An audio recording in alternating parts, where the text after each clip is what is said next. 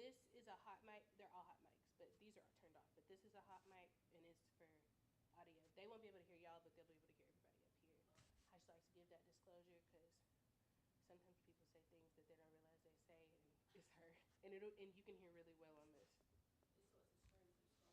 It's on YouTube. I put it on the Facebook page, and I tagged everybody this morning. So it's streamed through our YouTube page, but they can click on it and stream over. Good morning, sister.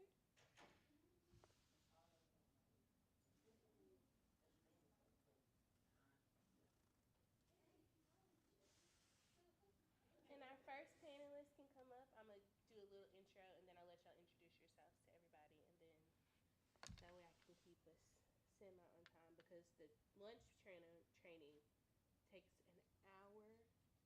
No more than an hour. Okay. And so I want to make sure that those that are here have the opportunity.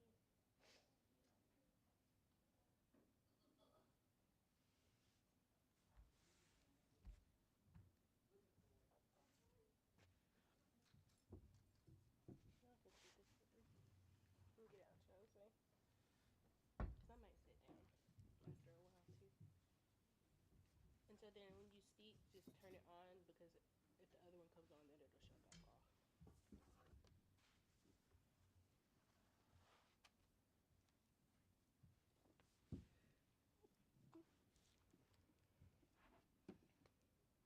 Good morning, everyone. Good morning. How are y'all this morning? Doing well. Thank you for attending our inaugural Empowering Voices Community Forum. I'm hoping, although it's the first, I'm hoping it's not the last.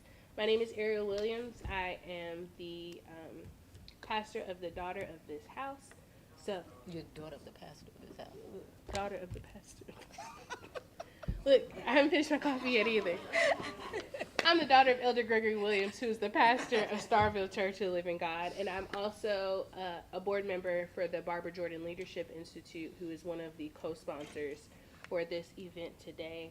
I'm also a member of the Tyler Alumnae chapter of Delta Sigma Theta, so I'm touched in every single kind of way. But we are so grateful that you all are here, but the question is, why are we here? So today, we are hosting a forum, and we're hosting it here at the church. I think a question often is, why are we hosting it here at the church? And that's because the church has been the epicenter for addressing systemic issues since the beginning of time. And so for us being able to take the time today to analyze policy reform and legislative advocacy, education and awareness, and then community empowerment and grassroots organizing, there's no better place than for us to do it here in our church. Advocacy has been led by our churches for generations. We look at the civil rights movement and we look at the immigration reform advocacy movements. Those all have historical deep roots. Sorry, have deep roots here in the church. There we go. And so today what we hope to get out of this is to educate, to amplify voices, to challenge our thoughts, to support one another, to foster learning in a safe environment, allyship, and most importantly, to walk out here engaged voters. And so first and foremost, our first panel today is going to be entitled Get Registered, Get Heard, which is a panel on voter registration. And so first, I will allow our panelists to introduce ourselves, and we will start with the Honorable Joanne Hampton.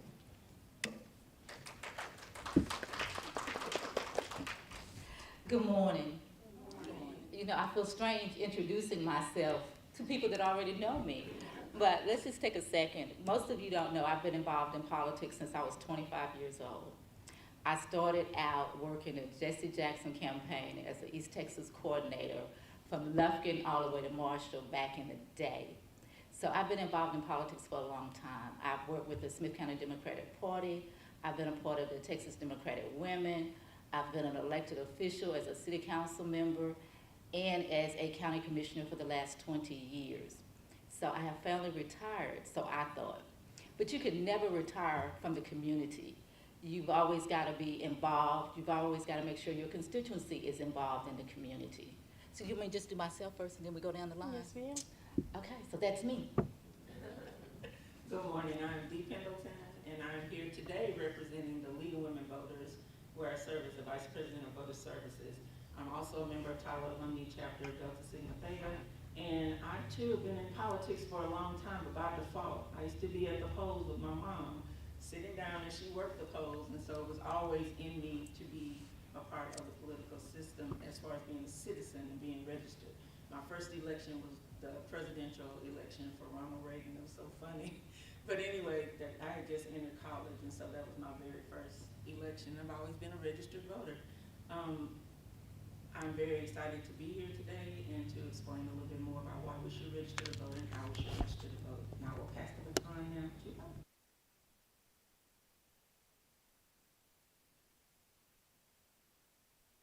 For this location, the Republican election judge, my co-judge is Brendan Wickware, and I've been working here ever since they started letting us work here. It's a great place to work. We love it. But I'm also a deputy voter registrar.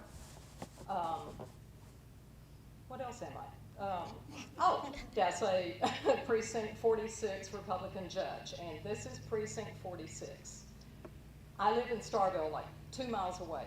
Half of Starrville is precinct 8, but I am all about Starrville, love my community, and I wanted to come here and talk to people about becoming a deputy voter registrar.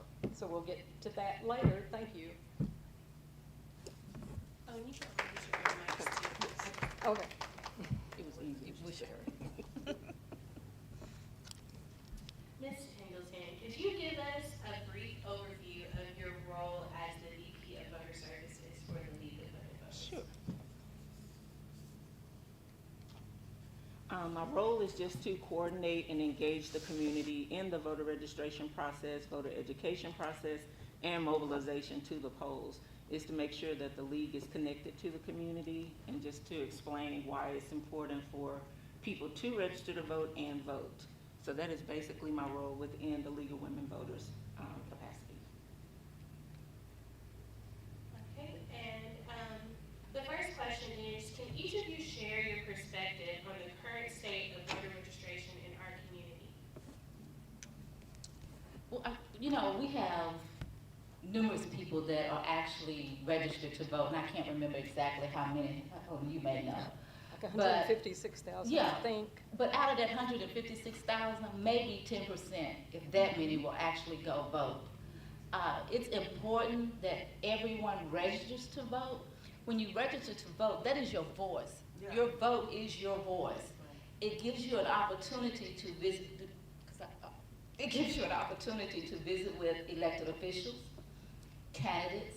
It talks about the issues that you're concerned about within your community. If you don't vote, you don't have a voice. As an elected official, I know my constituency. When the people I know that have voted for me call me, their first priority. If you have not voted, or if you're not registered, that moves you down the list. Yes, it does. So, that's why you've got to be involved. If you get health care, that's being a registered voter. Education, you got to be a registered voter because student loans impact you. Being a registered voter impacts your life. When you don't vote, you have no voice. It's no sense in complaining because nobody's really listening. I could just about tell you everybody that was registered in my precincts because at some time or another, I've interacted with them. When I go out and knock on your door, the first thing I ask you, are you registered to vote? If you tell me no, then my job is to encourage you to register to vote. And so, I always say, do you carry this little yellow card with you? Because when you come into the polling place to vote, even though you can have your driver's license, if you're not in that system, that means we've got to stop, try to go call Michelle or go in there and visit with Michelle to find out why you're not in the system. But if you have this little card, it helps us. And that's why, I try to encourage people to register to vote. It's no sense in sitting at home and saying, well, my vote doesn't count. Every vote counts. Elections have been won with 36 votes more than your opponent. Some people, especially a friend of mine in Chapel Hill, 1 vote separated him and the person that he ran against. This last commissioner race, precinct 3, what was it, 100 votes, Helen? This separated the 2 candidates. Every vote counts.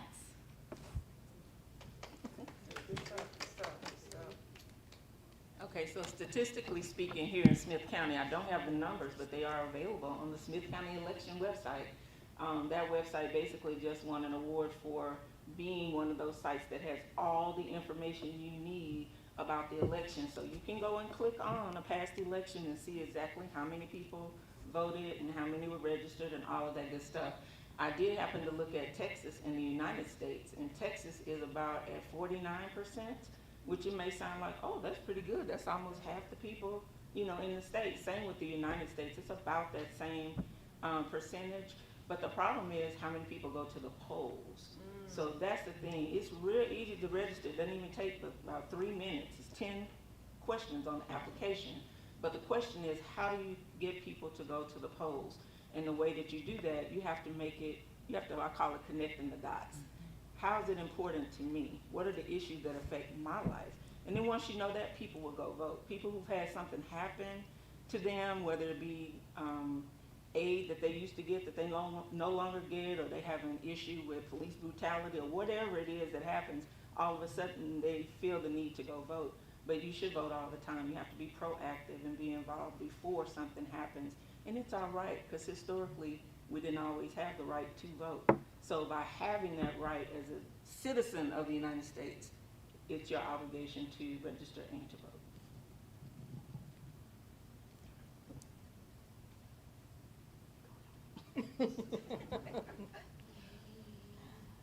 Even though I don't have a shy bone in my body, when I get up in front of people, I start getting nervous. But anyway, one thing I wanted to talk about was encouraging people to become a deputy voter registrar, so that you can register people to vote, and you can put as much or as little effort into it as you want. You can go to the fair and sit at the booth.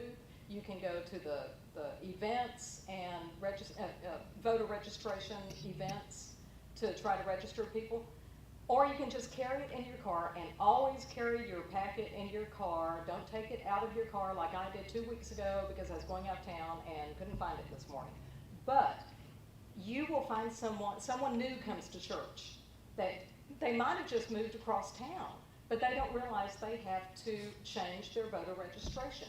You can do that by being a deputy voter registrar. You can, if you're talking to someone in the supermarket line, you find out that they're new to the area, or maybe they never have registered to vote. You can take those few minutes, go out to your car, get that packet, register them to vote. It is really important. It's really easy to become a deputy voter registrar, and it lasts for 2 years. It goes the entire election cycle. If you do it today, you'll have to start again in January. Right. But it's easy. It's really easy. What else was I going to talk about? We'll talk about other things later. Like I said, I get up here and get tongue-tied and I get nervous. Okay, that's it for me right now. Can you share, this is an open question as well, can you share any experiences or unique challenges you've noticed within your role as it relates to getting people to register to vote? Where do I start? The first thing you hear when you encourage someone to register to vote is, my vote does not count. And as I explained a few minutes ago, every vote counts.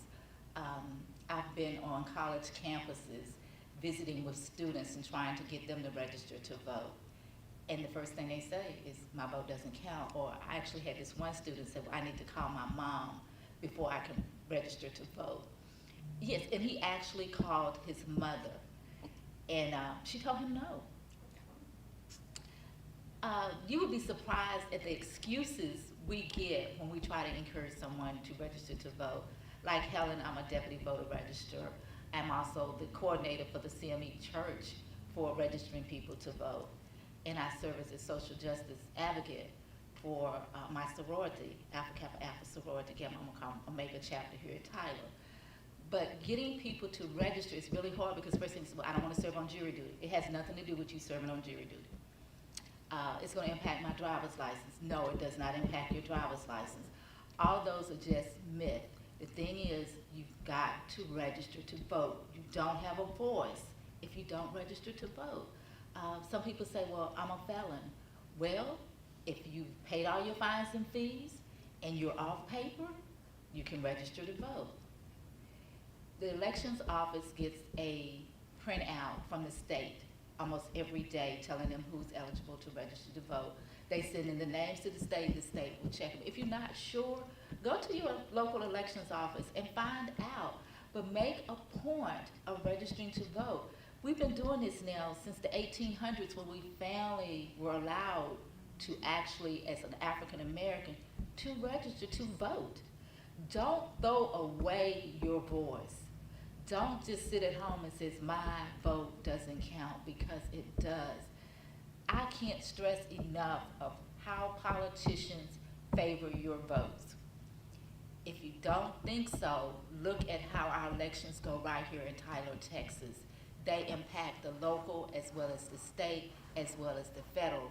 If they feel like you don't vote, they run who they want for office and they ignore you. Do you understand? They ignore you.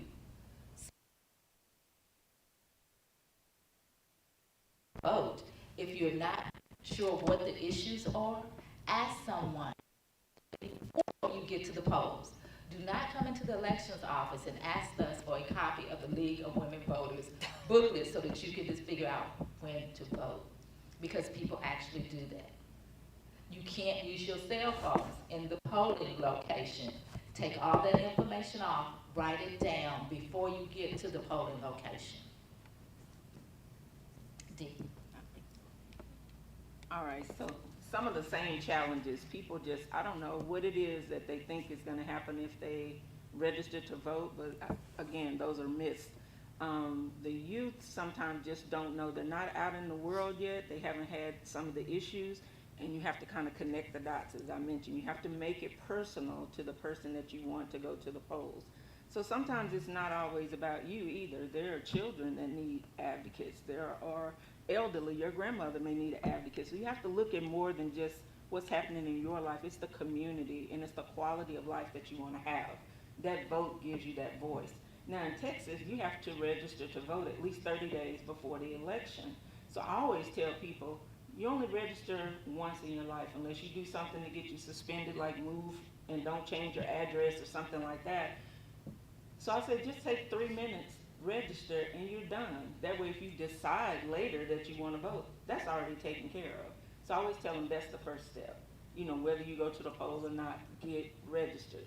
Most of the time, once they get registered, then they start asking questions. It's almost like just opening that door. It's like, okay, well, since I'm registered, then let me find out what's going on. And then that is also a part of the league's job. We do the voter 411 guide, which just puts candidates side by side and let them know this is who's running. Smith County Elections has sample ballots, so you can look at what's actually on the ballot that you're gonna see when you go in.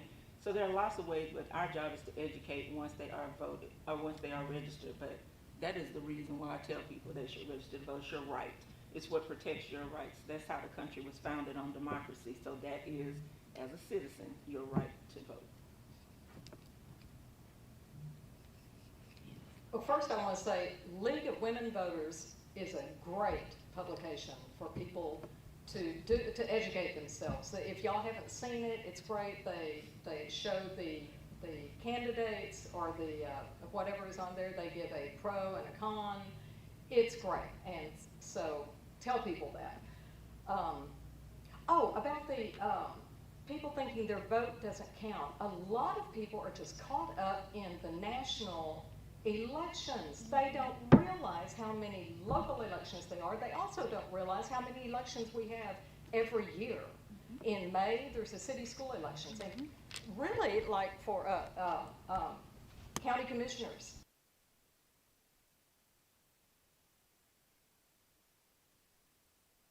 for schools.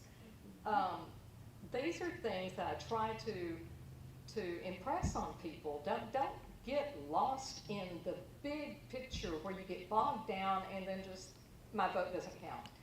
Think about the local elections, and even like this next November, not this November, the following November. How many people don't realize that Texas can vote on our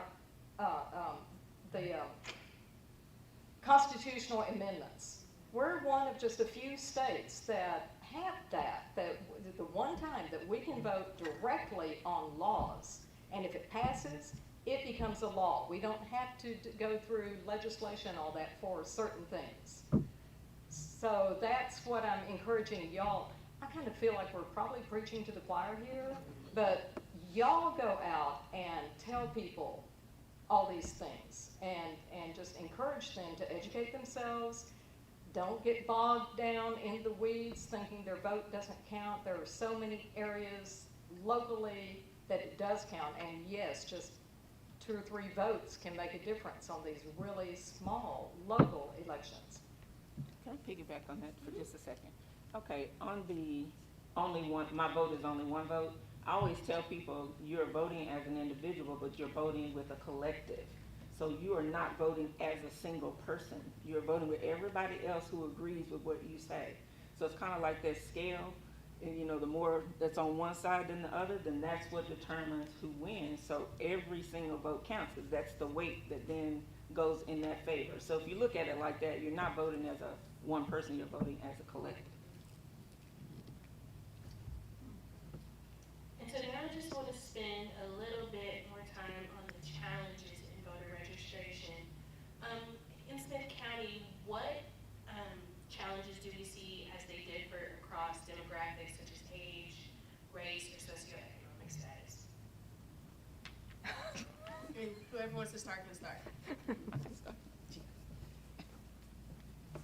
So again, I think it's just the research person in me. Anyone who knows me kind of knows I'm into stats and things like that. But the age group 18 through 24 is the demographic where they're the least amount of registered voters. Again, that was still around 50%, but I think it's the young people. I went to a church the other week and spoke to some seniors. Everybody in there was registered to vote. That demographic was fine. All we had to do was verify that you're still registered to vote, make sure you weren't dropped off, make sure your address is correct. But then when you go to the colleges, that's where you kind of find that age group that has not registered to vote. Now, it's not exclusive to that, because there are people that are 50 years old who've never registered to vote. But that's the bigger demographic, and I think that's the biggest challenge, because as I mentioned, they haven't been out in the world yet, and a lot of things have not affected them directly. Their parents probably have, you know, experienced a little bit more, so it's trying to connect those dots for them. But that's one of the bigger challenges, is trying to reach that demographic. Why should I go vote, and why should I be involved in the community at this point? And I think that leads back, just piggybacking on what you said about that 18 and 25, that goes back to the parents. I started my children off young being involved in politics. When my daughter was no more than 3 years old, we were out campaigning. So it's how you raise your children. When they turn 17 in 6 months or 8 months, so that they would be ready for the election in November, they were signed up. They were ready to go vote. Even when they moved out of town, I made sure they registered in the next city that they lived in. When they went off to college, I made sure they requested a ballot by mail. So it's up to the parents, when we come to that group, to work with them and to encourage them and to tell them how important voting is. If we don't do our jobs as parents, then how do we expect our children to do their job?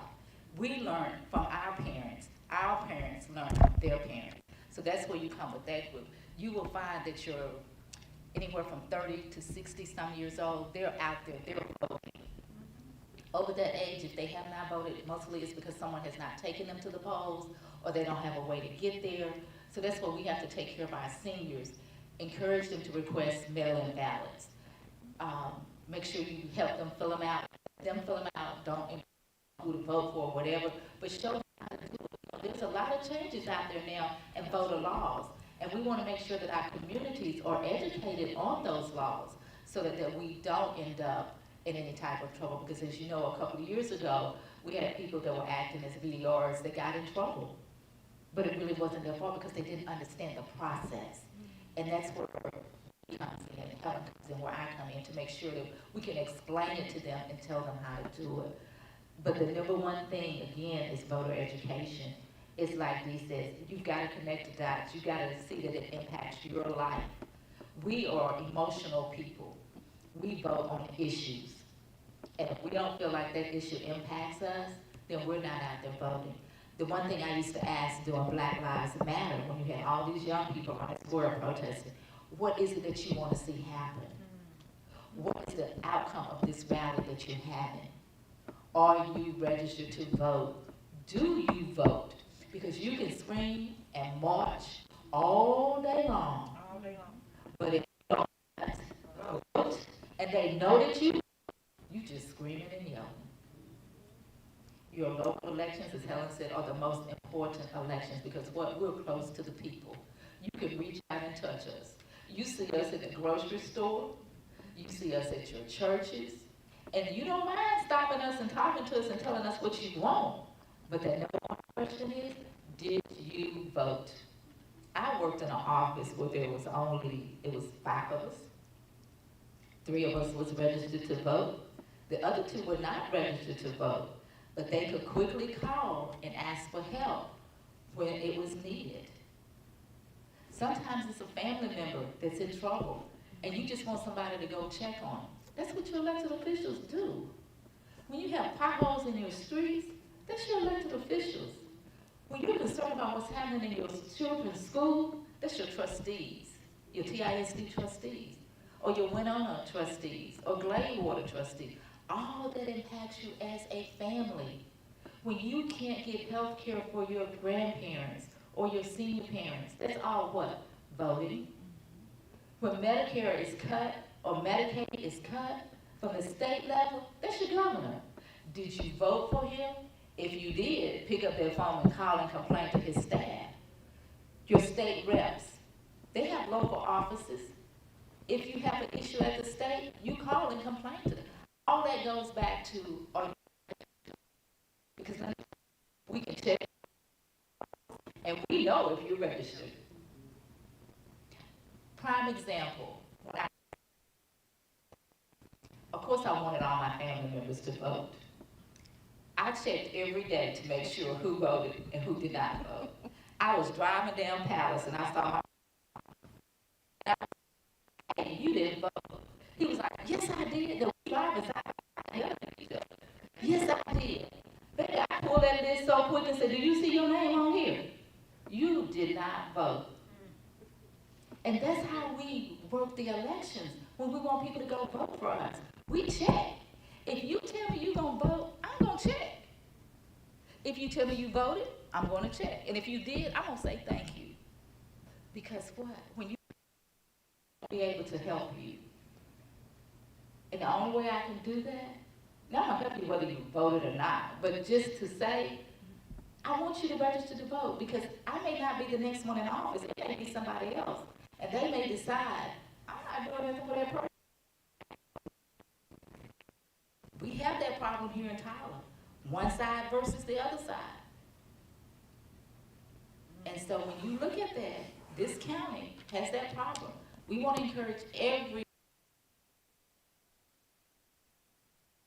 if you're a citizen of Smith County, or if you can vote in this election coming up if you haven't voted since then. So you need to bear that in mind. Register and vote. Don't register for one election and then never vote again. Vote in each election, especially each federal election. And know who your local people are. Know your mayor. So when you see him out, you can talk to him about issues that pertain to Tyler. Know your commissioners so you can talk to them about what pertains to your precincts or whatever area you live in Tyler. It's up to you, and you can only do that if you're registered to vote.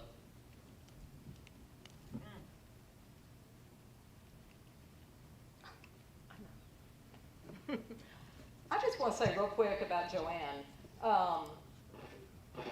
I'm not in her, she wasn't my county commissioner, but I'm on the board of directors of our little water system, Star Mountain Water, and our board president sent a thing for a grant to the wrong commissioner, her. She called him up to talk to him about it. And I went into her office to thank her for that. She will talk to anybody. Just wanted to praise her on that. I really appreciated that. Yeah. And now she works elections. Every time I go into the elections office, there she is. Now, what was I going to say about ballot by mail? I just want everyone to know how secure our ballots by mail are.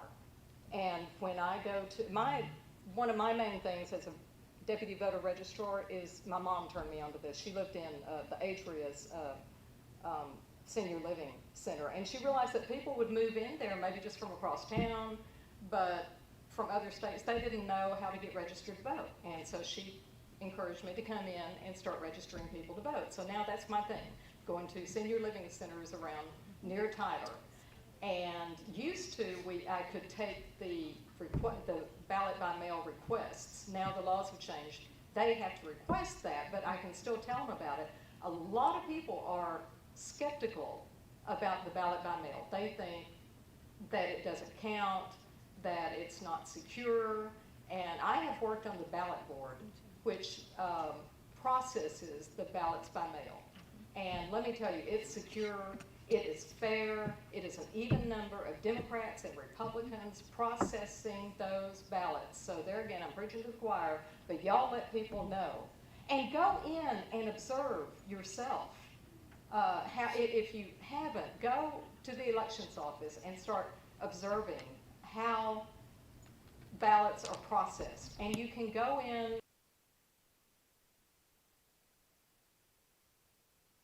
voting machines and all that. They have something called the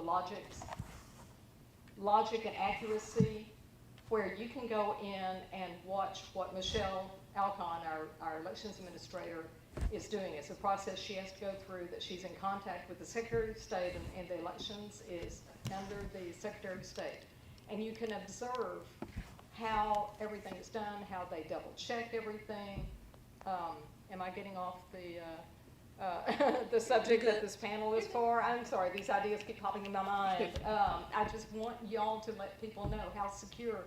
In Smith County, I can only speak for Smith County, but I've worked elections here for 34 years. I moved back from Austin, and I was registered, and I voted when I lived down in Austin. But coming back up here, like she said, my mom worked elections, and she needed a clerk. Grabbed me. I've been working elections ever since. I believe in the integrity of the vote, the security of the vote in Smith County. But it's up to us as citizens to not just go vote, but keep an eye on everything. And for your own peace of mind, go to the elections office, get to know your elections officials, and you'll, well, okay, I'm going to start stammering and stuttering and repeating myself again. So there you are. I'm ending on that note. To follow up with Helen, you can also view it online. Michelle sets it up as the ballots start coming. Actually set up before the ballots start coming in, so you can watch the whole process online. But like she says, it's very secure. We work really hard as a commissioner to make sure that our elections office was secure. I served as the elections liaison for years down in Smith County, because we would get complaints about voting, about what the elections administrator was doing. But thank God we have Michelle now, and Isn't has she gone great? a lot better. It is a lot better. She does training for her election clerks so that they can come in. She does scenarios so you can ask questions. She works really hard to keep our election office going and secure. But everything is online. You can even find out where you're supposed to vote by the interactive map that's online. So really truly, there is no excuse. It's just that we don't want to take time out and go do it. You have polling locations within your community created just for you. Now you can vote anywhere in Smith County you want to vote. And that was a big concern for me when that first happened. I actually wrote a letter against it. But as time has gone on, it has worked out perfect. Because we were so secure as a race in going in our little community and voting, I was worried that that was going to impact our vote. But it didn't. It gives us an opportunity that if we're running late on election day, wherever we are, we can stop and vote. And that's what's so great about it. Okay, so now let's shift into solutions and best practices. What strategies have you found most effective in increasing your voter registration? But I'm going to add a little caveat for each person. Ms. Pendleton, can you discuss how community outreach partnerships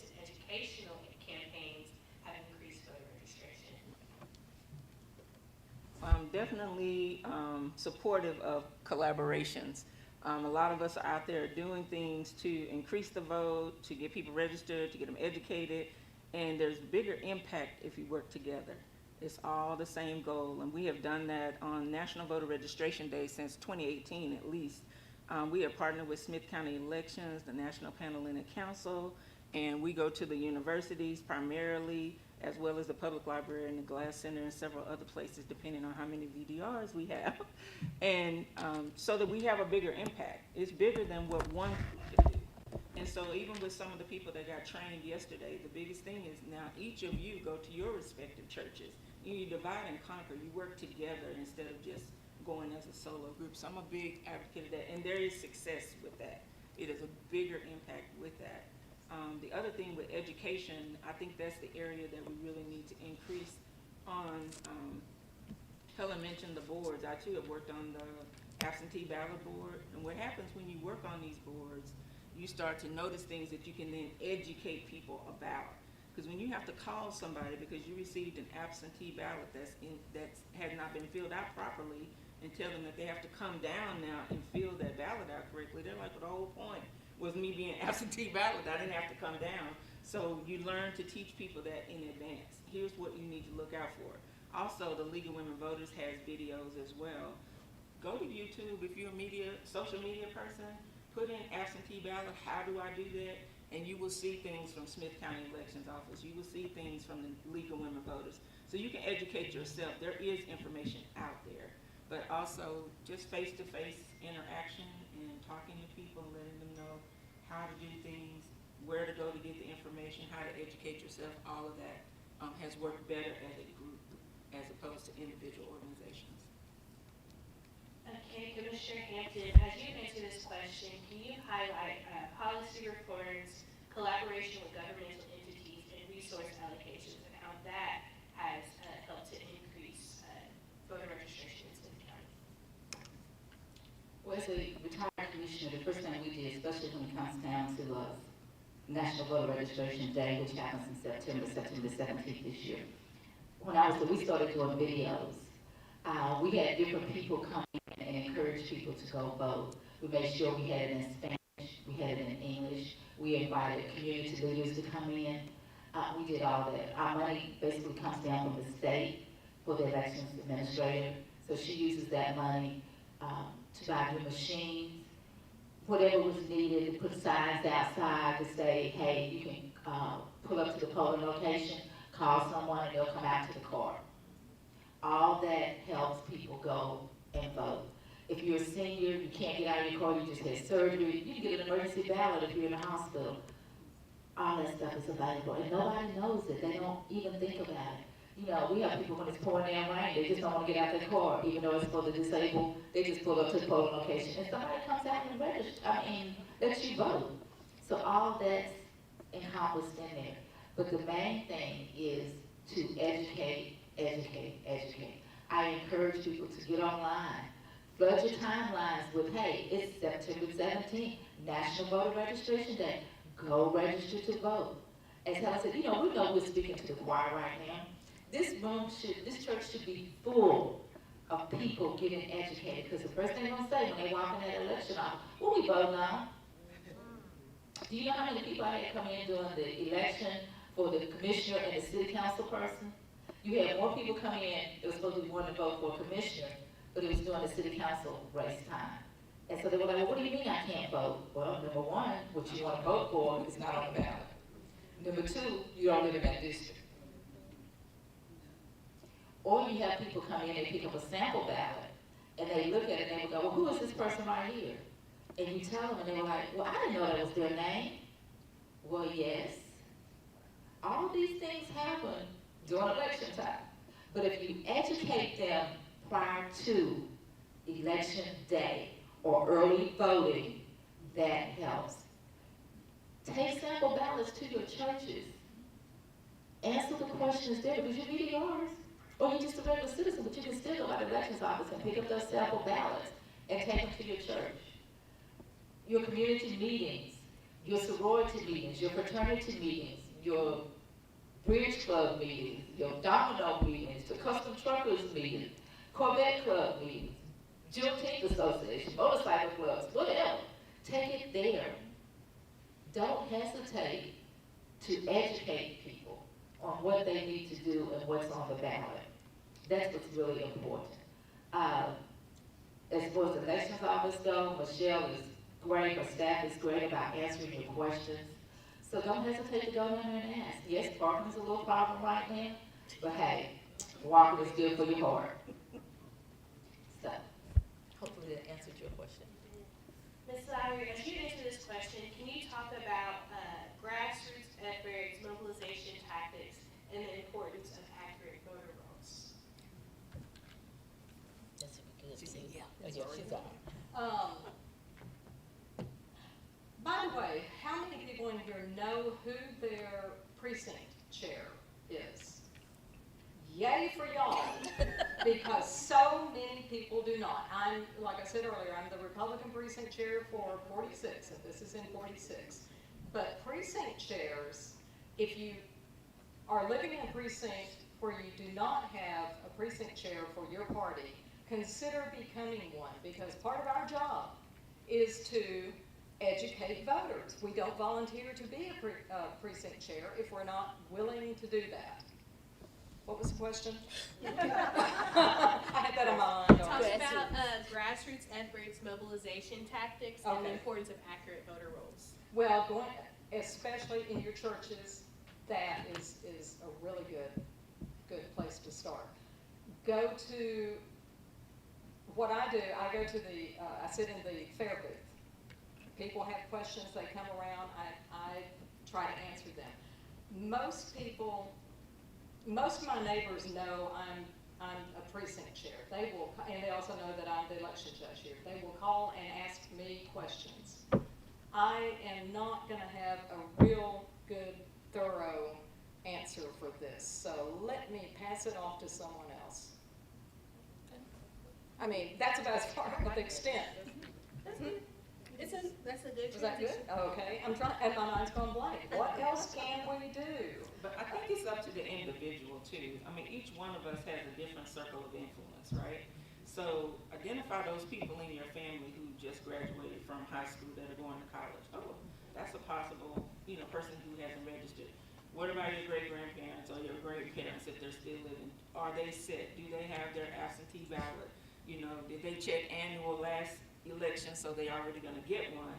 And they mail those absentee ballots 30 days before election. So if you haven't gotten their ballot by October 14th, then you need to contact somebody because the deadline to request one is October 25th. So again, educate people of those dates that you need to be cognizant of. And you take care of the people in your circle of influence. And if everybody does that, that's grassroots as you can get. You're gonna hit everybody that way.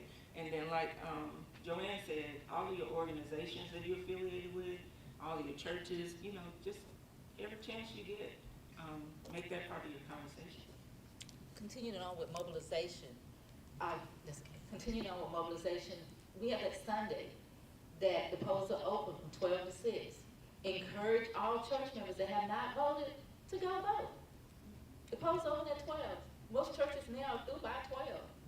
March them on down there to vote. If not, Deltas, all you Deltas go vote the same day.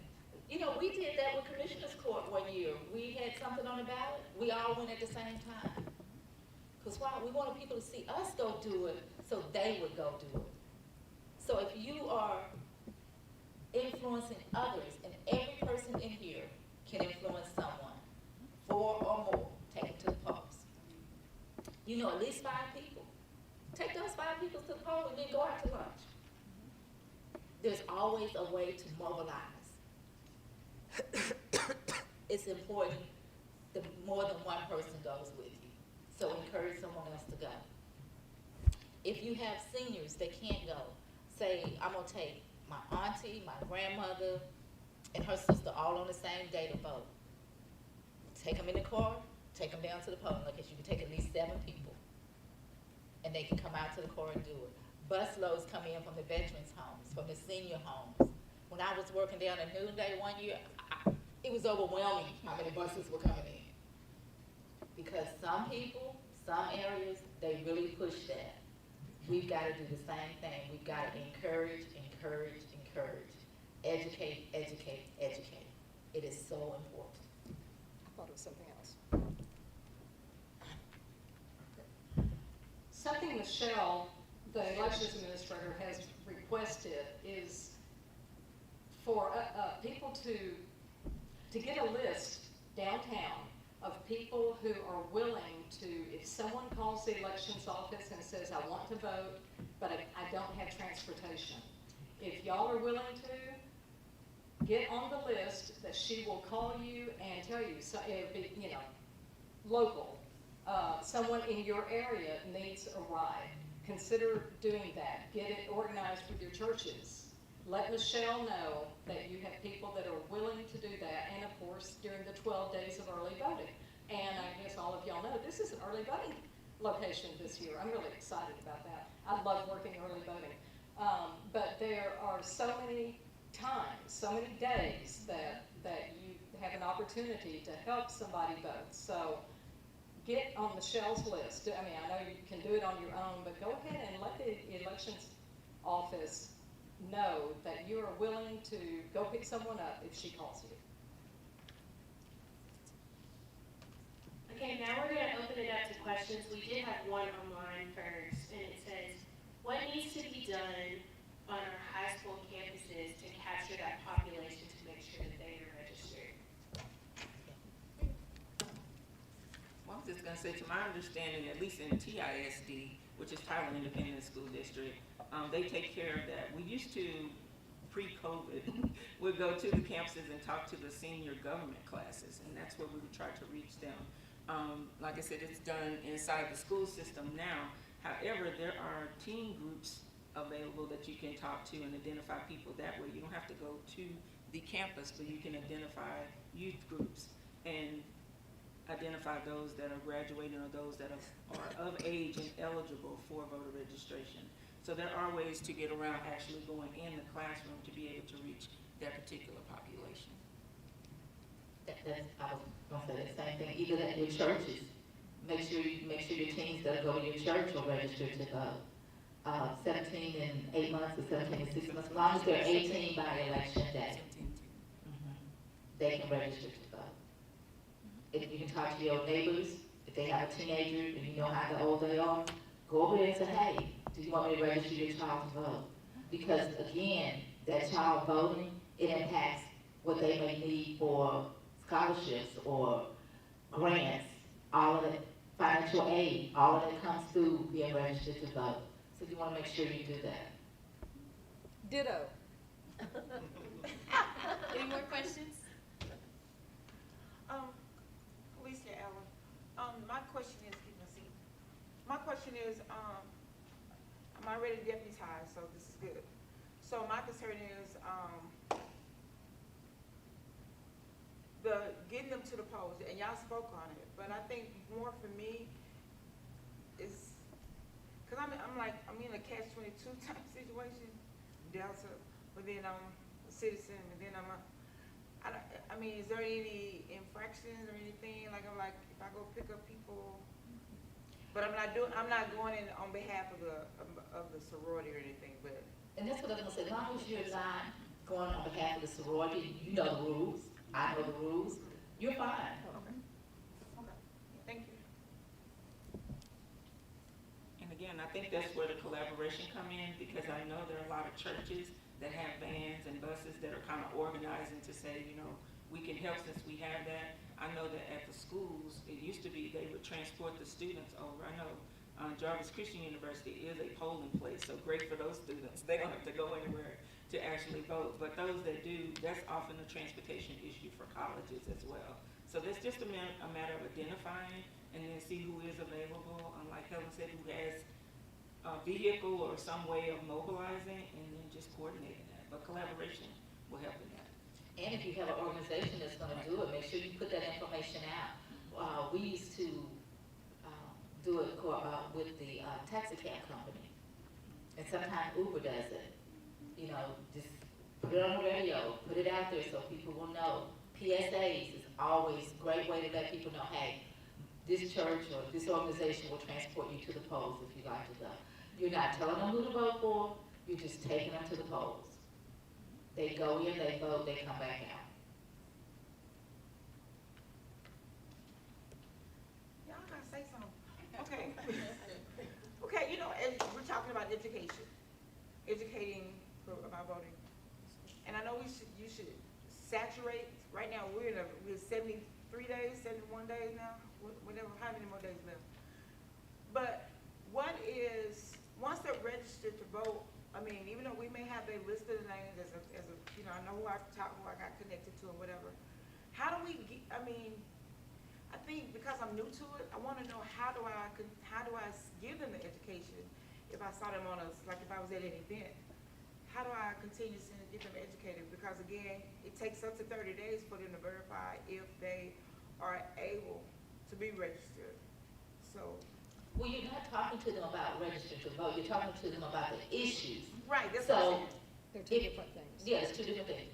So if I saw you on the street, if you saw me on the street and you said, hey, are you registered to vote?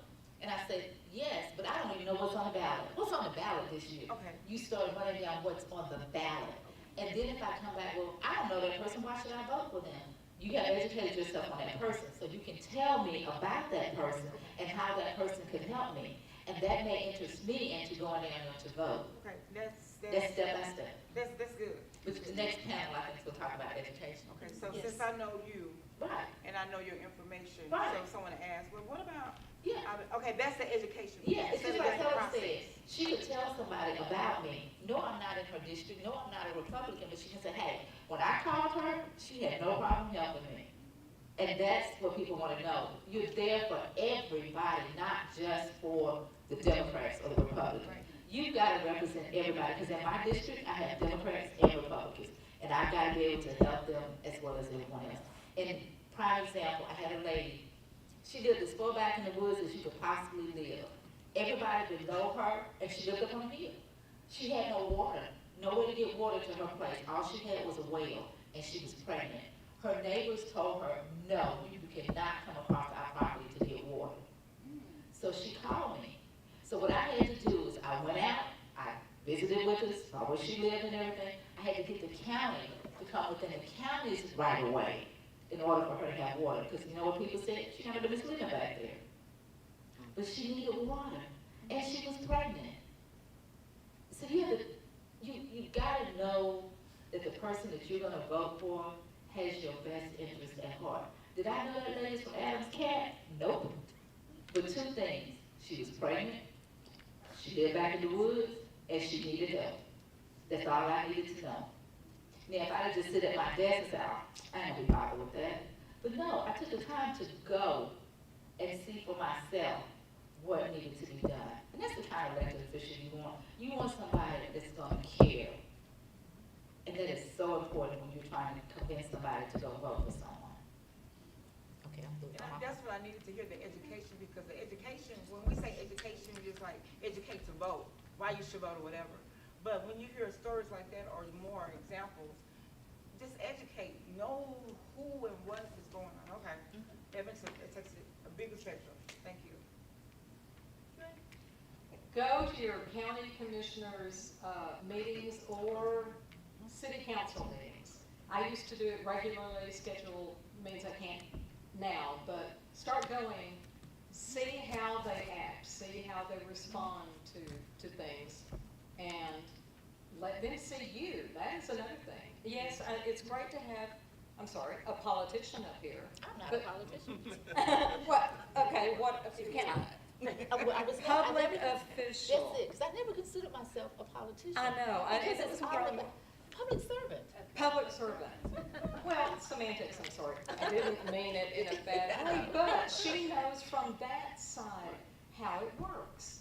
So, yeah, that's just really great for her to be up here talking about this. But yeah, go and observe your elected officials and talk to them. Make sure they know you. Well, Terry Phillips knows me. I could call him up about it, anything. And that's all I have to say about Terry. Sorry, guys. Okay, with you. Please. Any more questions?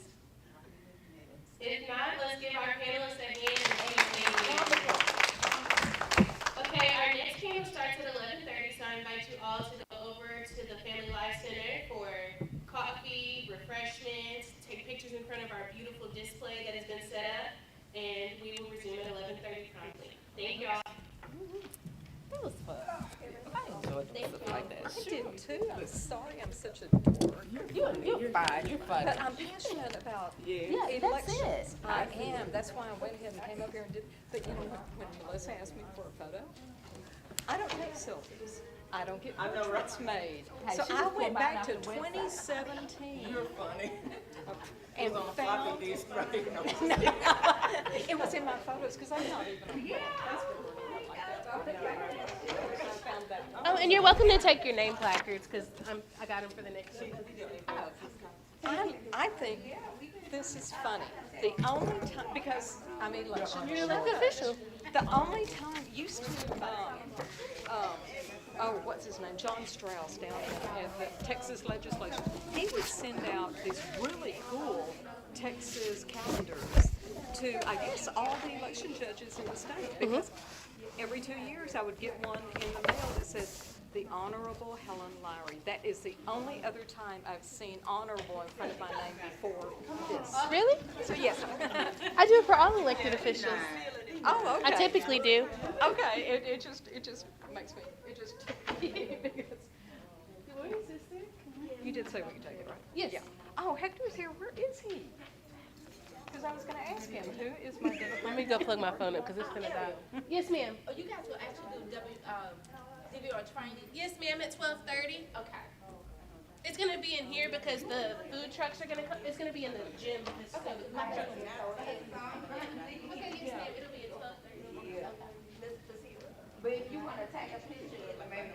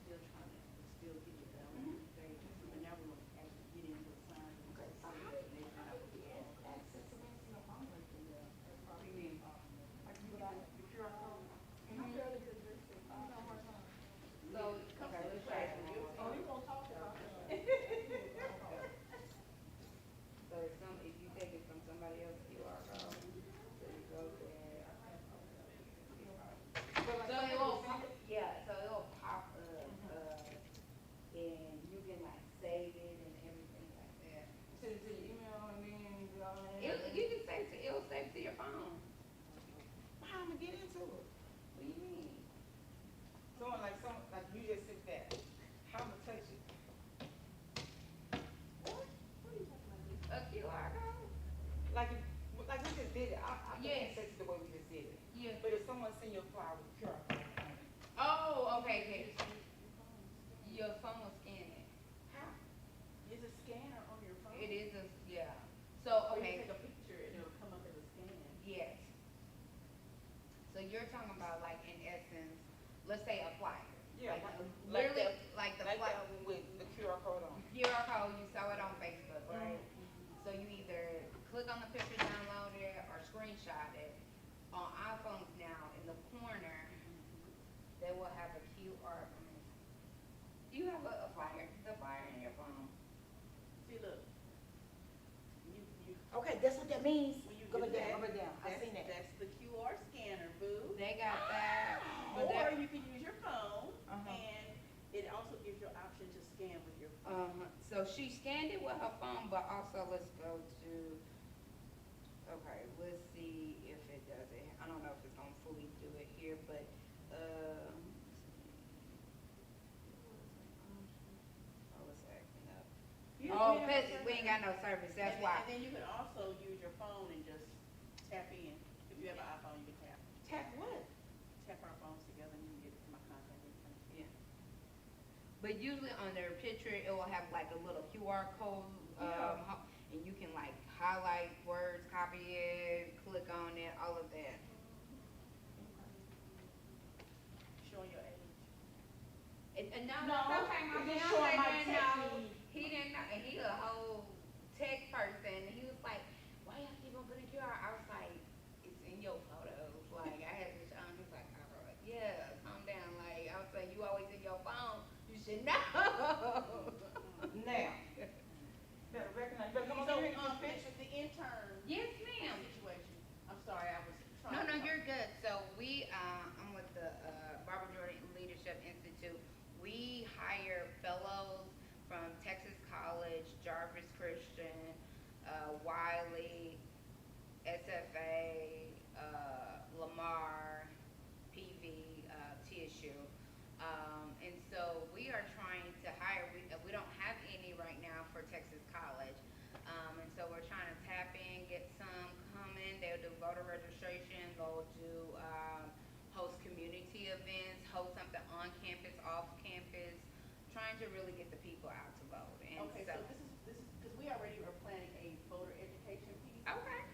For, the chapter at Texas College. Mhm. So what we can do is, we can just do a partnership, and it'll be easier for us. Yeah, but she's gonna pay us too, so I'm trying to do it. No, absolutely. I was. You know what I'm saying? That way you can still. No, I don't make stuff hard. Like when I was in college, I was in FGA. I was social action chair. I was president of the Young Democrats. But what I'm saying is, I need a student that wants $1,000 a month to do the work.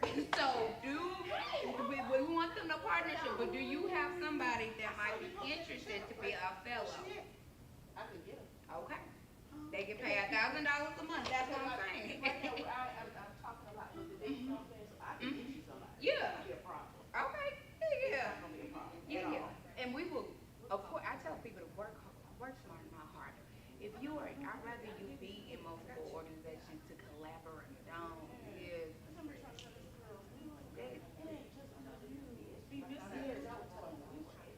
Mhm. Y'all heard me on the thing?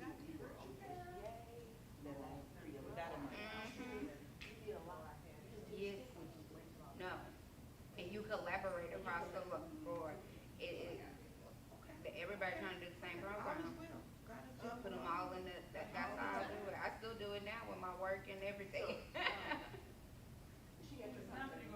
But let me, hey, Melissa, how are you? I'm fine, how are you? I can go ahead and contact. Oh, yeah, before you get too busy, Yeah. What's your name? let me send my picture.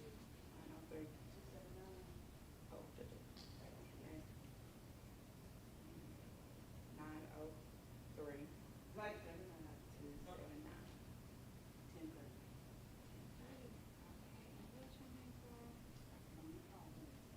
when I saw the truck, I was like, Pastor Earl. Yeah, because I don't know why it's been hard trying to connect with Texas College See, and right now, they've everything. been in between, Where's mommy? They have, our chapter have their leadership retreat. When I say cool with you and Aaron, without mommy. So that is where she is at with y'all South Cross. But anyway, But I will text you when I send them done. Let me go and try it so then I can at least retry again with something. cause I'm the primary advisor, she's secondary, so Okay. she's trying to put me up. Anyway, I'm primary advisor, so I have a lot of good contacts there. I can get you somebody, it's not gonna be a problem. Perfect. It's not gonna be a problem. Not at all, because like I said, the new, dean of students, he's been trying to get a lot of things like that for the students. So he had already had that in place. You make him look good, you know? Mhm, And he's mhm. my classmate, so I have a classmate. Yes, look, we trying to win. Public Leadership Institute. Yes, ma'am. Cause I know they have a lot of stuff at UT Tyler, all of that. I was like, nah, I want to be where my people at. I went to Prairie View, I went to TSU for law school.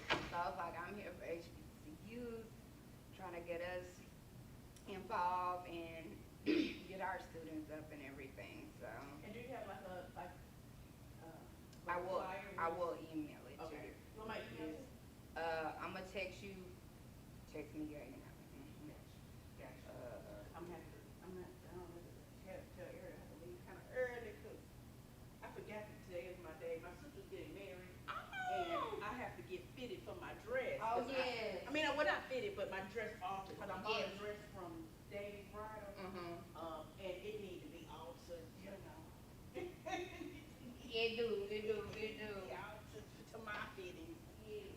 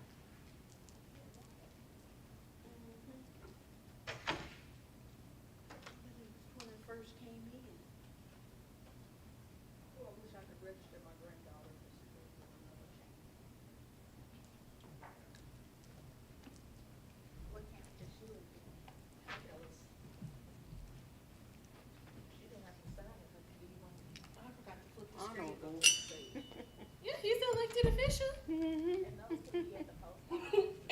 Oh my God, you did like that. Go to the state, then go to Smith. I wonder if Hector's coming. Have you heard from I Hector? spoke to them and they said they were coming, but I don't know. Can anybody give somebody those? These you can just pick up, because they can register online, they just have to print out the application. And sign it. Because when I was at TWC, I was telling my young people, I was like, you understand if you don't register to vote, it can affect your financial level. Then that gets their, and it gets their attention, like, what does that mean? I said, they may not want to give you any money. Oh, you gotta come up, you do it online. I hate that we can't do it online, though. You have to do it online and then print it. A lot of people fill it out and they think they're registered and they're not. And you gotta go print You it. gotta print it, sign it, and then either mail it in or take it in. See, I just thought they could do it online. No, they And can't. then- Not in and then they Texas. mail it on. Okay, Well, you can request online, yes. okay. You can request that an application be sent to you. Because the signature is not on there. Right.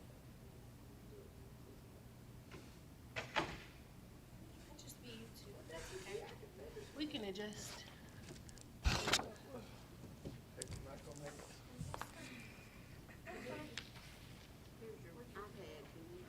The, Smith County election documents. The one they give us are the ones that the sheriff took about them. You have to turn those in for them. So I still have some of those too. But we had gone to a church, we were in Van Zandt. But see, normally they sign. He may be still in Chicago. I have to turn. Oh, that's these are the- right. these are the ones that I didn't even think sign. about that. What? What's that? He's probably still in Chicago, What is that? the party chair. The party chair. Oh. That you give me on your paper, yeah, series. Did he tell you?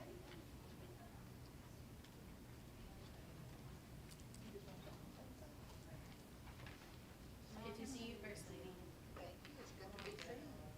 Instead of viewed. Instead of viewed. Amen. Amen. Did you hear what I said? I guess instead of you.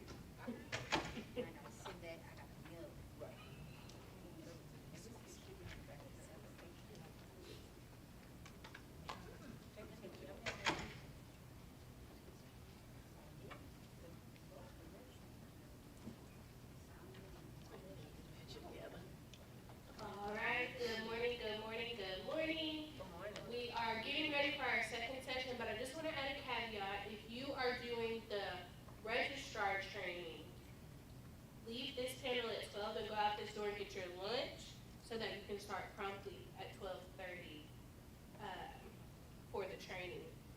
And it'll be over in the Family Life Center in that first classroom. It has, you'll see the chairs and stuff. But without further ado, let's have our next set of panelists come up for Empower Your Vote, which is a panel on voter education.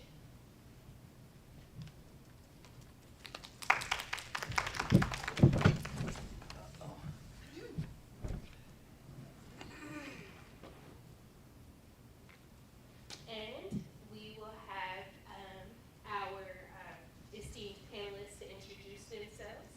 We will start from my right with the Honorable Rennie Williams.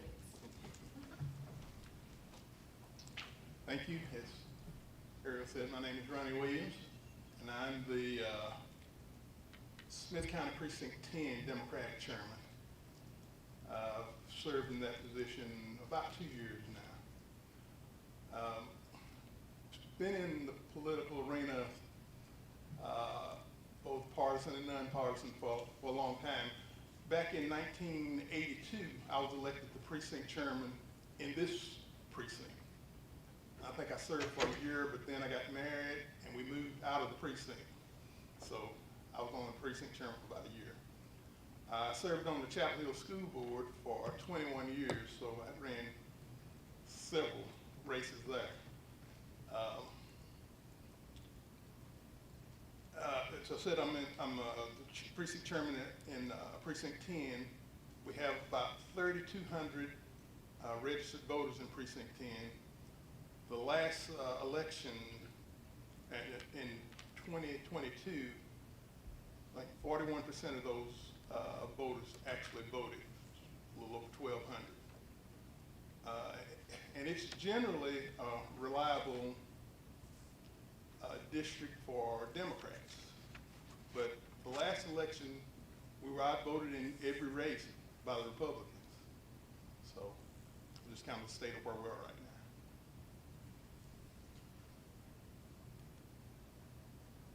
now. My name is Stanley Cofer, and I'm sitting in for David Stein this morning. I am a precinct chair for 31 GOP, which is the Chapel Hill area, Summer Lake Tower. To give a little background about myself, I grew up in a home where my mother and father voted. But it was like they voted secretly. They never told us who they were voting for or anything like that. You know, we would go to the voting poll, we'd stay in the car, and they'd go vote. And so in high school, I never remember anything about voter registration, talking about voting. Government wasn't required, of course, in my senior year, but I don't remember anything about the vote. So it wasn't until I turned 30 that I voted for the first time. Because like I say, you know, being a real devout Christian, and you know, some people say you can be so religious minded or I can say religious minded because spiritual minded is good, that you're not no earthly good. And so so I said, well, Jesus is coming soon. Got time to think about it, voting and all that, politics, you know. So I didn't get involved until I was 30 years old, and at that particular time, all I'd done was vote. I just voted, wasn't involved, wasn't engaged until about 10 years ago. I became engaged because it was one of those things, you know, being a pastor, how far, you know, I guess some ignorance, how far do you go having a church and talking about, which I don't even like the word politics now because I understand that God didn't create politics, God created government. Man invented politics. And so I became a precinct chair, I became very engaged. Since I stepped out of the four walls of the church, I felt like I had freedom then, not pastoring a church, to really be who I was and vote the way I do vote, because there was a lot of walking the thin line, being a pastor and being a conservative Christian. It was hard. But anyway, I thank you, young lady, for doing this. I want to encourage you to keep doing it. That kind of segues into our first question. Can you each share your perspective on why voter education is crucial in today's political landscape? Well, I think it's crucial because, as has been said earlier, that you know it's crucial that we get out and vote, because if we don't vote, we don't have a voice. You know, over in the area where we live, there's a lot of problems, like with sewer systems, roads, and we get no power outage. We get no support from our county official. I mean, we have meetings to try to get things done. We invite him, never shows up, never has time. And you know, if he looks at voting patterns, if we're not voting in the numbers that we should, so he has no fear of us going against him. So, you know, I had never met him, but I'm just thinking that must be his attitude, because he's been invited to many community meetings, and he's always got something else on that night. So, if our people are not educated on why you should vote and the importance of voting, then when we go to our government officials, they don't feel any obligation to us unless they've just have the heart that I'm going to help whoever needs help. then, you know, we don't have any influence over them. Yeah, voting education is very important because, you know, from the process, and a lot of people just don't, I mean, they just don't have a clue. I mean, it would seem to be with technology and the age we live in, but it's like this, people learn about what they want to learn about, you know.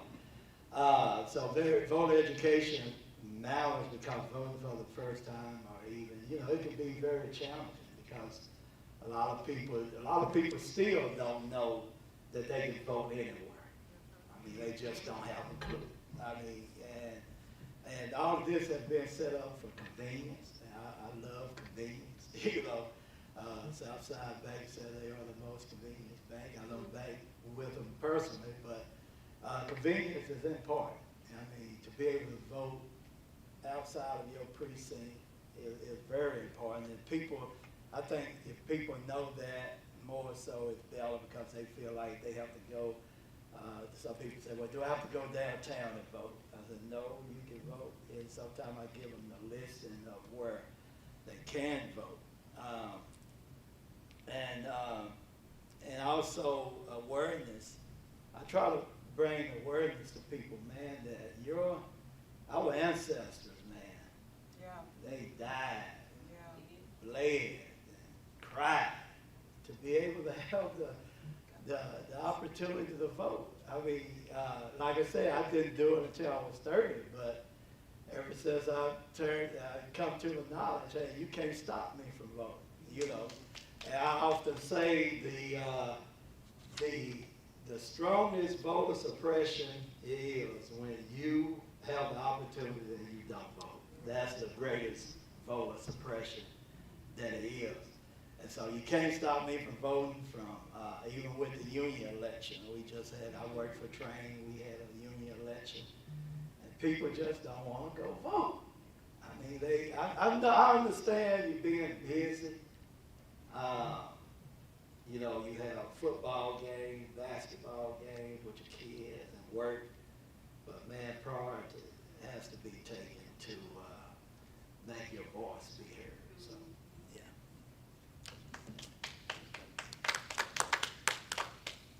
Okay. What do you believe the most important elements of effective voter education are?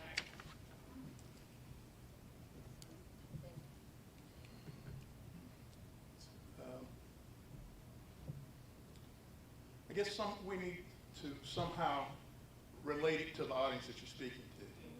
When it comes to younger people, we have to show them, you know, just how important. Well, a lot of us older, if we didn't live through the civil rights movement, we were close enough to it that we heard about it and we know about it. These younger people just don't know their history. And it doesn't mean as much to them as it means to us. So we've got to find a way to reach them. I mean, it's sad now that Taylor Swift has more influence over our voting than, you know, some of our leaders.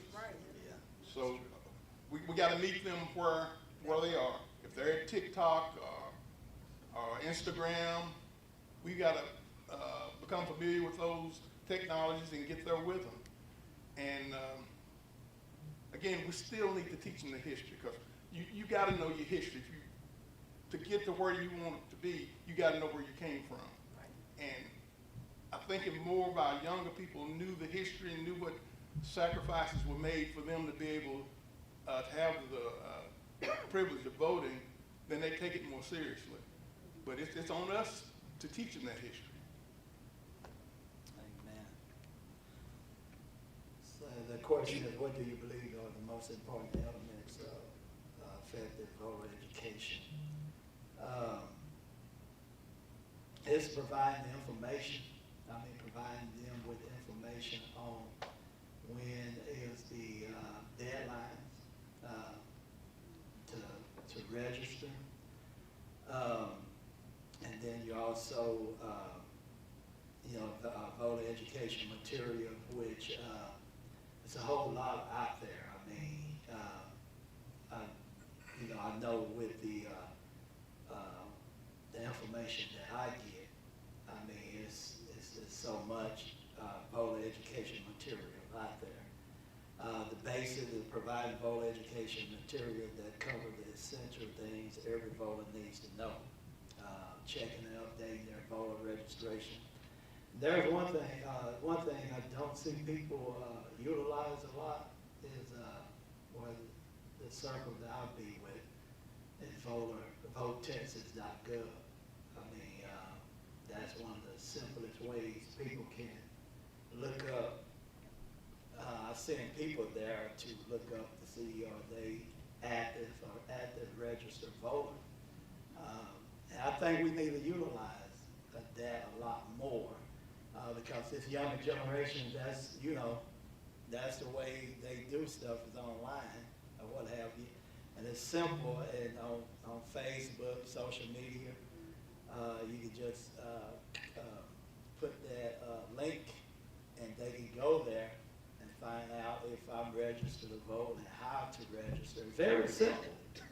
And so I think that's probably one of the most simplest ways to do it and doing it by paper, To me, I'm 55 years old, but I'm still in that savvy technology generation. And so I think if we can do that more, push that out more, I try to push it through my platforms on social media, getting people so they can educate. But my deal is here. The old people, I grew up around old people, and there was a saying they used to say, you can take that horse to the water, but you can't make him drink. And so, but our job is to take them, bring them, or bring the water to them, show them how to do it. And whether they do it or not, that's on them. But we're going to do what we can do to get people to exercise one of the most powerful rights that we got, man, and that is the vote. I think that's really important, especially as we look at demographics. In this room, we have Gen Z on up, and I think you have to meet your different groups where they are, like Mr. Ray Williams just said. Fighting not hard, I said Uncle Rennie.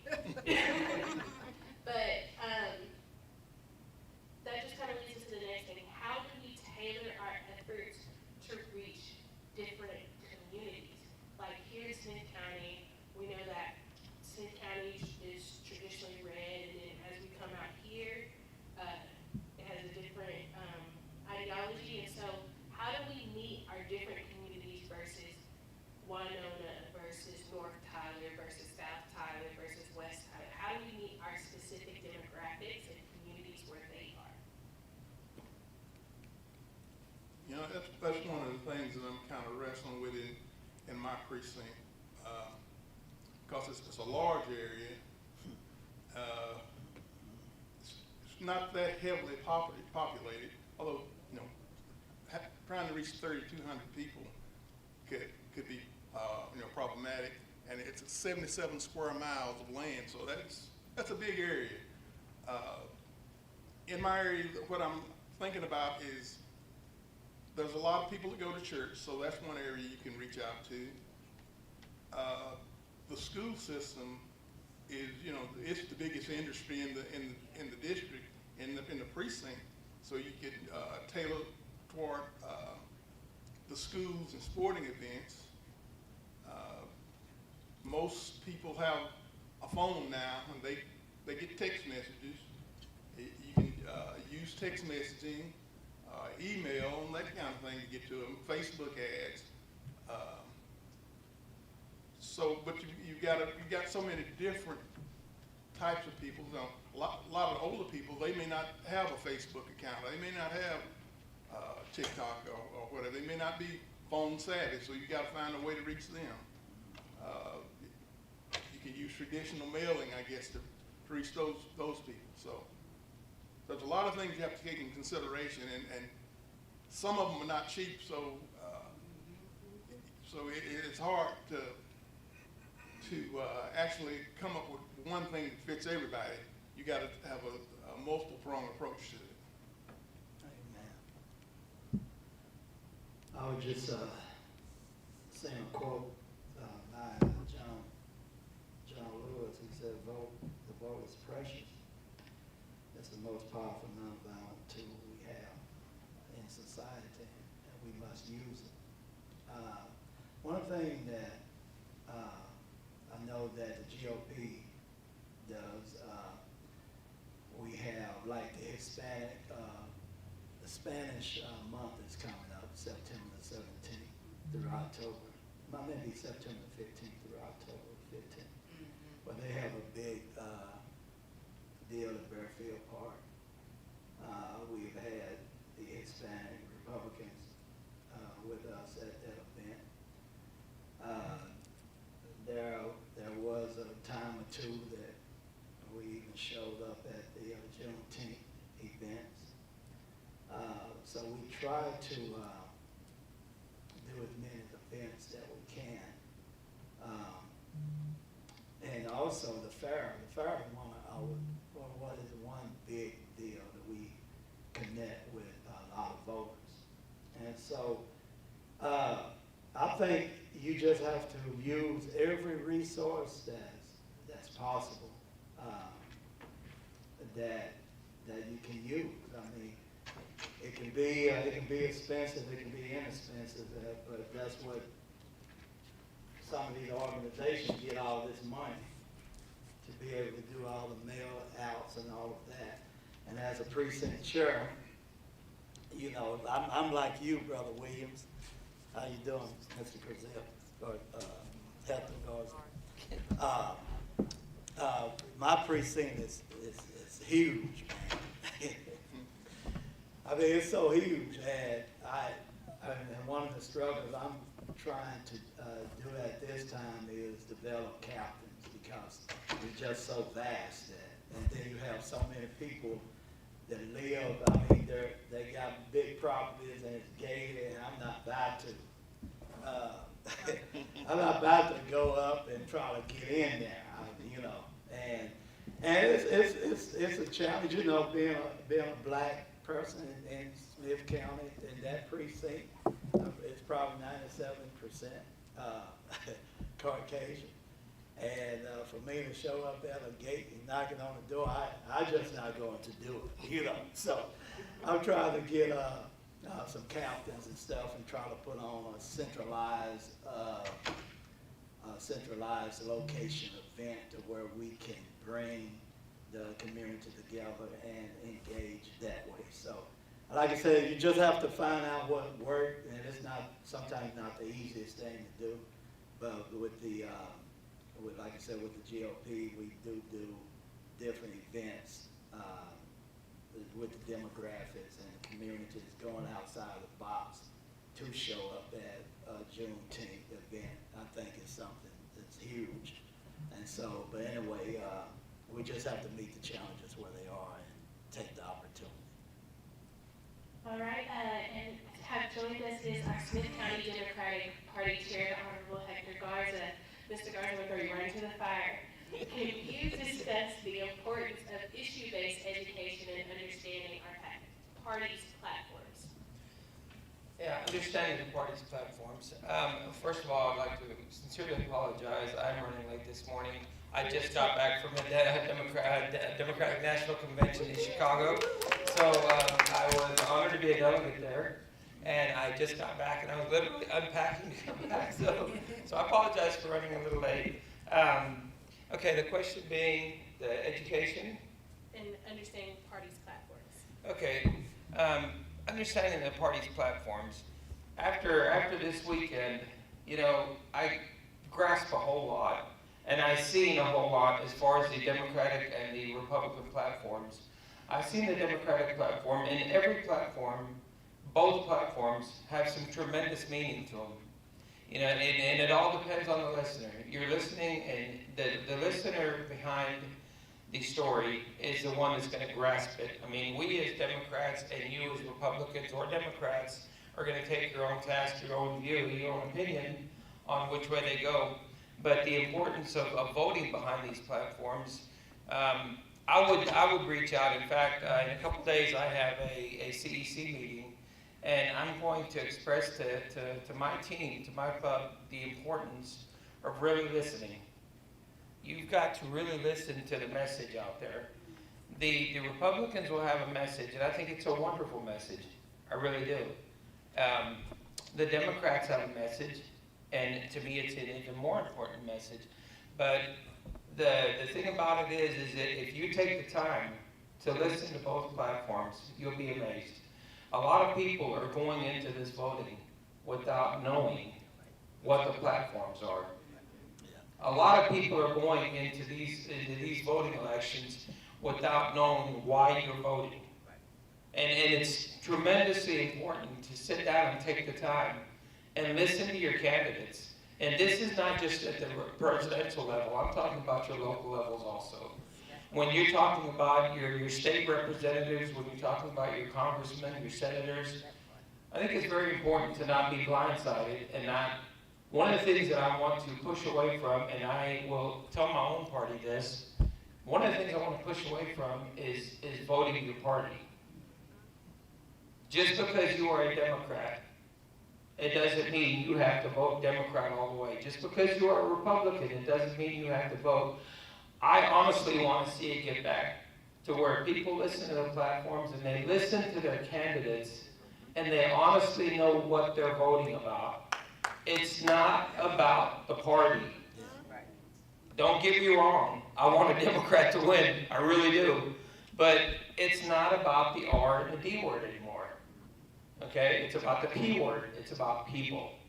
So you need to really, really sit down and listen to their platforms, listen to their ideas, and get their message, and then you make a conscientious decision as far as how you want to vote in this election.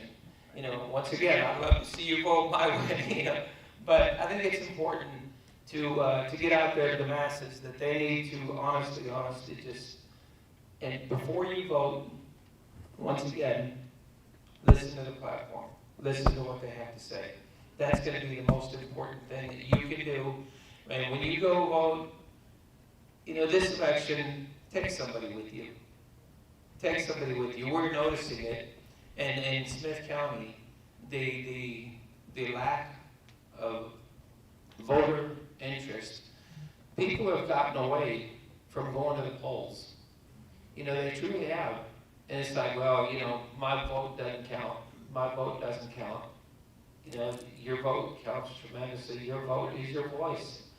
And you need to shout it out. You need to make it loud and clear. But focus, you know, listen to your platform, see what they have to offer, and then make a conscientious vote on that.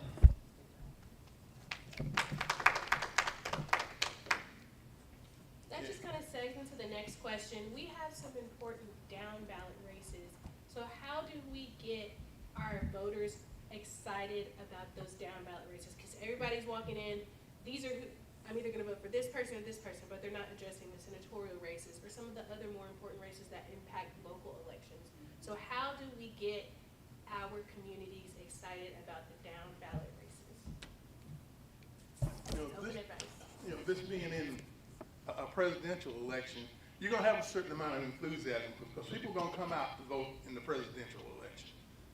But we've got to remind them that there's other races, as you say, down the ballot, and get the information out to people why you should vote for a particular candidate or not.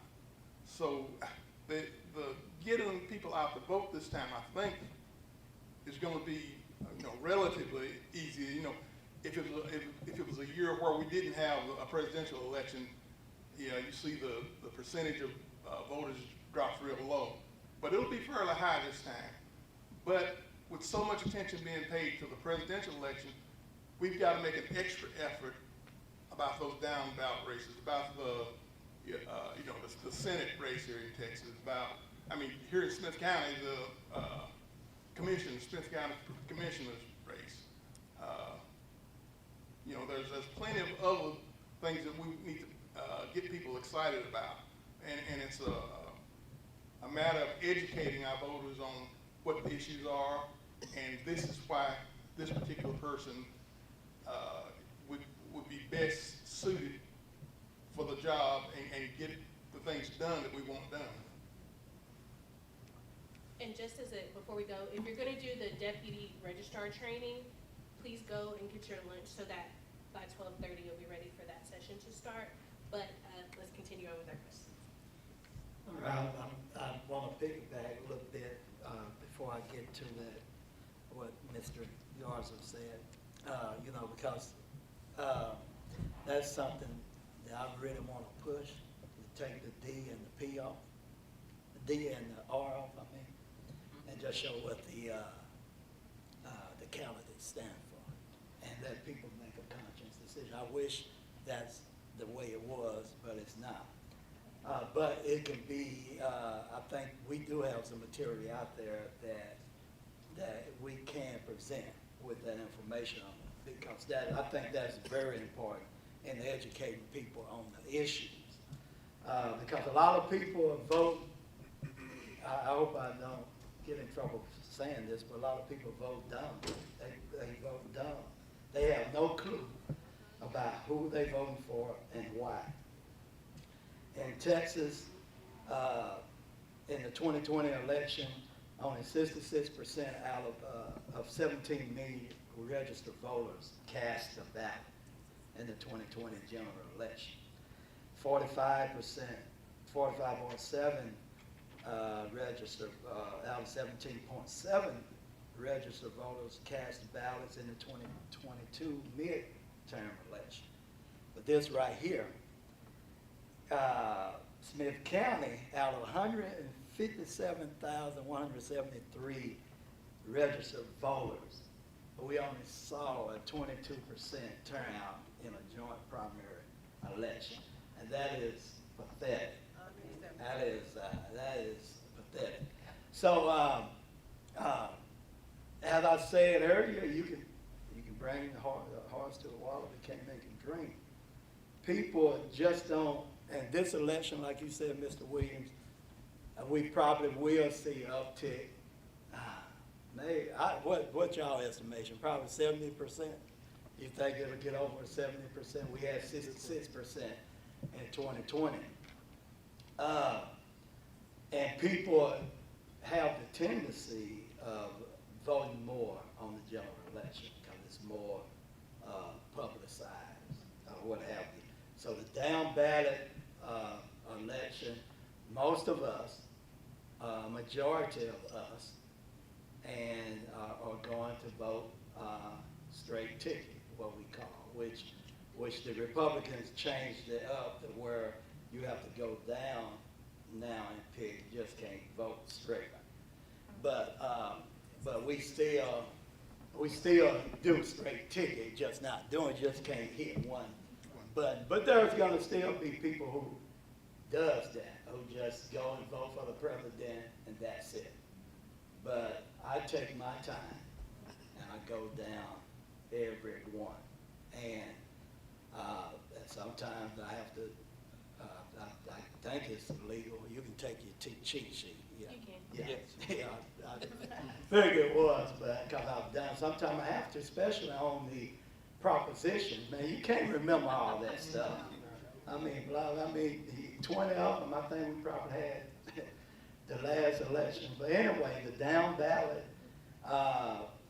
is going to be, people are going to vote strong Republican. If you're a strong Republican, you're going down that ballot and you head Republican, Republican, Republican. Same way with Democrat. You're going to do the same thing. So it's going to be, I like to say, this is not no popularity. It shouldn't be a popularity contest. This is not no game. This is real life. And people are playing this thing like it's a game. And that's what I don't like about it. But it's going to take the precinct chairs. It's going to take the candidates turn out to vote. And so Smith County, I think we still, we very red.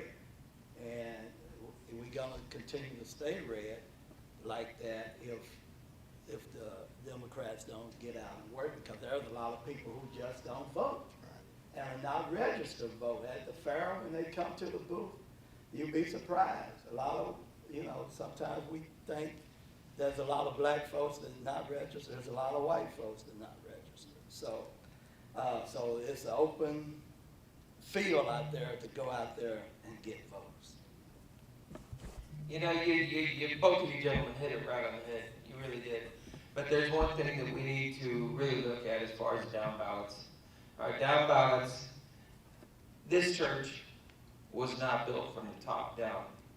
This was built with the foundation. That foundation is your local elect. You've got to take your local races more serious than you do the President of the United States of America. It starts locally. This is where it starts, with your precinct chairs, with your chairmen, with your county commissioners, with your school boards, with everybody that's running on your local race. These are the people that represent. I'll give you, Colin Allred is coming tomorrow to Tyler. But he's not coming because he just decided to show up at Tyler. He's coming because all of the local elected officials, all of the precinct chairs, the county chair, and everybody here done their job, and they said, hey, we are block walking, we are writing postcards, we are doing this for our candidates. Okay, so the local ballot is extremely important. We've got to get our local candidates elected. We've got to put them in office, and by putting them in office, we, Smith County, have a word, we have a voice now. Because if there's nobody to represent Smith County, then you can't build the church. So we got to build the foundation. Once we build that, then we can work up on it. So what you were saying about, Ms. Cook, what you were saying about the ticket, when you go vote, a lot of people, and I've seen this, and I'm guilty because this happened to me. I get to the poll and I'm looking at it and I have no idea who the candidate is. You know, Democrat or Republican. I'm like, who is this? And it's not like you can take a pause and say, I'm going to go outside and read something, or I'm going to Google something on my phone. You can't do that at the poll. So we have sample ballots. Go to the Elections Administration, Google them, look at your sample ballot, and you will see on the sample ballot who your candidates are. Before you go to the polls, take a little bit of time, and if you see a couple names in there that you don't know, Google them. Look at their platform real quick, and that'll tell you a whole lot. And then 10 minutes that you took will make you so much the wiser when you go in to vote. And you'll say, okay, I know what that name is now. I know what that person stands for now. So the down ballot, it's very important. You know, we need to focus on them races.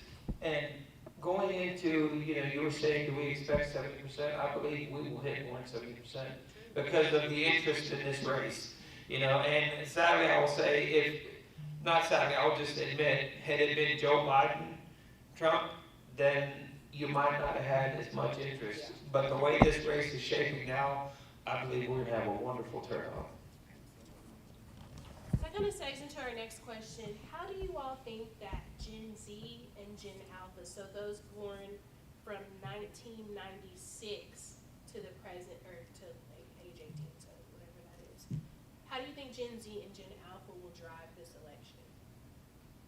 Because we're a lot more vocal on our issues, such as how we feel about foreign policy, how we feel about economy, how we feel about providing for those who are less fortunate or unable. So how do you think appealing to Gen Z and Gen Alpha will drive this election?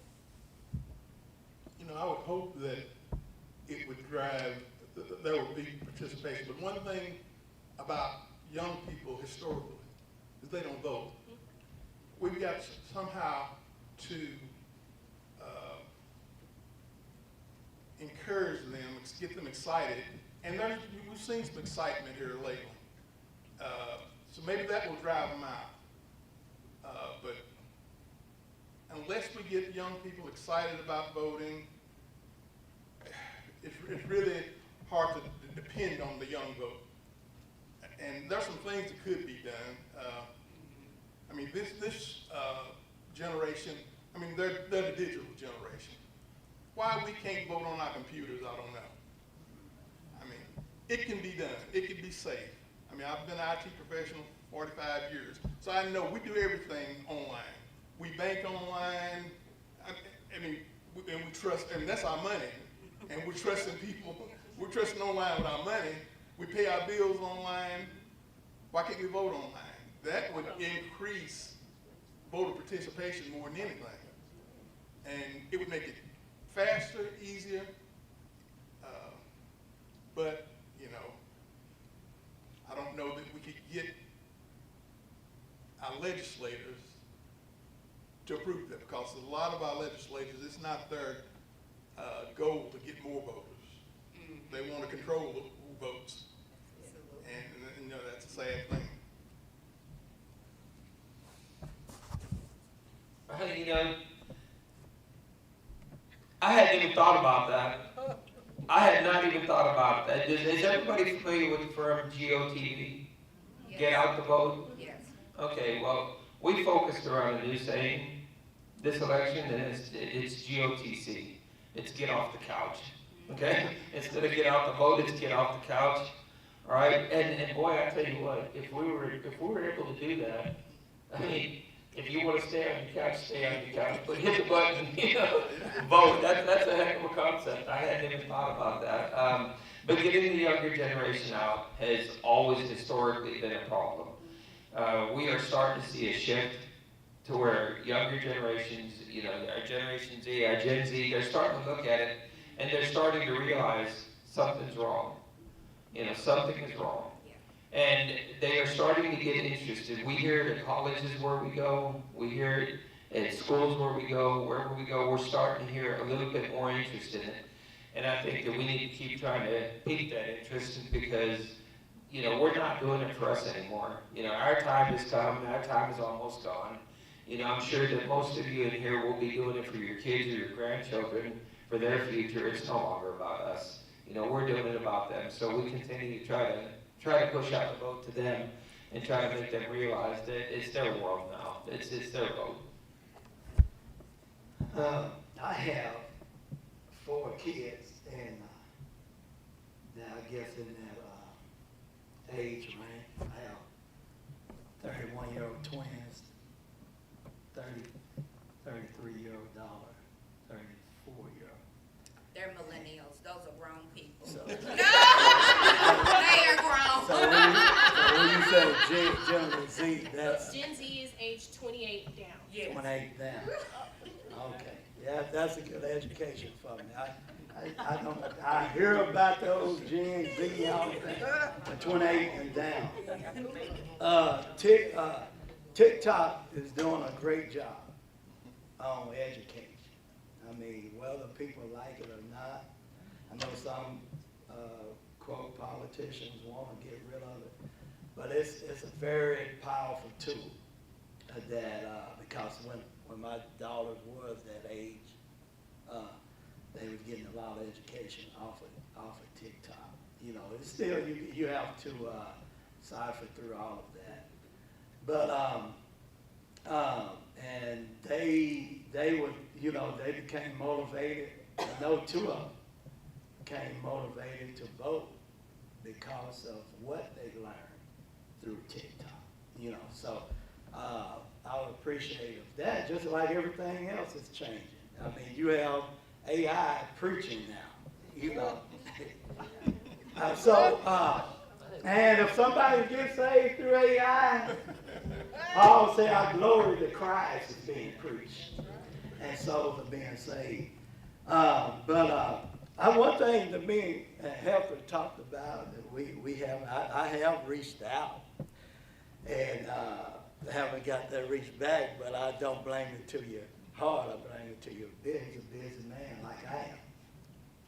But this was my deal after, and I think if these generations see us coming together more than fussing and fighting, that we would have a greater influence on our locality. Helter, we was, GOP was set up over here and at Bearfield Park, and a Democrat was set up over here. He said, man, why can't we come together?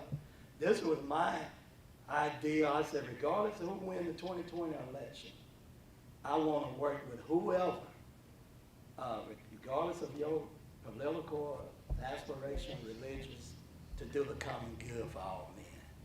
And I think that's one of the most things that our younger generation needs to see. It's see not Republicans and Democrats fighting each other, but us coming together doing great things for people who need assistance. They can see us, and if they see us in that capacity, it may motivate them the more to want to get involved in the local, what we do locally. And so hopefully we can build on that, because I'm ready to do it. We have a lot of issues that we need to solve, whether it's Trump win or Ms. Harris win. What are we going to do with Smith County and East Texas?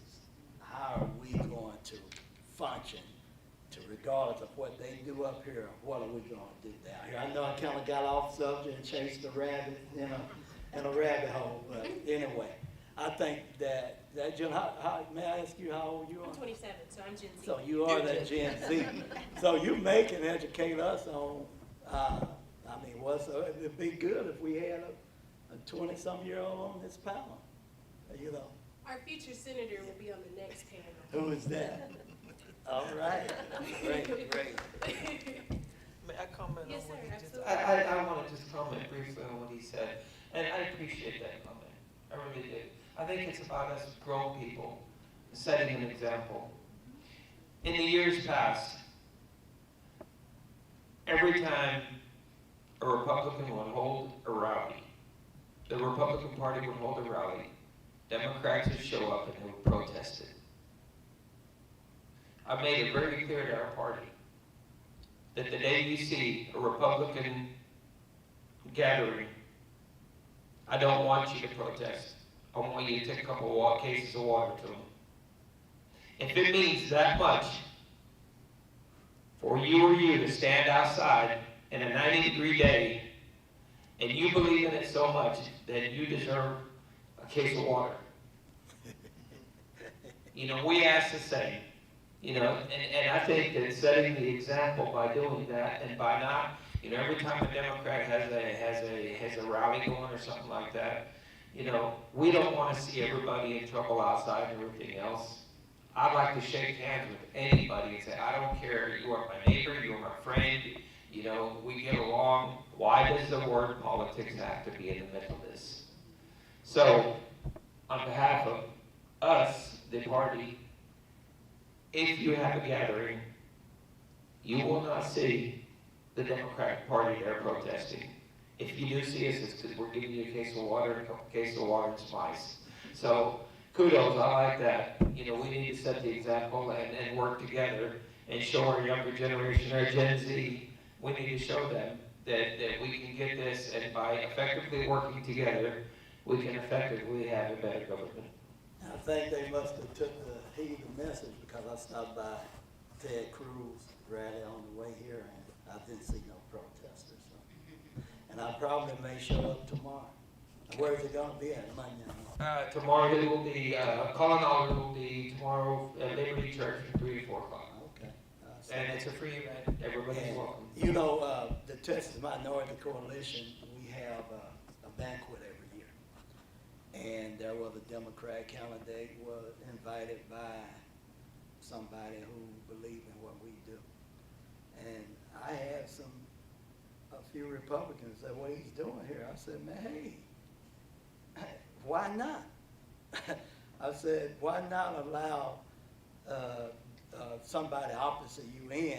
I mean, that's how you engage and you win people over, not pushing them out. Bring them on into the fold and say, hey, this is how we do it. It may influence them. You know, so anyway. Absolutely. Does anyone have any questions?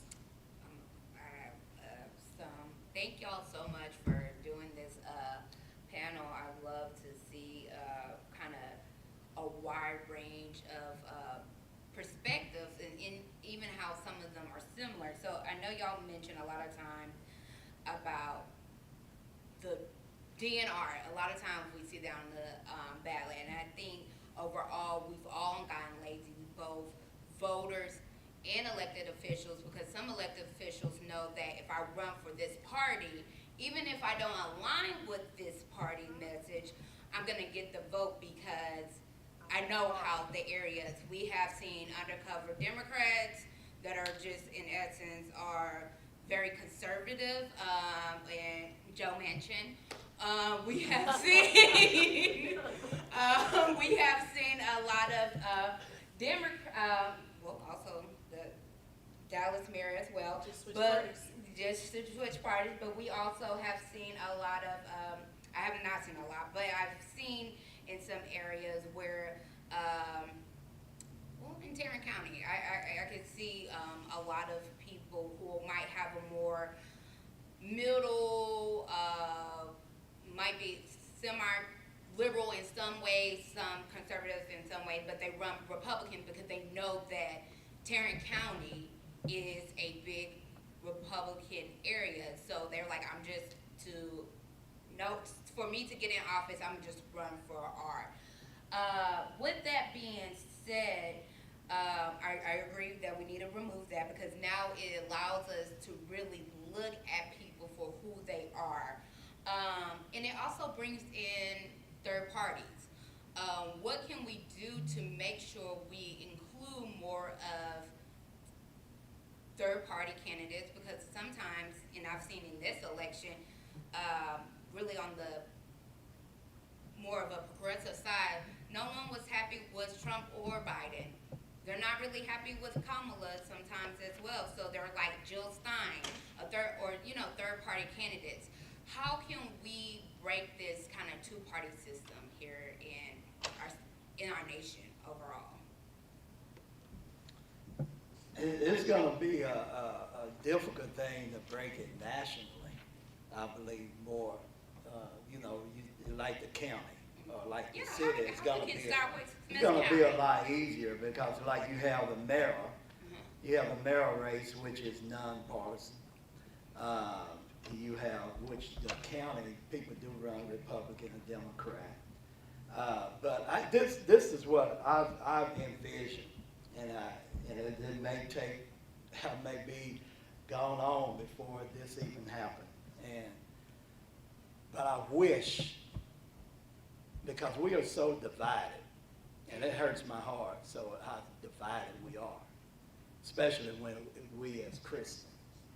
I mean, a lot of times we agree on the same thing, but then it's that D and that R that make us separate as brothers and sisters in Christ. I envision that, say like you have Smith County is supposed to be a Christian, a lot of Christians, I'll say that. There's a lot of us that live here that carry the name of Christian. Some of them might be Christian in name only, but they are church folks or whatever. So say if we have a panel of 12, let's say 12 mixture of men and women or whatever, and anybody that was going to run for commissioner or city council or whatever, they sat before that panel, and we be the shot caller, because we are the people. They're going to be governing with us. We are the people, they are elected officials. They have to pass our vetting system. And I think that will put a lot of fear in a lot of people, that if there was a vetting system, they had to stand up before and answer some hard questions. And some people might think twice. I'm not going before that panel. I'm just not going to throw my hat in the ring, And so there should be a criteria that us as Christians, I know everybody in Smith County is not Christian, but I bet you 22% of these people who voted in Smith County, majority are some kind of connected to the Christian faith, out of these 22%. Majority, not all, but majority. But anyway, that's just about, it's gonna be hard nationally to do it. We've seen what happened with, RJ, what's his name? RFK. With Junior. Yeah, You know, how he was, kind of pushed around and, and everything, and, just wasn't, invited, really given a good invitation or what have you, you know. So the Democrats and Republicans, I wish we could get rid of, I think everybody here agree that term limits is a key. Absolutely. And we should push that limit together as Democrats and Republicans and make that happen. Term limits. That's one thing that could solve a lot of this crap that's going on, because if you stay in power for too long, corruption is going to happen. I don't care how holy you are, whatever. People start lobbying you, start bringing money. A lot of money take place under the table, and you're going to get corrupt. Yes. And so if we can stop some of the lobbying and term limits, would solve a lot of problems that we got in this nation. I could stand on that for a long time, so I'm going to relieve my speech. Madam First Lady. Thank you all for the great information that's been said, but I had to put a pin in a couple of things that were said. First of all, thank you, Mr. Kofa, for your great perspective, and I heard you say a couple of things, and I had to lean on the word of God to say what you said you can take the horse to the water, but you can't make him drink. Well, if you lean on the word of God, what does he tell us about salt? If you put a big old block of salt in front and let that horse lick that salt, he keep licking that salt long enough, he's going to get thirsty enough that he's going to drink that water. So you have essentially helped the horse to drink the water by providing the salt. And we are supposed to be salty people in this earth. And I've had the privilege of being the mother of two very spirited children. Very spirited in one of them. One of them came to me when she was a little girl and said, okay, what are we, Democrats or Republicans? So I told her what we are. She asked the question, I told her what we are. Didn't have another problem with it whatsoever. She went to what the Democratic platform stood for, and she said what she had to say about it. She liked the Civil Rights Act of 1964, 40-hour work week, the unionized, all the different things. Well, 40 hours from your computer. It's better than what 80 you get. All those things were part of it. So I never had a problem with the salt that I provided, making her drink. Well, that second child syndrome is a whole different story. He didn't care what we are. He wants to know, what are you going to do for me? And that's why we're losing the young people's vote, is because what are you going to do for me? So I convinced him the very first time. I said, this is what we are, and this is how I need you to vote. Using my salt. Okay, I'm going to vote this way this time, but I'm going to give you a period of time to make good on your promises as far as what you told me as a party. And if you don't do that, I don't care how much salt you give them. They're going to go drink at somebody else's trough. And that's where we are as far as people. Whether you're Republicans or Democrats or whatever you are, we've got to be that salt.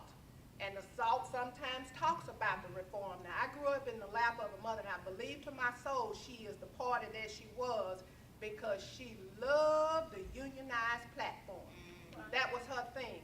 I grew up in the household in the lap probably of Ann Richards more times than I wanted to be, and done sat on the front porch of Bill Clinton's house and all these other things, because that is where she wanted to be.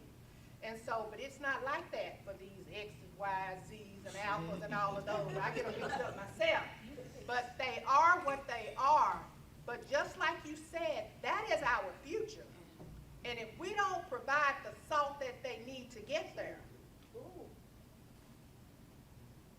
They're not gonna get there. not gonna get there. At all. They're not gonna drink your water. But if you give them enough salt, they're gonna drink somebody's water. And some of that water too, First Lady, is sitting on that couch, because I have seen a lot of people, it's not like, especially in the space that I work in, with young voters, and they are very progressive in their thinking, to the way of, I'm not going to drink this Democratic water and I'm not drinking this Republican water, I'm just gonna sit on that couch. A lot of times, they will swing, yes. So one of my founders always said, we are swing voters too, as black people.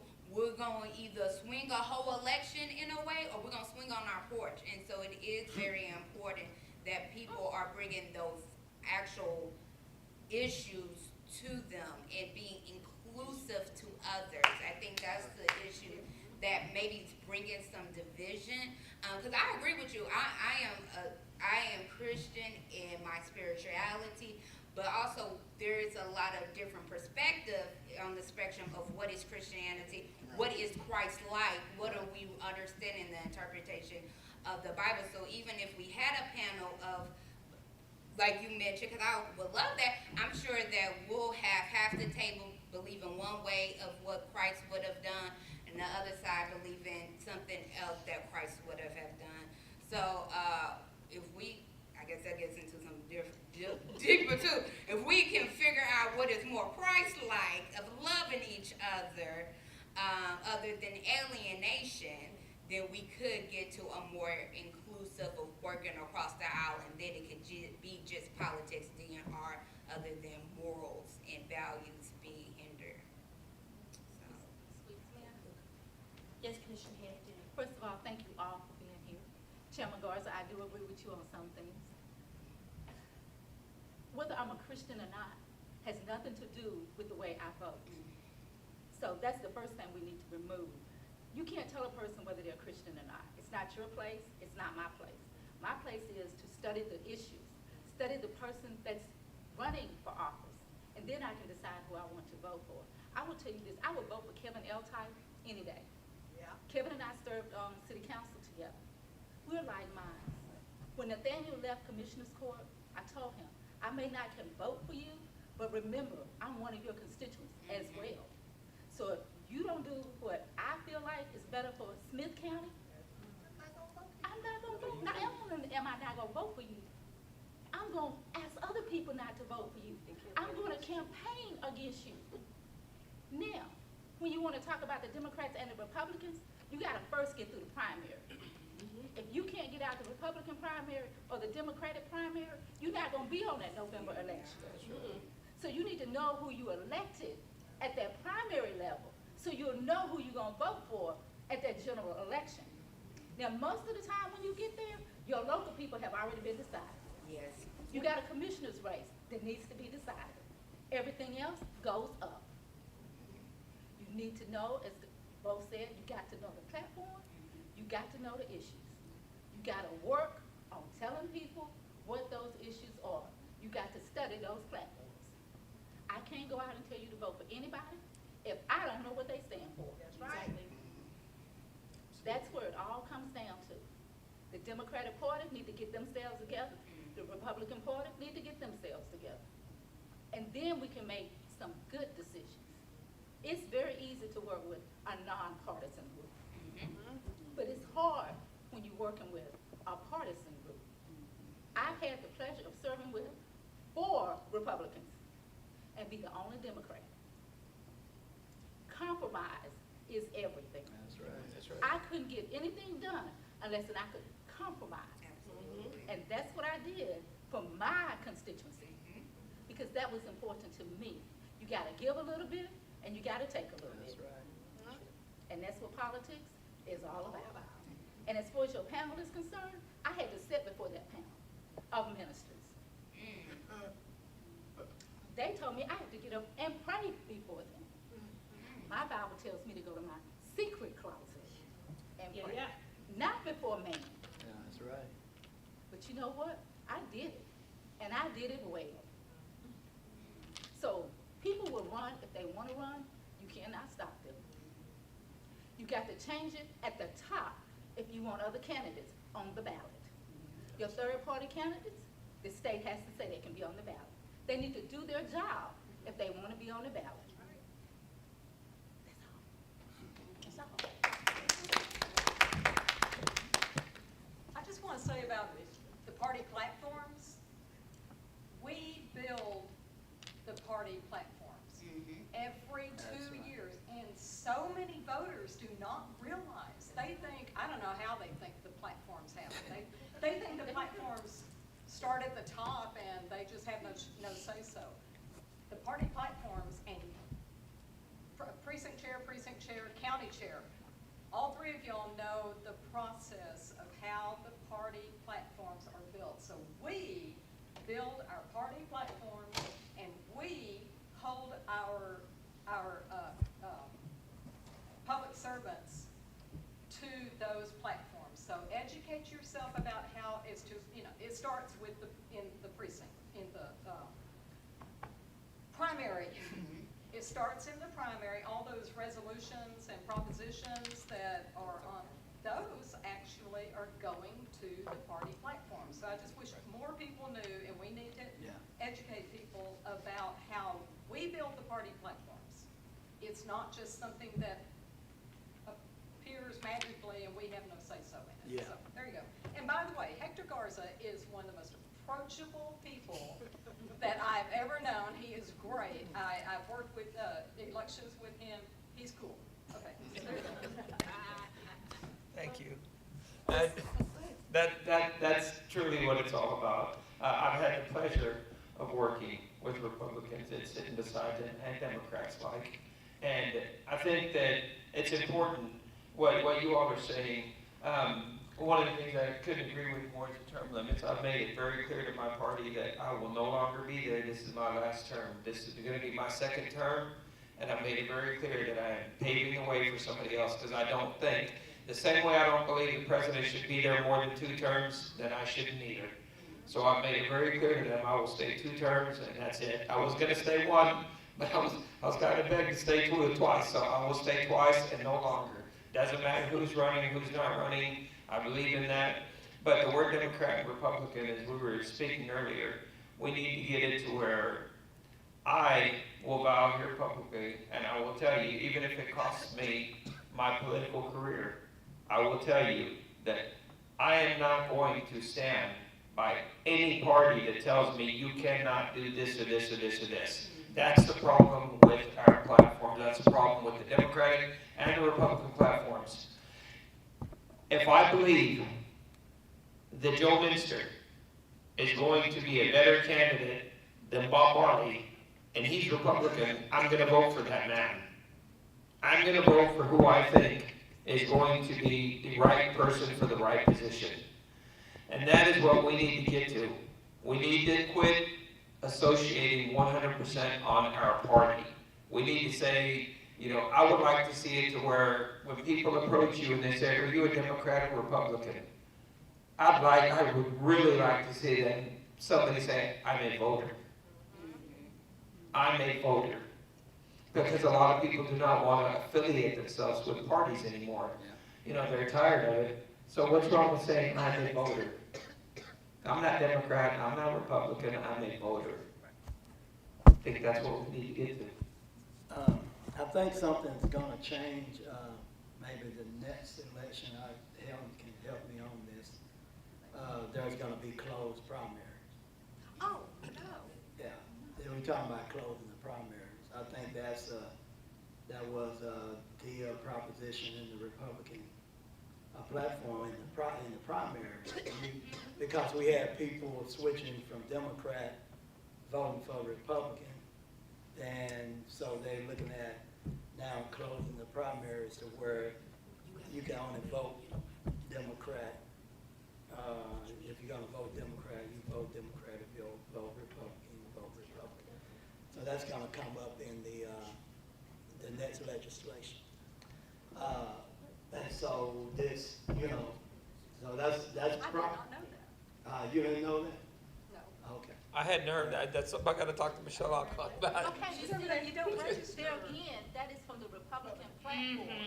Yeah. So that's why you wouldn't know about it, Hector. Yeah. Because it's from the Okay, Republican platform. all right. Yeah. And you know, I wasn't aware. We're a little bit over, and so the deputy voter registrar training is about 10 minutes into it. So if you would like to do that, please go ahead and go over to there.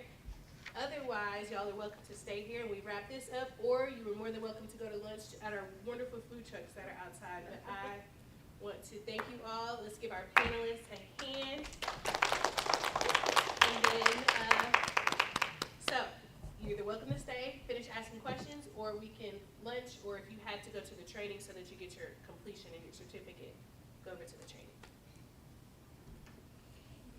Thank you all for joining us. Thank you. Thank you for coming. Yeah, and I said, you know, back from Chicago. Yeah, but earlier this week. I read and I said, I can't make it. Expecting me actually. Thank you so much. That's why I said you must be in Chicago. And we are on lunch until 1:30, and we will start back up with voter organization at 1:30, or mobilization. Mobilization. Yeah, she didn't win. She got. And I've known Myself, our deputy chair, Catherine, Gary, Mike, Nancy, us five here.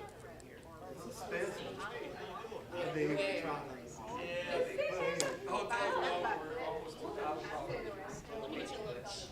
You know, You see Craig. the next one, What not Craig? moderate and some voices. Okay. Yeah, So then I see Dr. McKell on this guy. Because my next, when I'm sitting down. Interview him. yeah, I can moderate. Yeah, then you do. I seen that this morning. I tell you what, we were hit so many times that I came out. No, yes, that's right. They were hit. You only have one daughter. Okay, you're it, okay. Okay, well, see, I've seen pictures, family pictures. My mom kept calling me saying, where you at? I can't see you. I said, Mom, there's 5,000 people in this building. I said, you're on. You're one of them. Mama, what do you want to eat? Okay, tell me about the. Were you at the last convention? Yeah. Miss Cobra, give me just a second, okay? I gotta go give this. Hey, girl. That's all.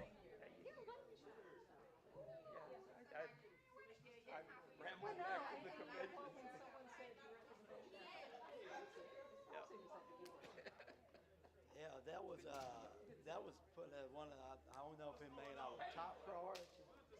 And I haven't read it, and Bob Brewer would be like, you haven't read our platform? But that's one of the things that we want because of what happened with that clown down in Beaumont. What's his name? This House Speaker. Oh, yeah, I See, a know. lot of Democrats voted him. I'm gonna have to So I could be wrong, but I know we wanted to close it because of that issue. Yeah, I'm not sure that I feel.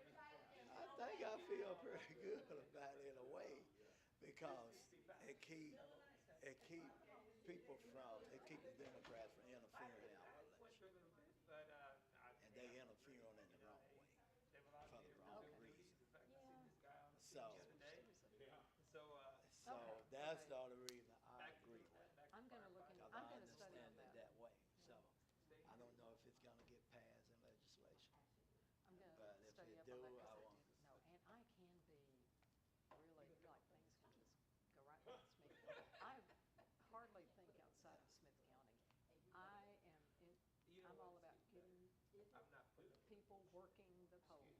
And, you know, I get the Republicans, Greg Rupp gets the Democrats, and, man, sometimes I'm just immersed in that. Yeah. And Yeah. forget about everything else I'm supposed to be doing. Yeah, yeah. So I'm cool with it because of that reason. Because it's keep out the. Yeah, there I was working, oh, no. As soon as I said that, I thought, wait a minute, do I mean, no? Okay. Okay. But, you know, I need to like I say, there are a few things I don't agree with the Republicans. Oh, yeah. Not a whole lot, but a few. I don't go like, say like, if grassroots push an issue real hard, I don't agree with it. I just don't agree with it. Yeah. I won't vote that way, you know. But it's No, not, I agree. you know. And, you know, I was a Democrat till 1995. I didn't agree with the whole Democrat platform. I've never agreed with either platform completely. But I have not read the platform that was released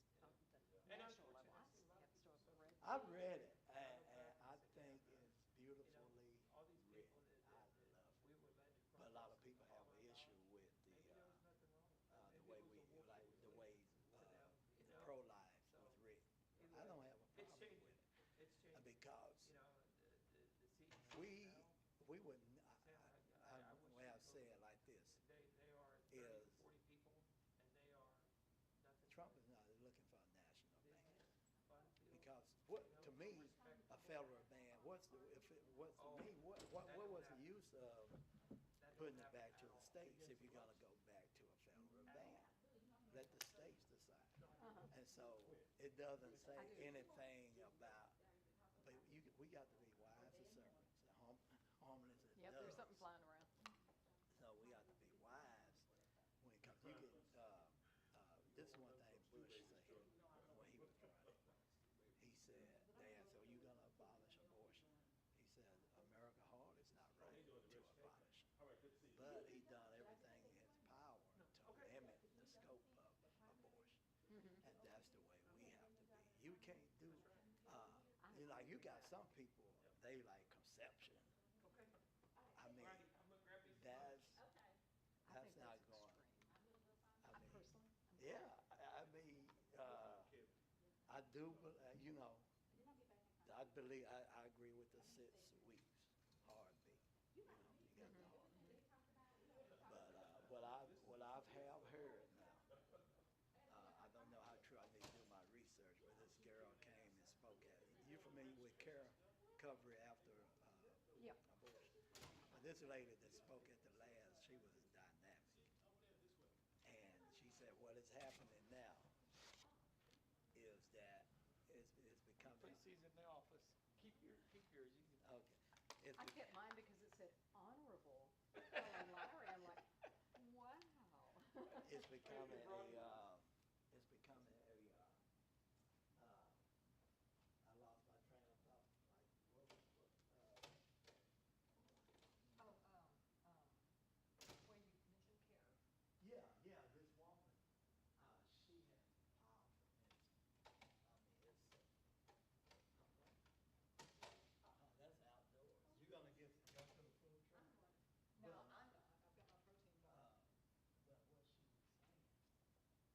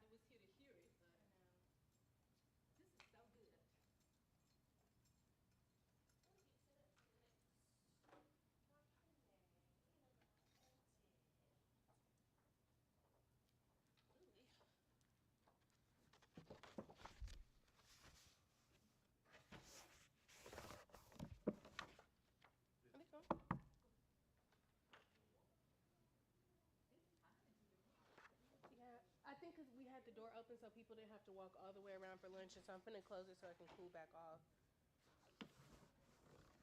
Hello. Hi, did we just have a seat up here? Yes, You gonna sir. call us up like Oh, no. a game show or something, you know? And the next contestant. Yeah. Close that door.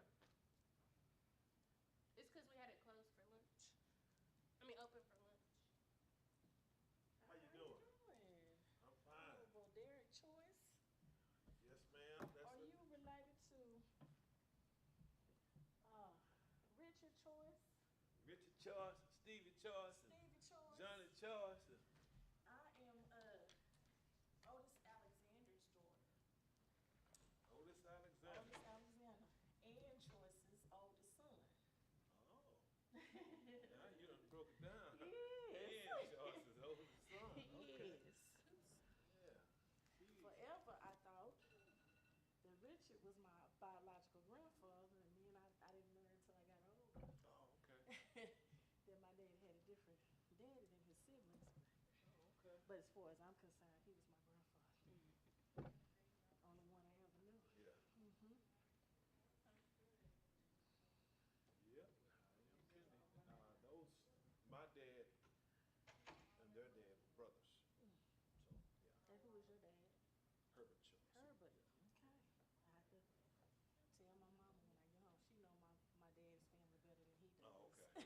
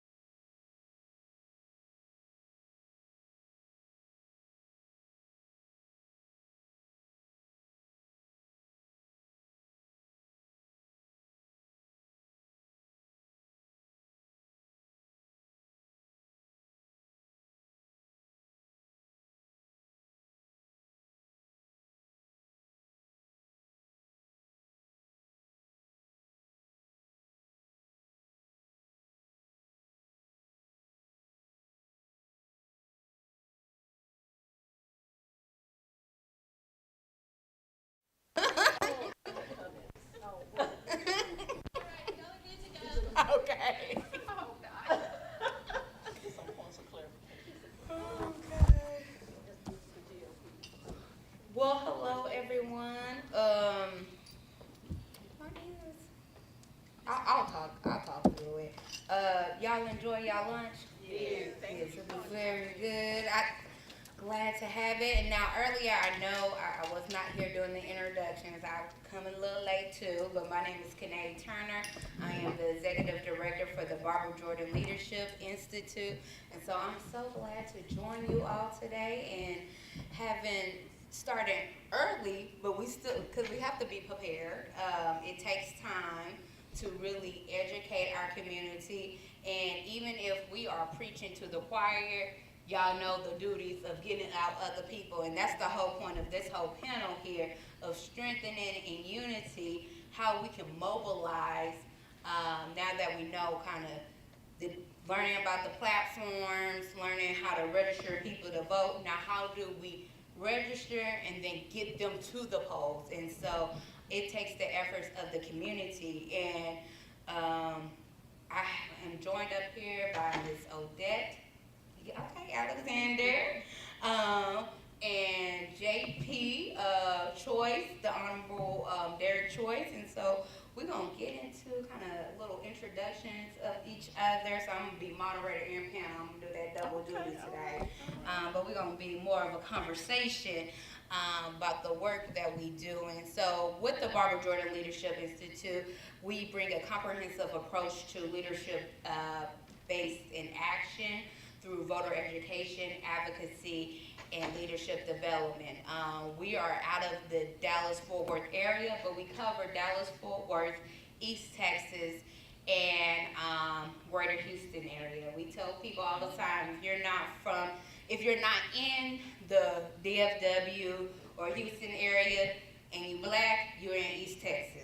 Or you're from East Texas. You got family here in East Texas. And we have noticed that our black voters, especially here in East Texas, are not courted or counted as change makers in this state. And so we wanted to be able to elevate them, give them the voice as in their own agency to be heard. I have worked in the past at the legislature as a chief of staff prior to coming over to the Barbara Jordan Leadership Institute, have worked on many campaigns. And even during the time I was as a chief of staff, we had 2 black state legislatures that were from East Texas. That was, why I cannot think of his name right now. That was Joe Jessitel and I am going blank right now. Last name White. He's out of the St. Augustine area. Yes. Yes. His first name because he was a GOP. He was, but he was from Prairie View, and that was my bro Theta brother, so James White. And he was still active prior to me being chief of staff. I was the executive director of the Texas Legislative Black Caucus, and he was very involved with the caucus itself. And so I would say he was an individual that I felt like he ran for his position because he knew, earlier I talked about people running on Democrats and Republicans, and they run for those positions at those parties because they know they can get elected through that way. And so I've seen the work that he's done that was pretty helpful across the board, especially when it comes to criminal justice reform. But now we only have 1 black legislature that's in the East Texas area, and he's out of Beaumont, Christian Menifee, and now black East Texans don't have no representation in the state legislature. And so we gotta change that. And so that's the work that we do, and I'm glad to be part of y'all to see how we can elevate, get more people that look and represent us on all levels of government. So I'm gonna pass it on off to you, Ms. Odette. Give us a little background about yourself. All right. Oh, we got individual. Let me see the working. Let's see. Can you hear me? Just press it. Oh, There just we go. okay. I had to press it. Hold on. Good afternoon, everyone. I'm Odette Alexander, and I am president of the Gladewater MLK Juneteenth Committee. I'm also an educator. 32 years in the business. I'm a school counselor in Longview ISD. I have been voting since Jesse Jackson ran the second time, I believe it was. I've always actually become excited and want to do more as far as civic participation until Barack Obama ran. And I really am passionate about all of the things that we've been talking about here: voter registration, education, mobilization, engaging voters. And I'm just thrilled to be a part of this.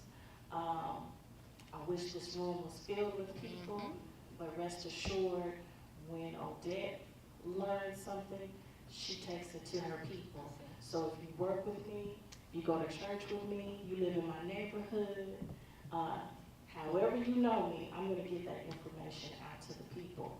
And then hopefully when we do this again, we'll have a lot more people here. Absolutely.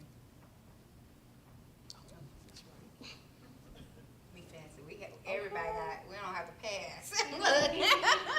They fancy. Stop it, don't have too much. I see it.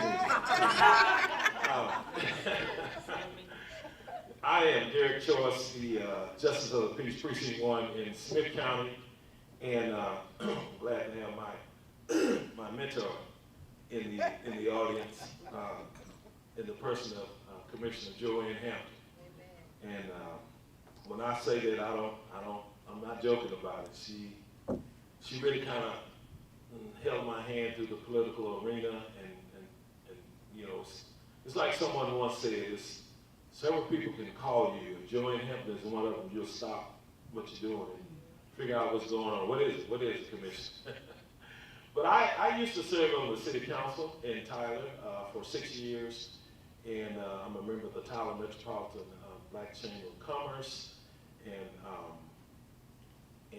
currently also a member of the Juneteenth Association of Tyler, the Civitan Club.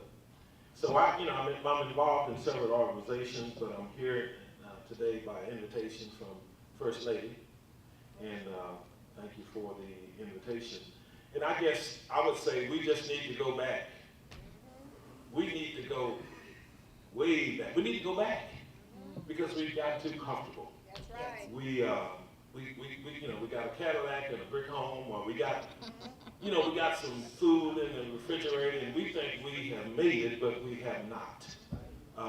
If you remember during the Civil Rights Movement, all of the unity that we saw on television and the unity that we read about, makes me say we need to go back. That's right. We need to go back to that time. I am convinced that there is strength in unity. I know I'm preaching to the choir.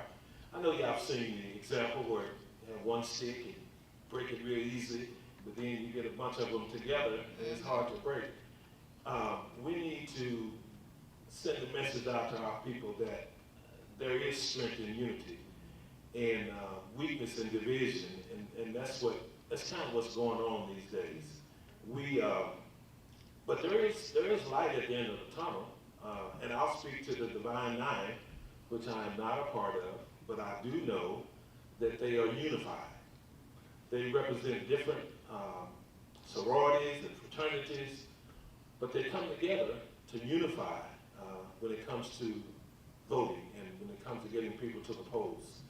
And there are other organizations, churches and schools, and that also can follow that lead, that example, and come together and unify, because we certainly need to get that message out. And so I'm here to have a conversation about how we do that. And again, I'm excited to be a part of this panel. Thank you for the invitation. Thank you. Absolutely. Thank you. Before we get into our big questions, people always talk about Texas being a red state or whatever, and I have learned that Texas is not necessarily a red state. It's a non-voting state. Sir, back there, you spoke about it earlier with our the breakdown on the numbers of how many registered people, voters are here. Texas has 2 million black voters, registered voters, the most in the nation, but we just don't go out to vote. And so the highest number, and that was in 2020, is at 60%. We're like, ooh, that's kind of good, but prior prior to that, we get 50%. We go down to 22% when it's those non-presidential elections. When it's governor's race election, those are even less. And then when, I'm sure y'all saw in this past 2023 for the Texas Constitutional, that's probably 15%. And a lot of those times, then people get mad, like, what's going on? And so, what can we do to simply tell our people, to mobilize people to get to the polls? Because we're good at registering people. People will register, but we need to get them to the polls. So what strategies have y'all seen or used to effectively get the people to the polls and voting? You're absolutely correct. And I think probably the key to that is educating the voters. We talked earlier about how some people feel that their voting doesn't make a difference. Maybe they just don't understand the process. And so we talked about meeting them where they are. The thing about having forums like this and people not coming out to us is that we have to go out to them. And so we've got to take the opportunity to reach them where we can. When I first got involved with the MLK Juneteenth Committee, we were just about putting on those programs for those specific days. But I'm like, well, wait a minute, we know that Dr. King was a social justice warrior. We should be doing more. Not only should we be providing acts of service, but we should also be doing something with voting. And so that's why we made the decision as a committee to expand what we do in our outreach. So we reach out to people during those specific times, but then just on my own, and I take the opportunity to reach out to people in situations that I find myself in. For example, the one place where Black and white people and Hispanic people will come together and fellowship with one another is Friday night at the football game. So Friday night at the football game, guess what ODA is doing? I'm passing out voter information. I'm asking people, are you registered to vote? Also taking opportunities in some of the things that we do outside of the church, which the church is very important, but even church membership is down. And so we have to go out to these school events and open houses and bike clubs, like somebody mentioned before, and go to those places and get that information to the people. And give them an opportunity to see the relevance, see how politics affects your life. You might not be into politics, but politics is into you. It affects you, and so you have to be a part of that process. If you want to see the changes that you feel need to be made. Another thing we have to do is, like I said, a lot of people are uneducated about the process, and we've got to be sensitive to that and approach them with that information, not being judgmental, like you should know this, you're whatever, but we should give that information out so that people are aware of what's going on, what's on those ballots, how those things affect them, and not our focus just be on national elections, but those local elections as well, because as she stated earlier, that's what directly impacts you. From the roads that you drive down, services that you get, we have to be made aware of those things. Okay, and so I think we have to be intentional when we visit with people about unifying and voting. You wouldn't necessarily talk to a college student about the health program or the health care. I mean, they think they're bulletproof. That's right. But you may talk to them about, there is one party or that's talking about college loans and forgiving them. That may get their attention, you know. Now you talk to me or somebody about health care, but you have to be intentional when you have conversations about unifying and going to the poll. Food, people think food work all the time. Come out, get out of church and bring your program from the church and get your free barbecue sandwich. I don't know, I think that's kind of played out. I mean, people get full and still don't know if they're gonna go vote. You know, and I've seen churches and organizations utilize their vans to take people to the polls. And I think that's effective. But by and large, I think people can get to the polls if they want to. I think. But we just have to be creative, and what may be a creative way, you know, in the churches you have Baptist, CME, Church of Christ, Church of God in Christ, and if you get them by themselves, that's all they're gonna preach, their denomination. But if everybody would come together and come up with a plan to reach out to our community about how as a denomination, we're taking denomination out of it. We want people to go to the polls, and if we unify as a black church across our community, then there's no telling, you know, what we can accomplish and really push that unity message all across our community. So I just think we have to be intentional, and we have to be strategic. In Tyler, in Smith County, Tyler High and Tyler Legacy are rivals on the field. What if we could get these students to come together and work on unity? They do the food drive, but they could work on getting people to the polls. So we just have to look at these different organizations and you know, and just really preach how if we unify, we can turn the tide, and we can really get our voices heard. I totally agree. We have our organization itself. Earlier I was telling people we hire fellows, campus fellows,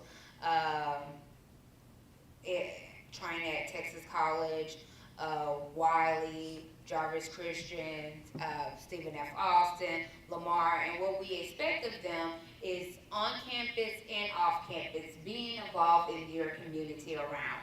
And we've done some, I'm saying unconventional, but they're nothing crazy. But most of the time when I see students, they're just like, okay, I'll just keep it to the students that I know. I'll just register students on campus.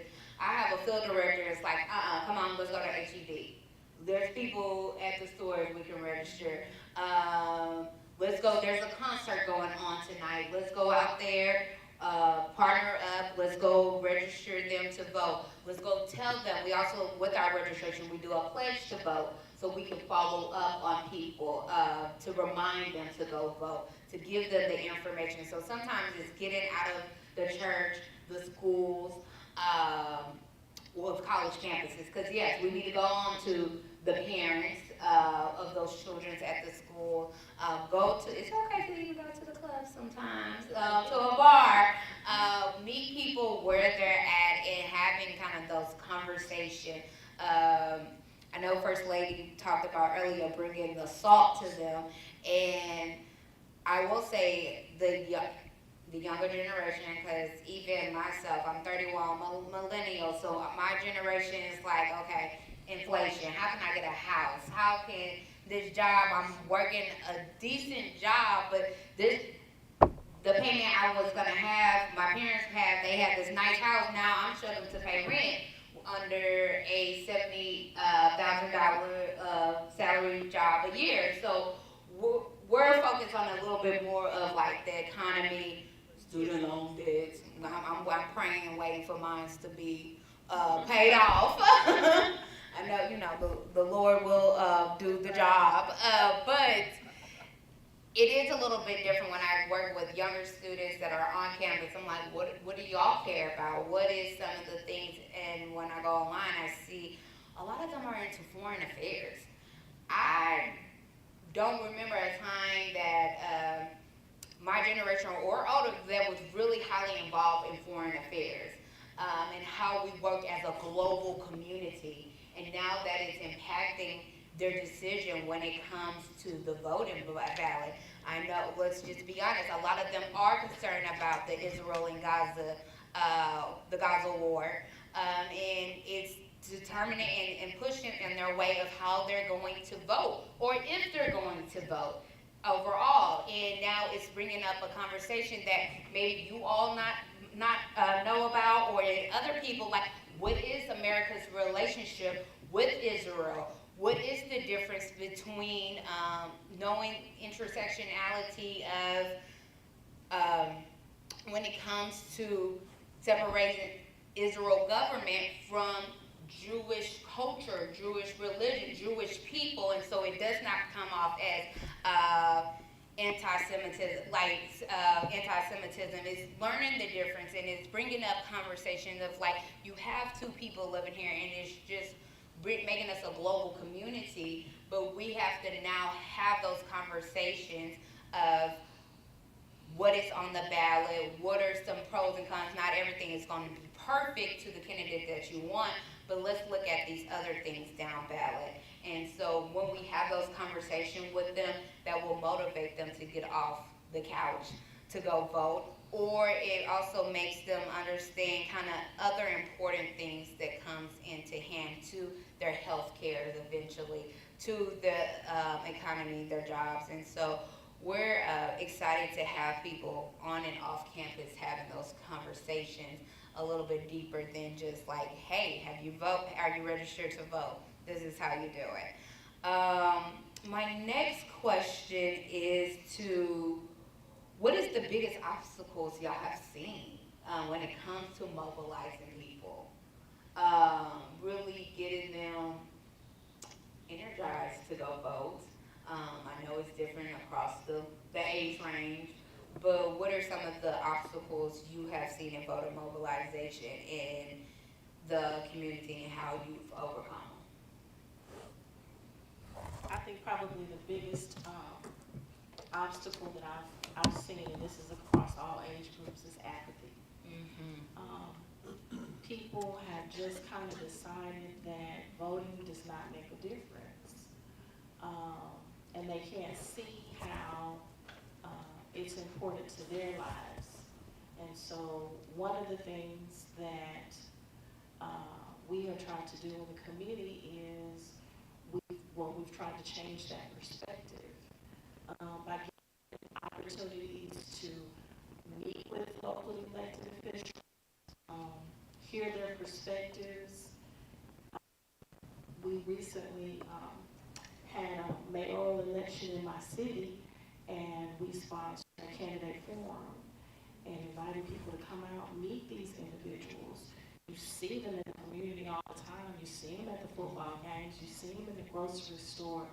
Actually sit down and talk to them and have a conversation with them. And then, you know, like you said, ask them questions. What are the kinds of things that concern you? Is it gas prices? The cost of food in the grocery store? Are you concerned about the potholes in the street? Because we got quite a bit of clay water. And, you know, how do these things get taken care of? Because sometimes people don't even really understand the process to even get those needs addressed. And so just by giving them that information kind of has an impact on them. And just putting it in, you know, we talked earlier about how to reach different age segments, and we know social media is a big thing. And so we put lots of things on social media, and just putting it in their face a lot. I've had people say, you know, I wasn't really even thinking about going to vote, but I saw you went and voted, and I saw, you know, you put the sample ballots on, and I said, well, let me go on out and let me go vote. Or they might even post questions. We do have a habit of using social media when we have complaints. So we need to teach people how to translate from going on social media and complaining to actually taking action and getting our needs met. Yeah, I would agree with apathy and the lack of education is another. We do know that our prisons and jails have a high population of African Americans. So when they get out of jail or when they are released from prison, in their minds they automatically say, I can't vote, I can't do anything. Well, that's not necessary, that's not true. And so, but that's embedded in their minds, and so, you know, that's the part I talk about, lack of education. I've been around folks who said, you know, my vote's not gonna do any good anyway. And 15, 20, 30 minutes later, we still are, not arguing, but debating. They're just convinced that their one vote is not going to help. So I say that it's, again, apathy and just a lack of education. I agree with Ms. Odette that, you know, we really need to try to educate our young people and those who have been in prison and in jail, and let them know that they still can exercise their right to vote, and get them out there to, you know, to be a part of the democratic process. But that's kind of what I've seen. You know, I think Mr. Cofer said that in the national elections you get more people out, but sadly, in our local elections, what, the apathy is really there. People, I'm not going out there. And, you know, just like any local election, you 300 to 200 or something like that, and there's thousands of people to register to vote in that precinct or in that district. Those of us here, we have to do like, you know, when we go to church, and like Miss Odette proclaimed, there's not many people here, but we gotta come here to worship and talk about voting, depart to serve, or depart and go tell people, you know, what we talked about today, and utilize social media. I don't mean to just piggyback on you my whole reply, but there's this thing called sharing on social media. You know, if you send something out and people say, make it shareable, because folks get on Facebook every day. And so we have to utilize social media as well. Yes, ma'am. I'm sorry. I just wanted to add one more thing. We've got to also get back to the ability to have civil discourse. Yes. You know, a lot of people will say they don't go to church anymore because of all the mess in the church. And I think a lot of people don't want to become involved with politics because of all the mess in politics. We've got to get away from the name calling and the dehumanizing and the degrading, and we've got to get back to just addressing the issues. We are not a monolith. We do not all think the same. We do not all believe the same. But we have to be able to come to some sort of an agreement about, you know, what we want to see happen. And I think for the most part, everybody really wants, they want clean air, they want clean water, they want low prices, they want to have access to health care. There are more things that we have in common than we do differences, but because we're so caught up in party politics and arguing over this and that and name calling, that we can't get to it. And so that's another thing. We have to create an atmosphere where people can feel like they can come in, talk about those issues that are important to them without feeling like they're going to be attacked or, you know, making people feel uncomfortable about expressing themselves. Absolutely. And I'm gonna, so you don't have to piggyback JP Joyce. How do you combat within the information? Social media has been good and we have seen it, but it's also becoming a tool of dis and misinformation. So how do we combat those dis and misinformation out there in the universe? And just to we say the terms together, but there is a difference. Disinformation is the intentionality to lead people the wrong way. Misinformation is they just put the wrong information out there and they did not have the intentionality to do that. It's almost like, oh, I was ignorant to it, I didn't know. But disinformation is knowingly, willingly, intentionally putting out false narratives out there. So how do we do that when it comes to social media and making sure that we're helping people decipher through all the noise, through all the myths and disinformation?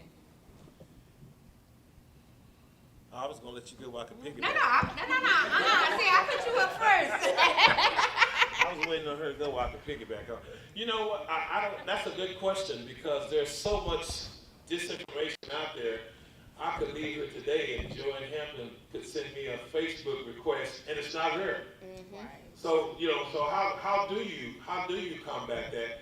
I guess we have to stay unified and we have to have a clear and consistent message, about voting and about, if we unify, then certainly we can be stronger. But there's a lot of disinformation out there, and you already know that nationwide it's caught on, and it's like a fire. So it's difficult to combat that on social media. Of course, now in person, whatever we can do in person, showing up at a college or at a church, that information is clear and precise, and it's coming from an individual. But this social media deal is something else. But it's not to be ignored either. How many of you know what TikTok is? I mean, when I first got on TikTok, my kids asked me, "Daddy, why are you on TikTok?" Let's see what's going on. But you have to. So it's not to be ignored. And so you certainly have to put information out and use those platforms that most people are using. Even people my age. It's not just young people.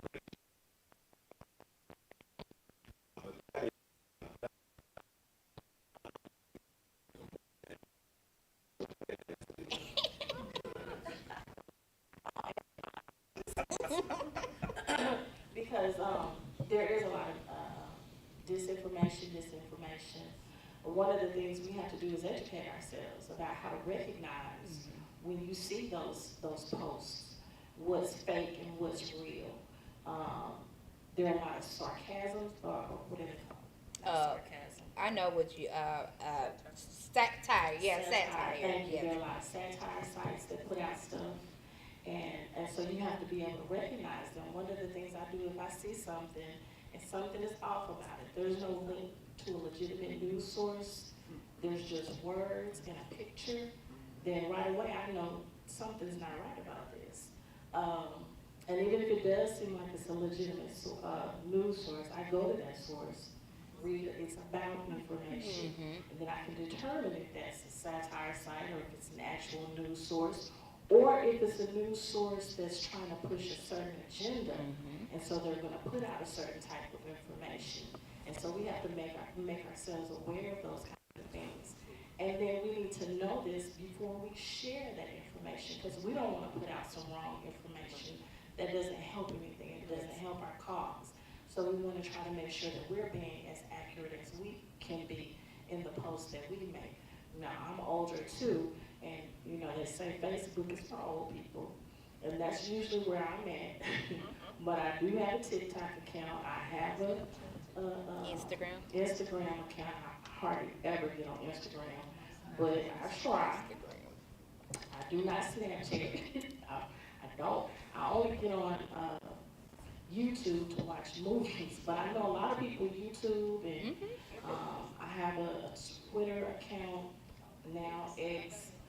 I really don't get on it very much, but what I do, Facebook is my thing. So I do share a lot of information there, but I try to share information on those other sites too. And like I said, I think it's just a matter of educating yourself and then using what you've learned to help educate other people.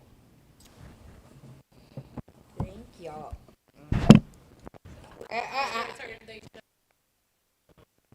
Oh. Okay, we're learning now. Yeah, I know. Look. Make sure we're not all talking at the same time. That back.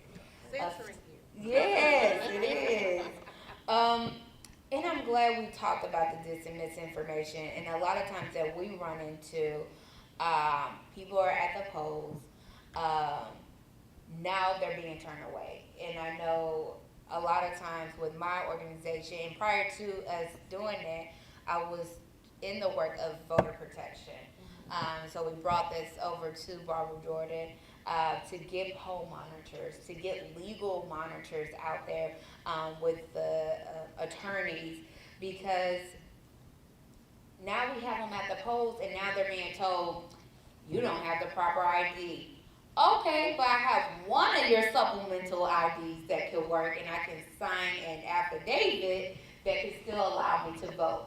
And it is a lot of things that we have to prepare for, and trying to know, one, what is voter intimidation, what is really the law, and what are the different avenues of still allowing people to vote.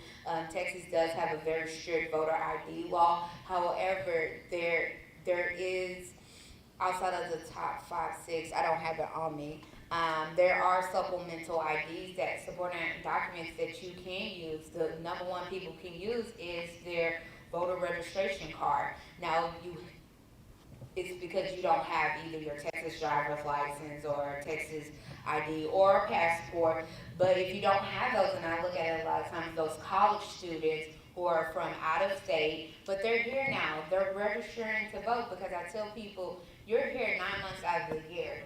It's only 12 months in a year. So you might as well vote where you are receiving the most impact when it comes to elected officials, to the criminal justice system, interacting with the police, interacting with the business. So you have a voice in that, and you should vote. So, okay, you're from Louisiana, but you live here, you're registered here, your Louisiana ID could work with showing a supportive affidavit that you sign at the polling location, because it's a government ID that could work, and not being turned around, because I've seen poll workers, and that's why we need more different poll workers who are very trained, that, oh, I don't see one of these 6 IDs that's listed, you can't vote. No, I can. So having people outside, letting them know, yes, you can vote, and having that support, because most people don't know what they need to bring to the polls, and if they're turned away and they actually leave the parking lot, they're not coming back. They're not, especially if it's on election day. It's hard to come back. And so it's very important, and I will send it out. That was on me, like in my preparation of actually having those documents here on what's the voting ID requirements and the voter intimidation information, and most importantly, it has the election protection hotline, which you all can put it in your phones right now. It is 866 our vote.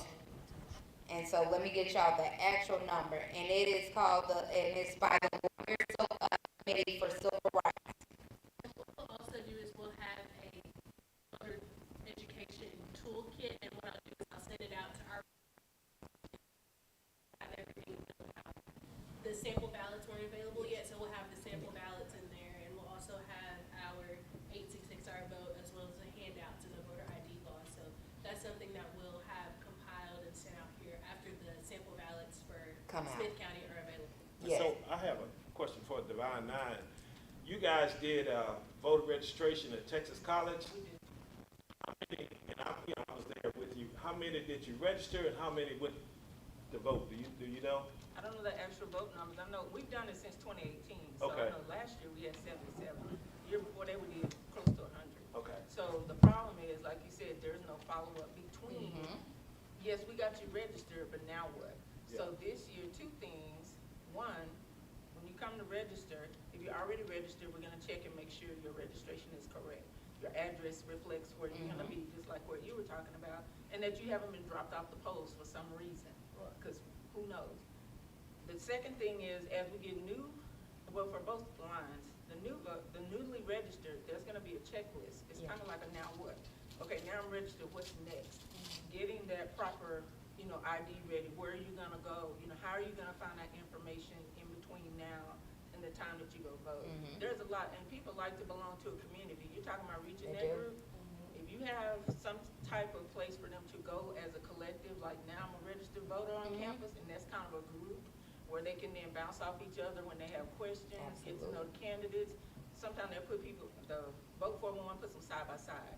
So we're nonpartisan. We don't care what you vote for when you go, but you're just going. But how do you find out? That's a lot of information to get at the time I'm a new voter. Now, election coming up in November, and I got to try to learn all of these candidates. Yeah. Voter education is year-round. Year-round. And that's why we miss those local elections and things like that, because we're only concentrating on Yeah. November when Yeah. there's a general election or when there's a midterm, not even so much midterm elections either.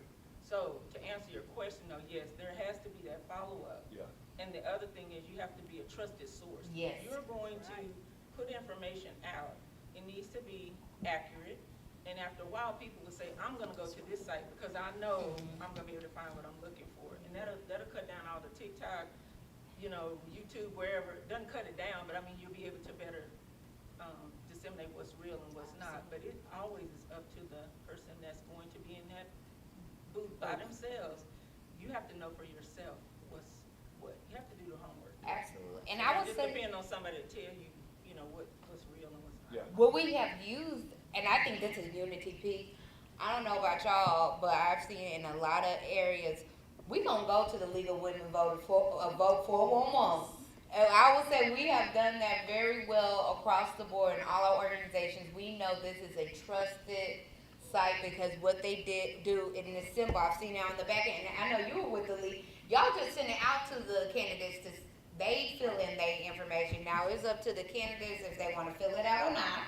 And that's where we have an issue with local voting. Sometimes we'll send that out and we don't get any response. And that So shows they've got all reflection on the them. federal and the state people side by side, but then locally, you're not getting a response. And it kind of goes back to someone said earlier, if you're in an area where there are not a lot of registered voters, they don't feel like they have to, you know, work at it or address it because y'all not voting anyway, you know? And So, we also use the League of Women Voters form at the election office. It's there. We make sure it's there. We will give it to voters. If they come in and they ask for information, we will walk in that office, pick up one and give it to them. we won't be able to do that this year. It'll have to be on 100 feet away to pass it out. Well, yeah, because of the election. So it can't be at a polling place.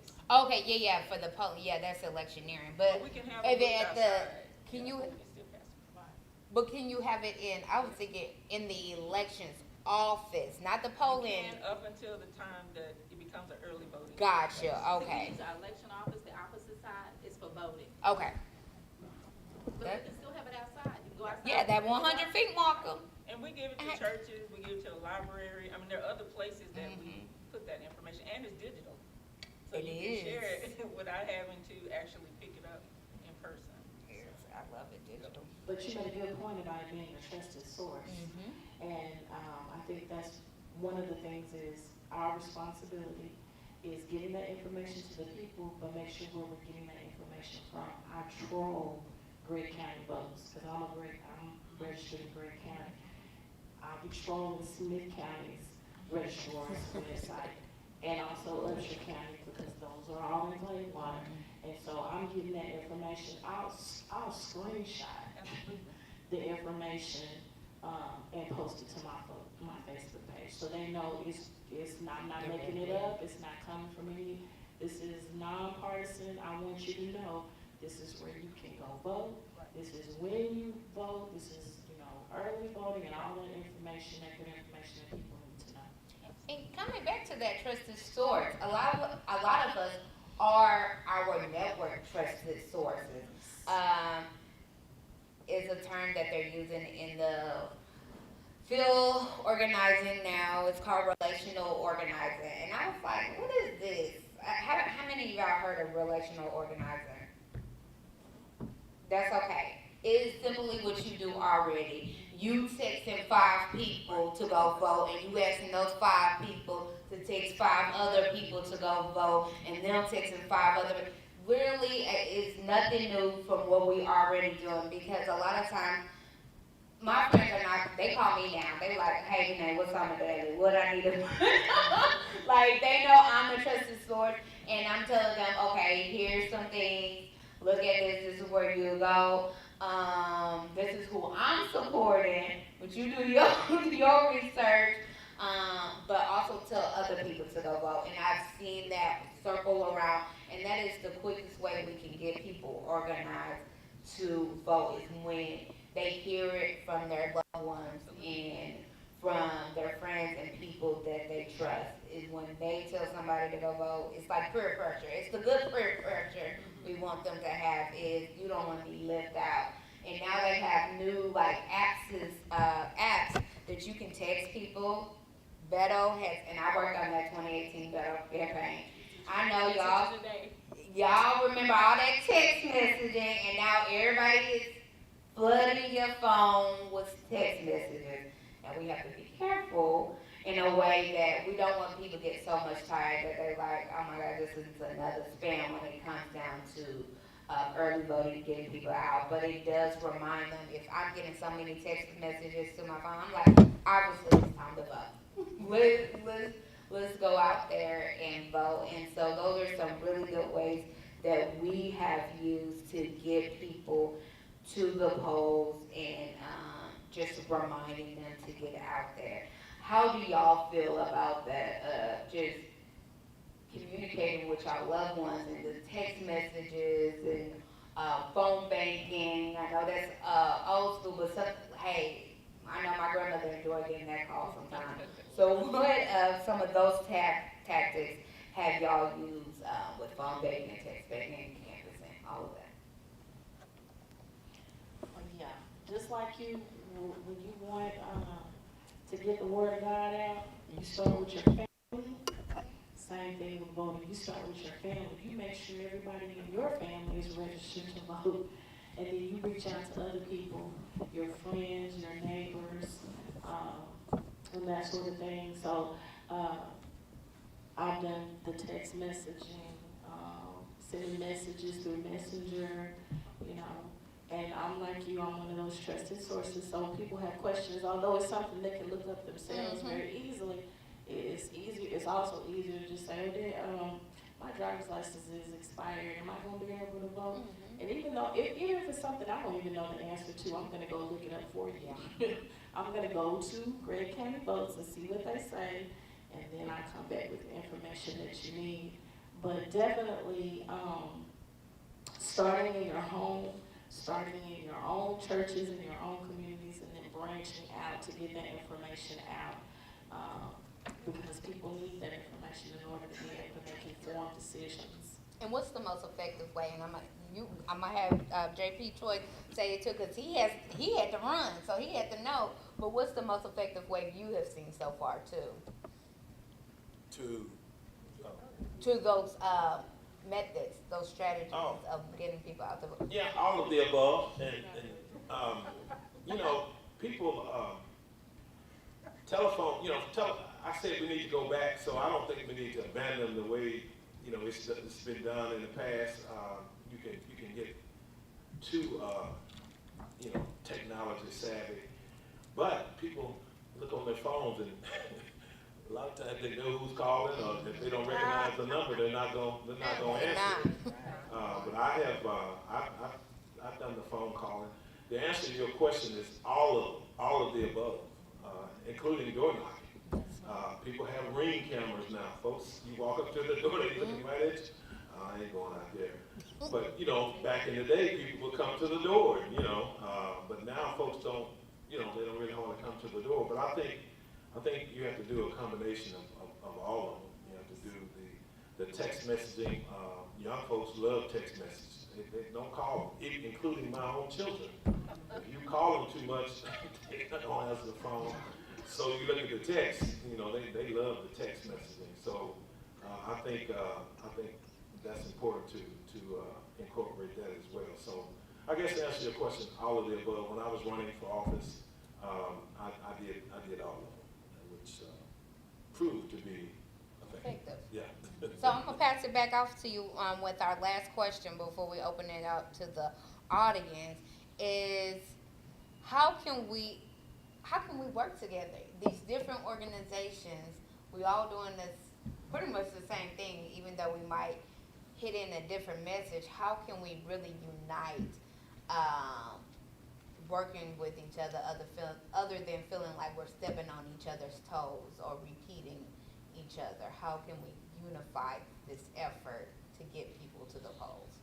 Yeah, I think to agree on a common goal, just to agree that we're all trying to achieve the same goal. I talked about churches, and if the churches can come together, in the CME church, we sprinkle. In the Baptist church, submerge. Okay, leave that there.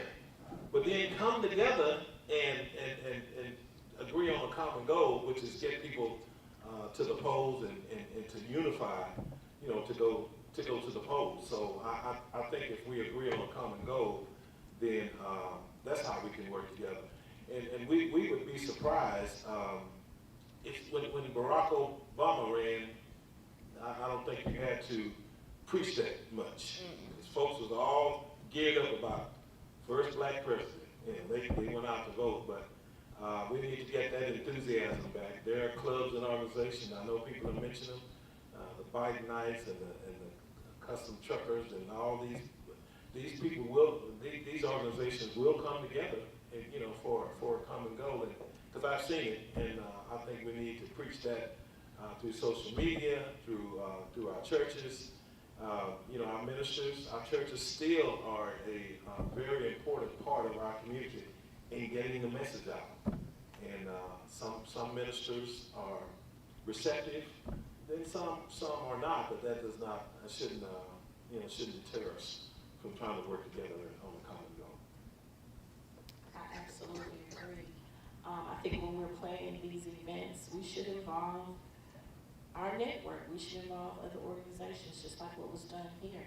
And we should pull individuals from all kinds of backgrounds, and because everybody has something to contribute.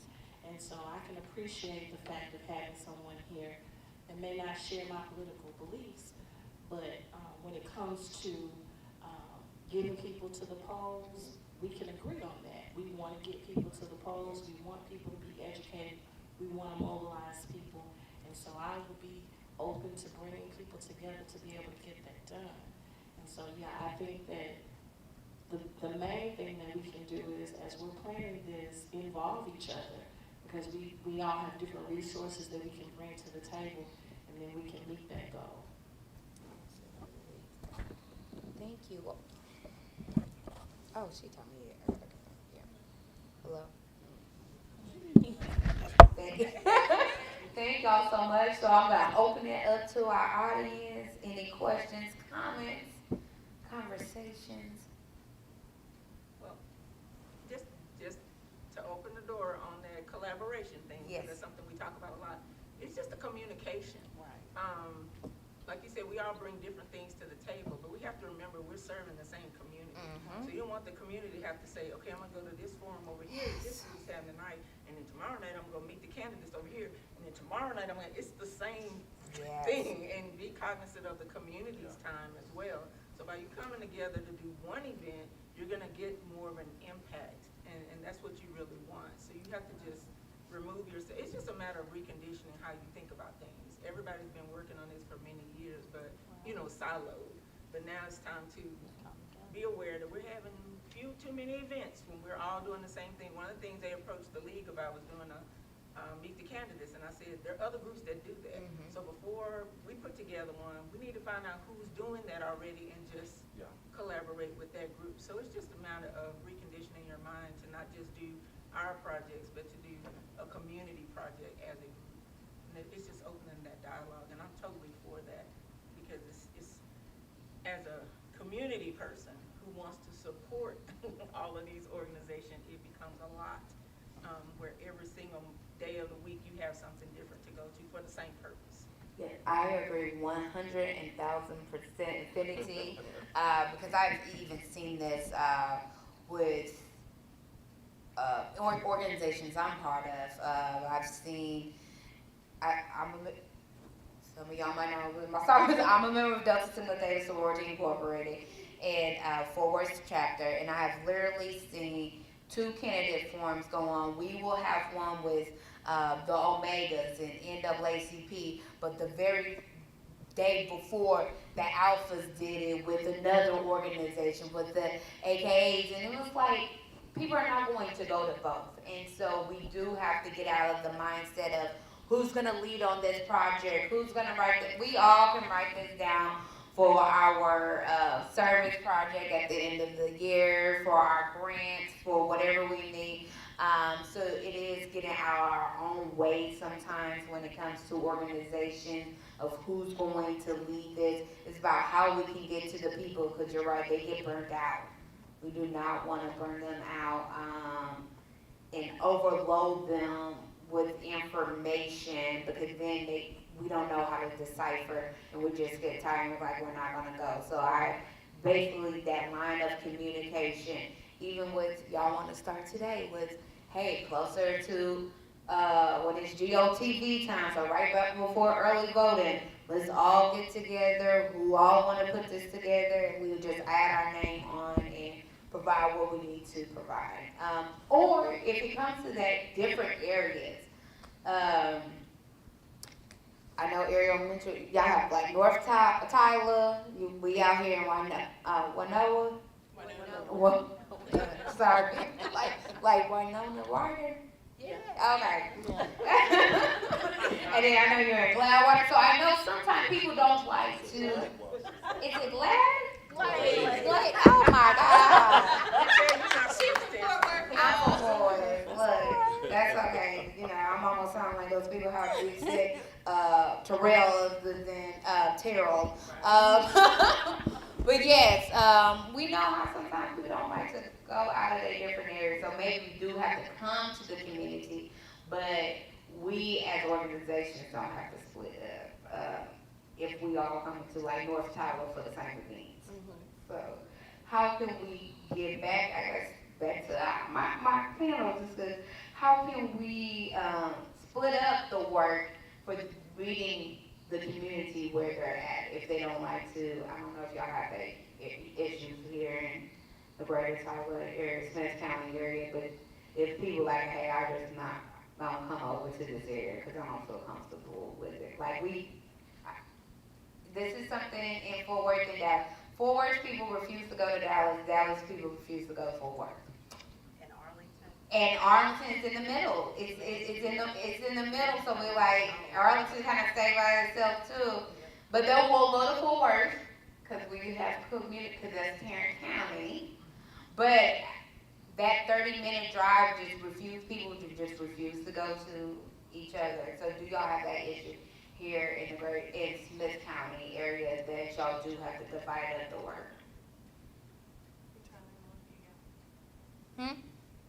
It's the same. Tyler people aren't going to Longview, and Longview people aren't going to Tyler. Oh, yeah, I can see that.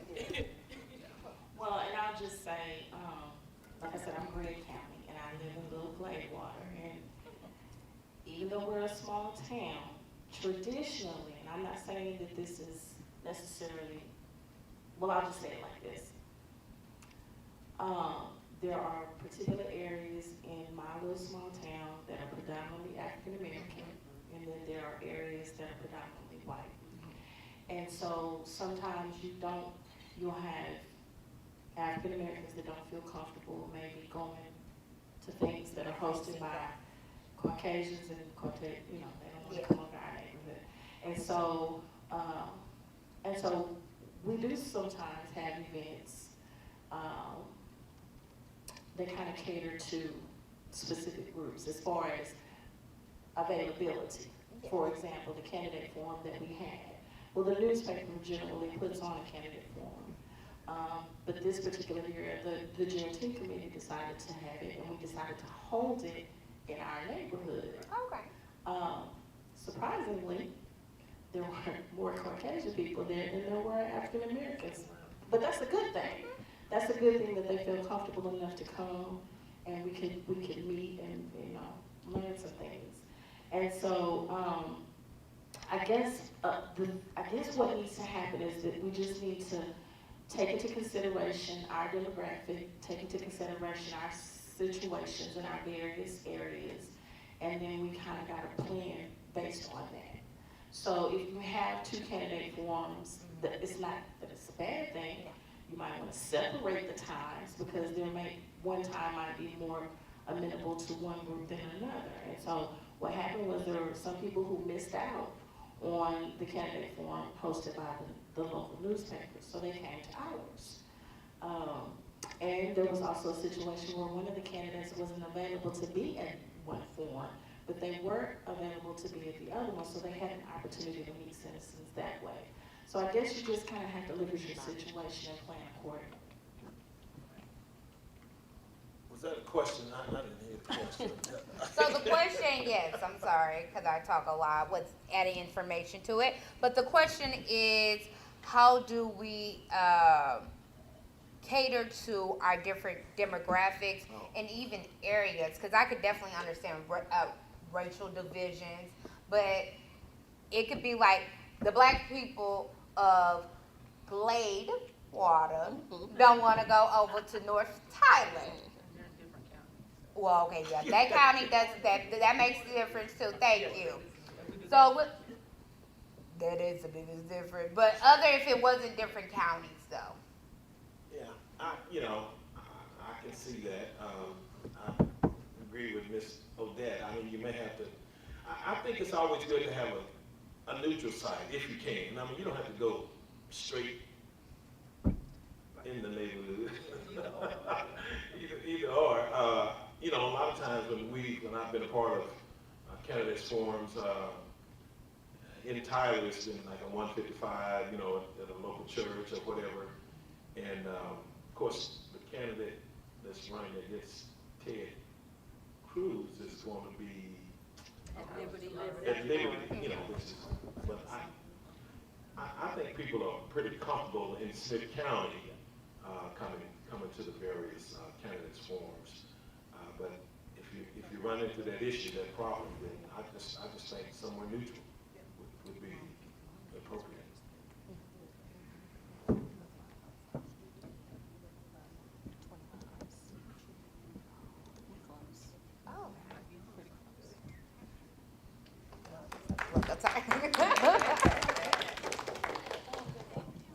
Thank y'all thank y'all very much for this forum, and I hope that everybody knows the biggest thing, keyword, collaboration, working together, talking to your loved ones. You can be the trusted source. And so it's just getting out there and doing the work. Thank you all. And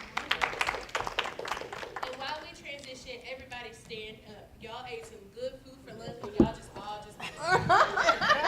last hour. Get up, move your muscles, twist your back. Come on, what? This is over. It's just on the road. Yeah, because they told me the exit right here, and that's why. Yeah, you'll see the appreciate it.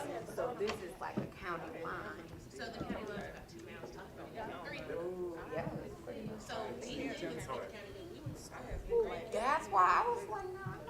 But it's the way the districts, because You went to school in Upshur County also. yeah, our high school is in Upshur. It splits as a complete I county. have. Our little bitty town Sure will. is in 2 Let's counties. have our reunion. Tell them to send 3 actually. Oh, yeah. What y'all waiting on the deadline? I know, yes. She's on the phone every day.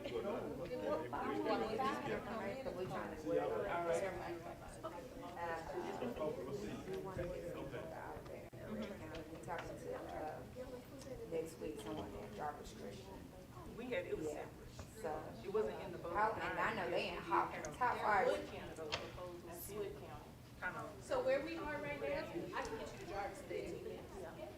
But you gotta go back road. Okay, but okay. Long Beach goes for a while. This is why I already know I'm the one that does it. I'm like, ooh, this unfair. People do not answer. Get to Wiley about 3 minutes from home. No, that was. Okay, we're gonna have to go. We're We're gonna have to have an East You Texas. come down here and I'm gonna drive you around. Nah, That's what you need, a Northeast Texas. I need cause I know, cause I understand like Bowman, Port Arthur, all of that down there. But we do need a division a little bit better of our northeast, and that's because it's been hard for us to get fellows up here, but I don't want them way after way they didn't make 4-H.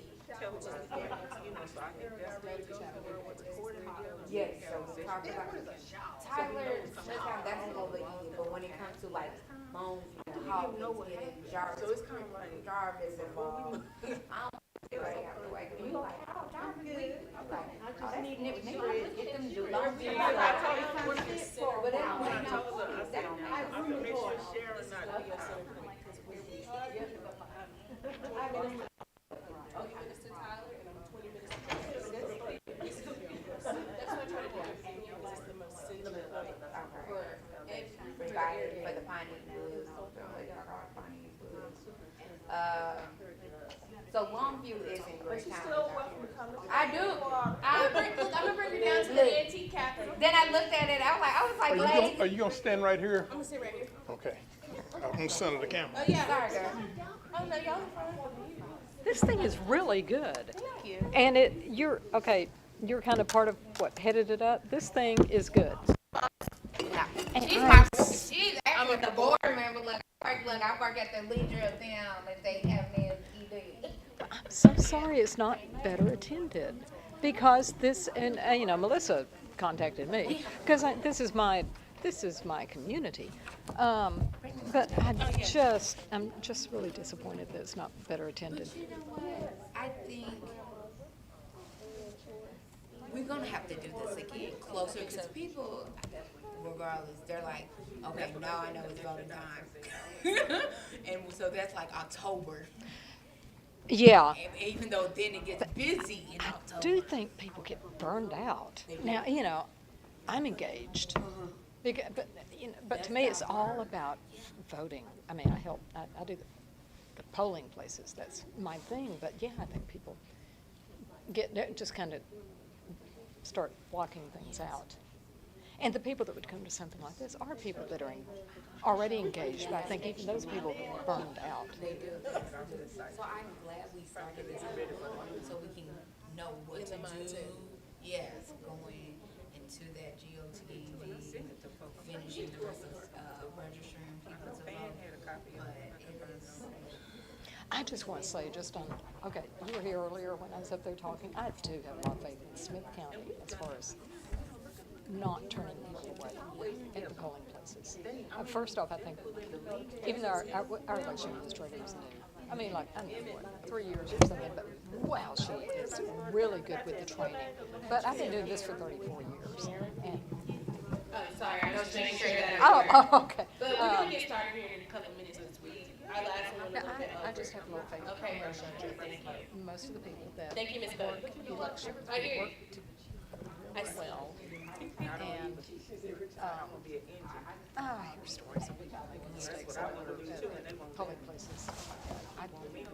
Overall, I have a lot of faith in our election workers. And we have not gotten into, I don't think, what I've learned is people don't know where to call if it's any issue. But I've also seen when we've gone out to the polls, everybody seemed like everything is working well, and that's good. And I even remember back to that 2018, y'all were one of the first counties that did countywide. Oh, yeah. Yeah, because Harris County wasn't countywide at the time, Tarrant County wasn't, like, bigger counties weren't countywide at the time. You know why? I'm sorry, did I interrupt? No. Did you finish? No, I'm good. That was the one. I was like, y'all were aggressive in that way. And I believe it was because we were big enough to have the technology, but small enough to afford it. I think because when I'm tying that. I'm sorry, do you gotta get started? In a little bit, because our church was a voting place, but we didn't live in this precinct, so we had to drive over to Winona to go vote, and we couldn't vote right down the street. No, it's really great. Now, we had early voting. We had early voting for a long time, and that is what got the technology, because when you go to an early voting place, it has to have all the, I've worked, so I was used to that. So when we went to countywide, it was nothing to me. I was used to it. But what made me think about the money and the technology, back in 1981, I'm 63, I was working at Bought a lot of tickets. Longview News, and I transferred down to the Austin American Statesman. Well, Longview News and Let me tell you what you're not talking about. All right, everybody, let's go ahead and get started here so we can get y'all out. We're going to have an open forum, and then we will also share contact information so that we can stay connected, because we're going to have to follow up with this with a heavier voter education piece as we near closer to the election, but I'm going to leave that up to the boss to tell me what to do. They keep calling each other the boss. Yeah. This is the boss, our future senator. I just do what she tells me to do. Okay, so I have been asked to give this presentation in a couple of different arenas. So this is interactive. Stop me if you have any questions. I'm happy to answer them as we go along, but there will be a question and answer portion at the end. So the presentation is what is Project 2025? It's just kind of, we're just gonna go over it, we're gonna go through it, and let's talk about it. Just a little bit about me. I'm an attorney. I am the pastor's daughter and the first lady's daughter. I had to add that caveat in there if I wanted to be able to go home this evening. I'm the president of the L. Clifford Davis Legal Association. I'm a board member of the Barbara Jordan Leadership Institute. I also am the East Texas liaison for the African American Lawyers section for the State Bar of Texas. I don't know if anybody knew that, but that's what I serve in. So even though I'm in Dallas and live in Dallas now, my primary focus is on East Texas and our legal field and our legal sphere. And we're actually in the process, and we'll have it finished by the end of the year, chartering an East Texas Black Bar Association. Hey. And I just want to make the record clear that we have 16 Black attorneys in Smith County, which is higher than it has ever been. Yeah, we need to get them signed up for. And I've sent all of them a primer email. They know that it's coming. And this is just a disclaimer. I'm not going to read the whole thing, but essentially this is saying that everything in here is educational, and and I understand that it's recorded, and it's my views, and what I'm saying is coming from Ariel. That is Ariel, even though I just listed off my credentials. It has nothing to do. No organization is endorsing anything that I'm saying, and these are strictly my interpretation of the 925-page document that has been put in front of us. And so I'm just gonna talk. I'm gonna go through it, and if y'all put me out, it's okay, because my daddy's the pastor here. And he's not here. Okay, so I'm just gonna kind of break it down into just about 6 different topic areas. We're gonna look at how it impacts the economy, the environment, education, diversity, and healthcare. There's another D that's missing, but all right. So what is it? Project 2025 is the presidential transition project, which has been well funded, more than 8 figures, which is an effort of the Heritage Foundation and more than 100 organizations to enable an essential pillar of Project 2025 is the mandate for leadership. And so this is a 900+ page policy. It's actually 927 pages, authored by former President Trump administration officials and other extremists that provide a radical vision for our nation and a roadmap to implement it. I don't know if you all watched the DNC, but Kenan Thompson did an 11-minute bit. I wanted to show all of it, but I was like, that would just take up a lot of time. So I kind of scrapped that, and he was like, okay, so what's your name? What are your demographics? And so let's kind of look at how that impacts you. So that's essentially what I'm going to do today. And as I said, these views are my own and my own. So let's look at how it impacts the workplace. So first, one thing that it says is that it's going to make overtime pay. Can you see the presentation? Okay. More difficult. And so if you look at page 492 of the Mandate for Leadership, we know that in 2024, the Biden administration issued a policy that will make over 4 million workers newly eligible to qualify for overtime pay. I love workplace law. I received a phone call. It was on the news at 7. I received a phone call at 7:15. Will I qualify for overtime now? The answer was still no, but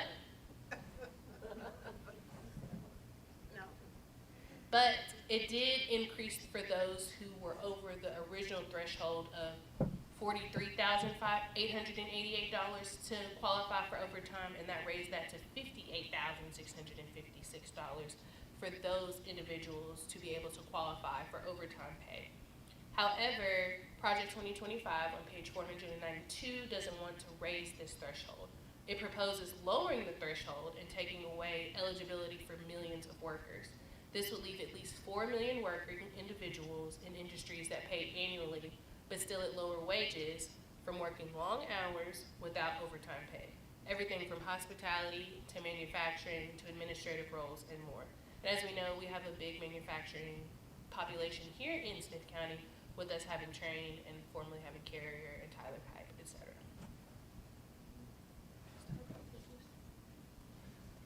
The next thing is it will cut funding for local job creating programs. If we look at page 664 of the Mandate for Leadership, or Project 2025, the Economic Development Administration, or the EDA, was responsible for investing billions of ARP dollars into transformative infrastructure projects across the nation.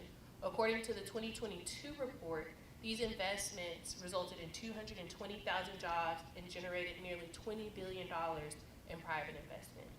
Project 2025 proposes that the EDA grants should be consolidated with other programs or eliminated, which would undermine the ability of the federal government to invest in communities across the nations, including our small towns here, like we have in Smith County, Wino, Starrville, Tyler, Kilgore's not Smith County, but just an example of some of the smaller areas that would be impacted in this. Y'all see how? Number 3, it would manipulate data that businesses rely on to keep our economy functioning. So essentially, Project 2025 wants to consolidate the U.S. Bureau of Economic Analysis and the Census Bureau into one agency. And while formal reorganization requires explicit delegation from Congress to go through, the Trump administration made an attempt in 2018 to bypass Congress and use other executive powers to do so. So, politicizing BLS and reducing the data collection capacity of the agency by consolidating these organizations into one organization would make it harder for us people to know how our economy is doing, whether families' paychecks are growing, and what steps we may need to take to make sure small businesses are thriving and people have enough in their bank account to make ends meet. And that's a concern that we're all dealing with, because inflation right now is astronomical. I told somebody the other day, ground beef is $20 and milk is $16. And so it's a lot. And so that's something, we need that transparency for us people, us working folks who have to go to work every day, because we know what's going on. Next, it would weaken child labor protections. Project 2025, or the Mandate for Leadership, would change DOL policies, which is the Department of Labor, and allow America's youth to work jobs, meaning young people would enter the labor force earlier out of economic necessity, which could subject them to more dangerous working conditions, because our young people need the economy more. They're the ones, we're more established, I say that as a collective, but they're the ones who are starting their futures. They're the ones who need the funding. And so they're like, oh, well, if I can do this at 15 versus having to wait till I'm 18 or 19 or 20 or whatever, it doesn't necessarily give them access to a safer job or the ability to be paid as well. And this is on page 595 of the Mandate for Leadership. And if you want me to quote that verbatim, it says that the hazard order regulations, some young adults show an interest in inherently dangerous jobs. Current roles forbid many young people, even if their family is running the business, from working in such jobs. This results in work shortages in dangerous fields and often discourages otherwise interested young workers from trying the more dangerous job. I don't know if anyone's seen it lately, but there's this trend on TikTok where people call their parents and tell them that they're gonna go do underwater welding. And so they're like, oh, I guess it's just gonna be a little bit of swimming, pretending like they don't know what it is. And then the older generation immediately freaks out because of how dangerous underwater welding is. And so that's just something, it's a joke right now, but it's something that we could potentially be looking at. Next, we're gonna look at the economy. As I said, right now we're dealing with inflation and it is real. So I saw this quote that says, a strong democracy is one where people have the resources that they need to thrive and to not worry about how they will make ends meet. So let's take a look at a few of the economic proposals that are listed in the Mandate for Leadership. One would be restriction to access to food assistance. This includes WIC and SNAP benefits. As of right now, Research from the USDA shows that 86% of all supplemental nutrition assistant programs, or SNAP, benefits go to households that include a child, an elderly person, or a person with disabilities. And 92% of all SNAP benefits go to households with incomes at or below the federal poverty line. And the Thrifty Food Plan plays an important role in ensuring recipients of food assistance are able to access food that composes a balanced and nutritious diet. In tandem, the Biden administration has increased food assistance outlays to account for increased costs associated with more nutritious foods.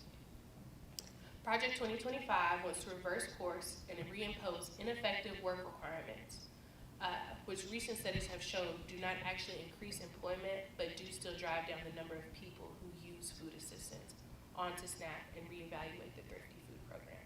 This comes from page 299 and 300 of the Mandate for Leadership.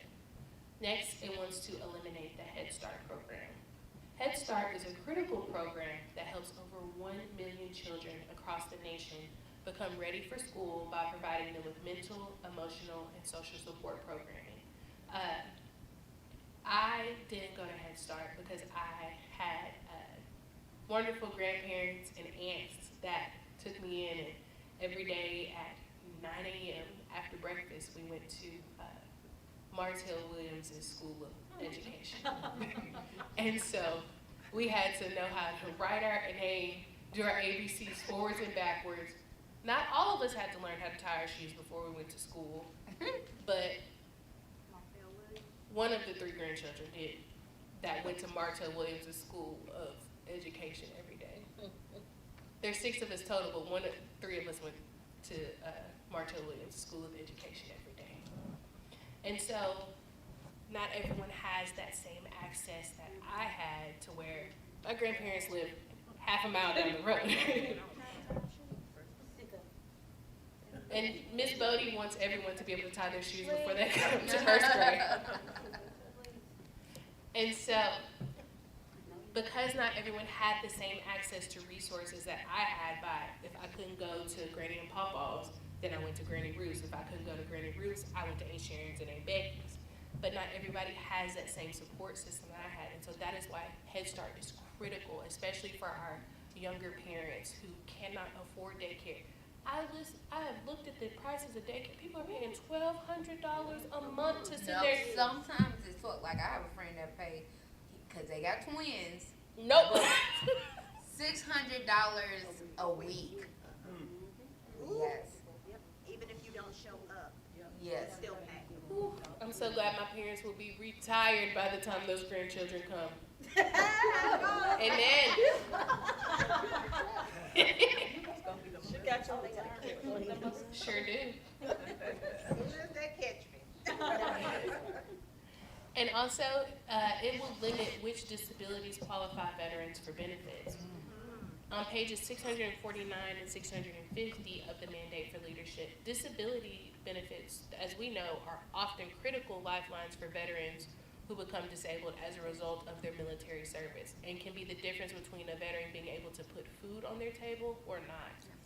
Project 2025 proposes to have the U.S. Department of Veteran Affairs, or the VA, cut costs by having fewer health conditions that qualify veterans for disability benefits. A proposal could greatly restrict disabled veterans' access to life-sustaining benefits. And us ourselves are witnesses of what those benefits can do.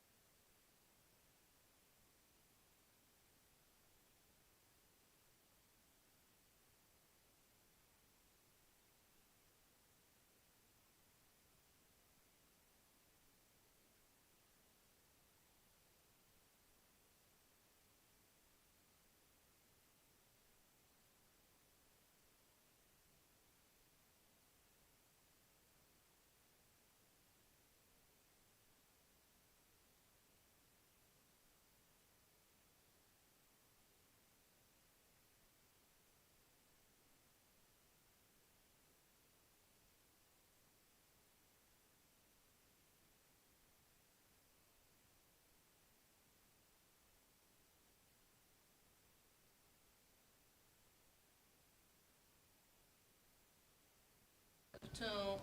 It's very few that I've seen in the legislature, like they are even against death penalty, because if a life is so important, then why are we taking somebody's life in for capital punishment at the death penalty? If we're saying a fetus is important, that same person, like who's actually living, should have that. And I even seen in the way of, okay, we're gonna take abortion off the table, but we've also gonna propose that what is it called?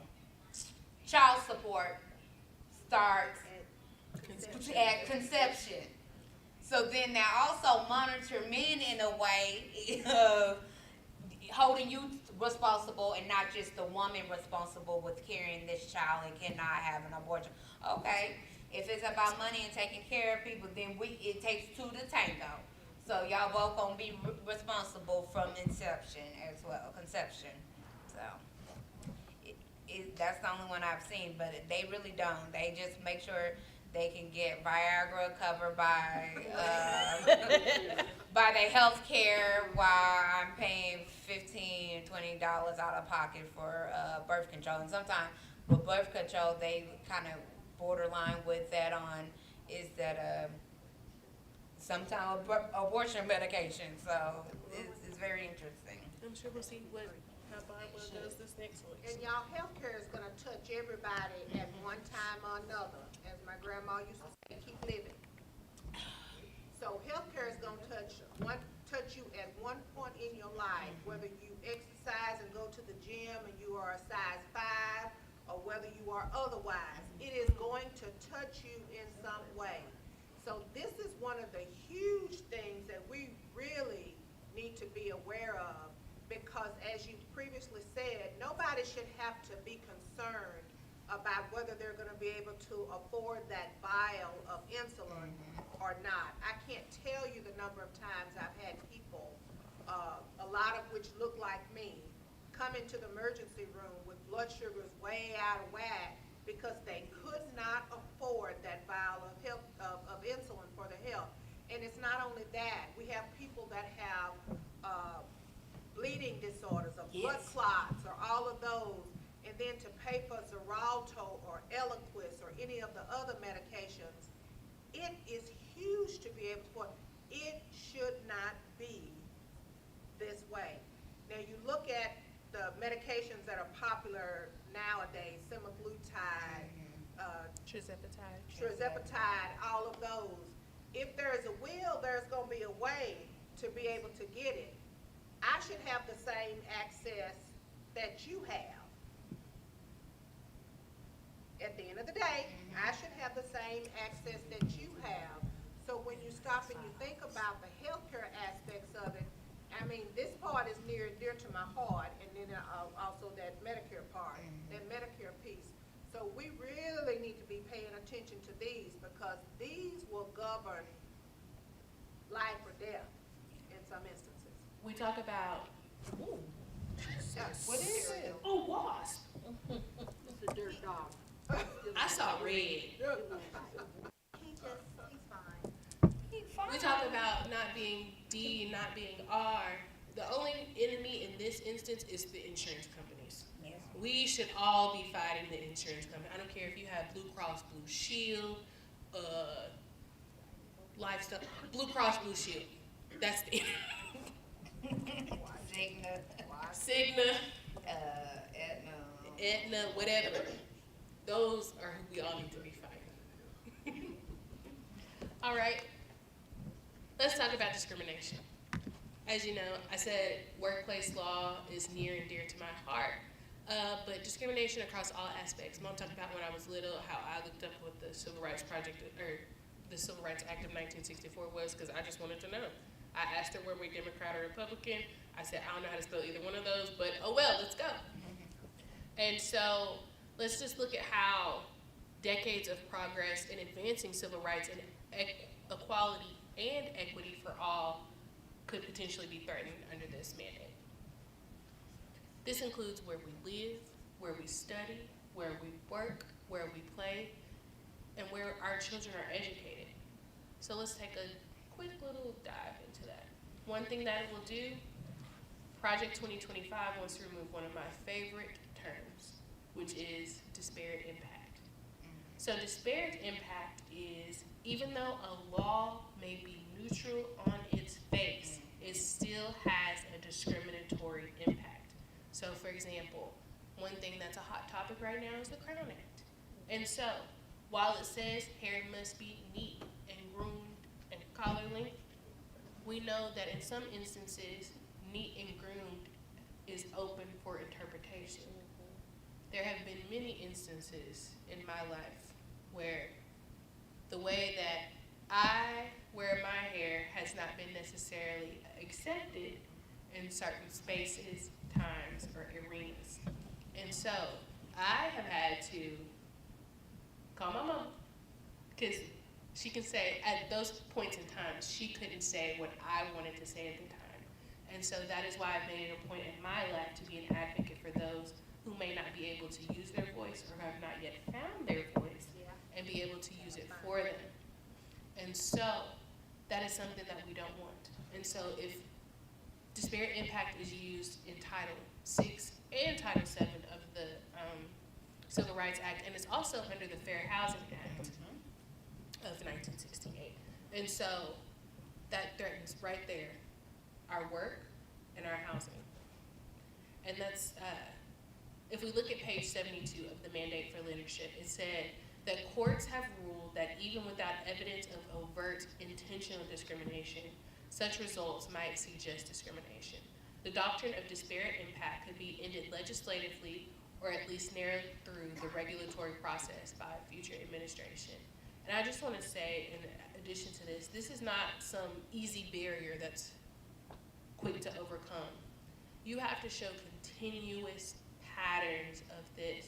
I can't just say, oh, well, they called me this, and so now I'm eligible for this because this happened to me.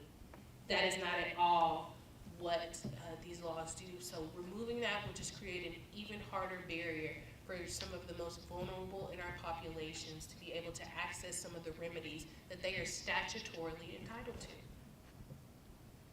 Next, as we already kind of touched on, it would make it harder for historically under-resourced communities to access Medicaid, Head Start, and other governmental programs. We kind of already touched on this, so I'll just go directly to what the Mandate for Leadership of Project 2025 says. It says, review forthcoming changes to race and ethnicity questions. The current administration has announced its intent to change data collection methods regarding race and ethnicity by combining the two questions on the decennial questionnaire and increasing the number of available options. A new conservative administration should take control of this process and thoroughly review any changes. And that is on page 680. Next, it would undermine gender equity across the government. Under the Biden administration, the White House Gender Policy Council has led efforts to increase access to contraception. It's published the National Plan to End Gender-Based Violence and begun groundbreaking research into women's health. And it's studied across the country. As we know, the Barbara Jordan Leadership Institute has helped to get bills passed in the state of Texas so that we start recording data for fibroids. If you attended our forum back on July 6th, you would have heard more in depth about that. But that is something that is potentially threatened under the Mandate for Leadership, and that is listed on page 62. It also has a narrow vision of what defines a family. It also allows for discrimination against LGBTQIA+ youth when it comes to adoption and foster care agencies. In 2022, more than 368,000 children were enrolled in foster care, and the U.S. Project 2025 would instruct the Department of Health and Human Services to repeal a 2016 regulation that provides additional protections for foster youth related to sexual orientation and gender identity. Enabling adoption and foster care agencies to subject vulnerable children to the whims of extreme religious beliefs would be detrimental to the physical, mental, and emotional health of fostered or adopted youth, especially LGBTQIA+ youth who are already dealing with intense adversities. Next, it would put Black communities and others that have historically borne the brunt of health impacts from pollution and other environmental harms at increased risk. Project 2025 actually proposes to eliminate the Environmental Protection Agency's Office of Environmental Justice and External Civil Rights. So, as we've seen, just a quick example, Flint, Michigan. We think of Flint, clean water. That's something that is oversaw by the EPA's Office of Environmental Justice and External Civil Rights. That office will be gone. Next, it would enable discrimination based on sexual orientation and gender identity. So, was it 2022 that the ruling came out that gender identity and sexual orientation is included under gender in, yeah, I think it's like the 2022 session that ruling came out. And so Project 2025 would roll back and severely limit those protections and leave already vulnerable people at increased risk of discrimination when trying to work, go to school, and rent an apartment. And that's on page 584 and 586. Okay. Let's talk about the environment. I think that's something that we all talked about earlier, is that we want clean air, we want clean water, we want food to be affordable, and we want to be able to enjoy the things of life. That's not a partisan issue, that's a human rights issue. And so, one thing that Project 2025 would endanger would be our air, our clean air. And that would be because much of what the EPA does is tied to the endangerment finding, which according to the Natural Resources Defense Council, or the NRDC, requires the EPA to take action under the Clean Air Act to curb emissions and carbon dioxide, methane, and other heat-trapping air pollutants from vehicles, power plants, and industries. However, Project 2025 wants to establish a system to update the 2009 endangerment finding. According to the NRDC, updating the endangerment finding means restricting the federal government's mandate to combat climate change in order to advance the public health and welfare of the American people and for our lands.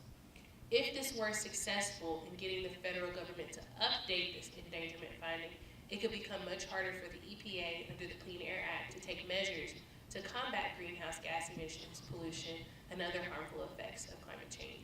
And we also know that our administrative agencies are also dealing with a harder time of certain things due to the repeal of the Chevron defense. And I know there aren't many lawyers in here, but I spent a whole class learning what Chevron defense was in law school, and now this class is essentially gone. And so it kind of says that now courts don't have to lean into the interpretation of these agencies that work on these specific issues. And that's on page 425 of the Mandate for Leadership. Next, it would cut off weather, ocean, and climate data by disbanding the NOAA, which is the National Oceanographic and Atmospheric Administration, which provides critical weather data and insightful scientific research.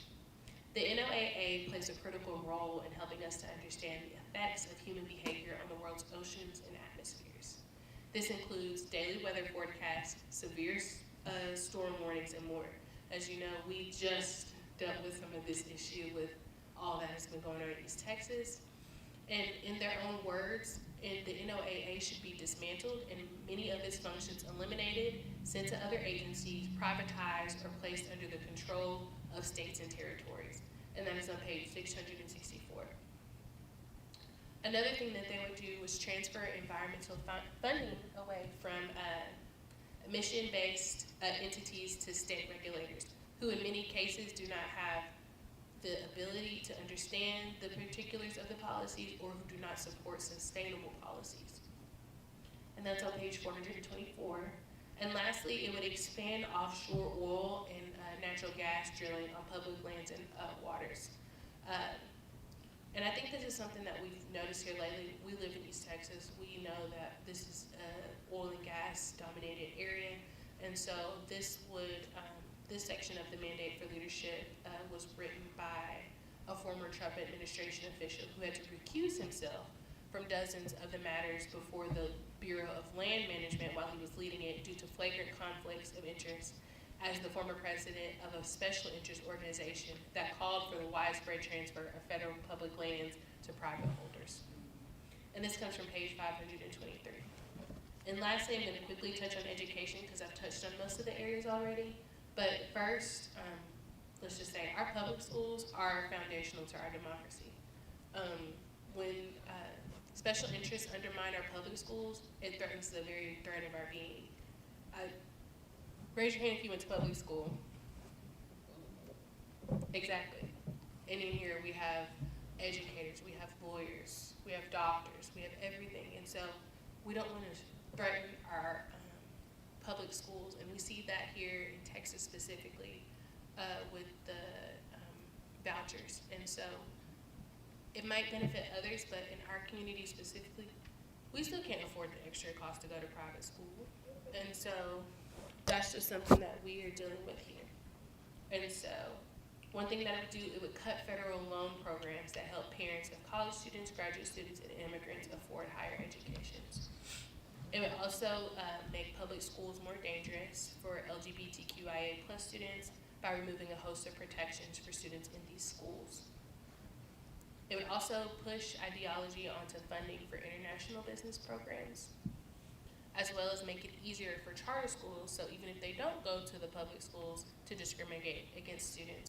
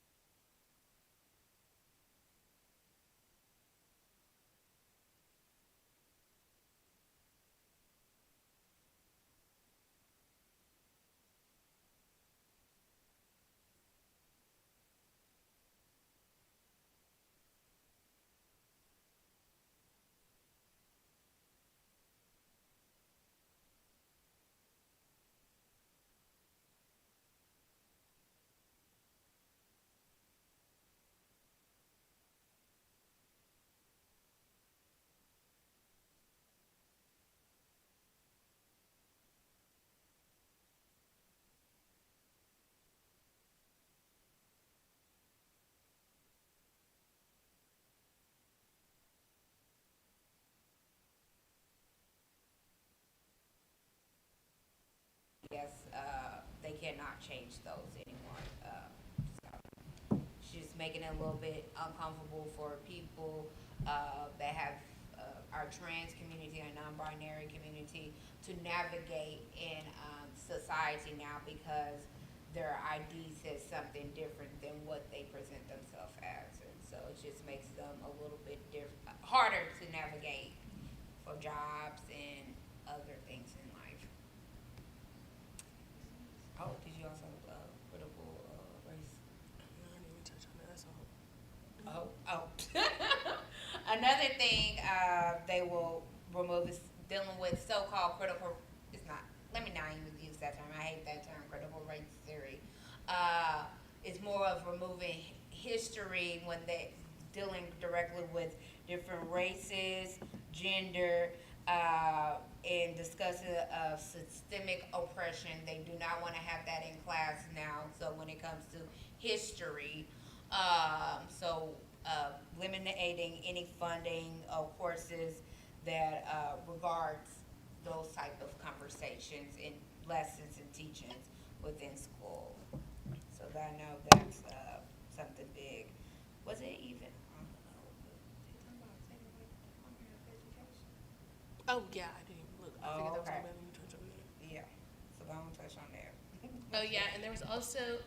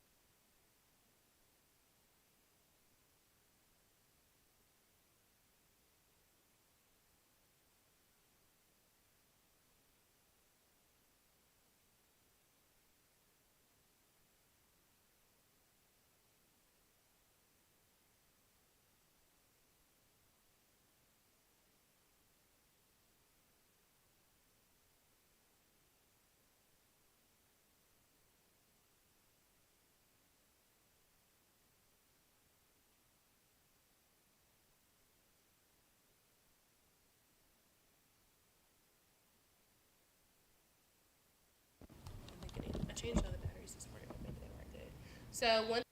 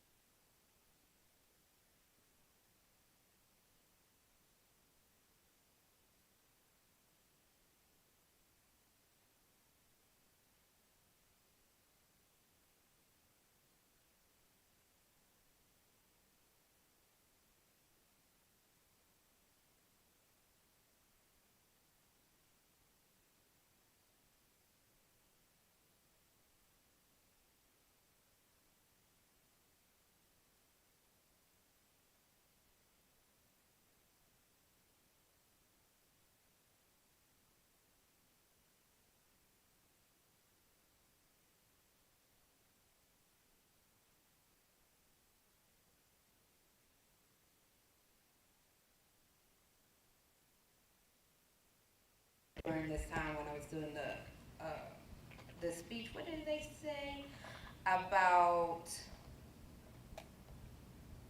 out of the 735 policy proposals in Project 2025, 170 of them are the same as what President Trump has in his platform, and 80 of them, an additional 80, have already been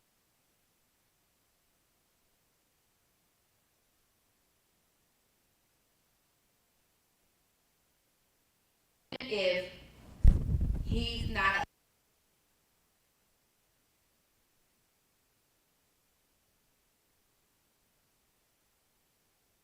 Texas. So that's where it comes back to that down ballot, knowing what represents what's going, who's doing what. A lot of these people that put together Project 2020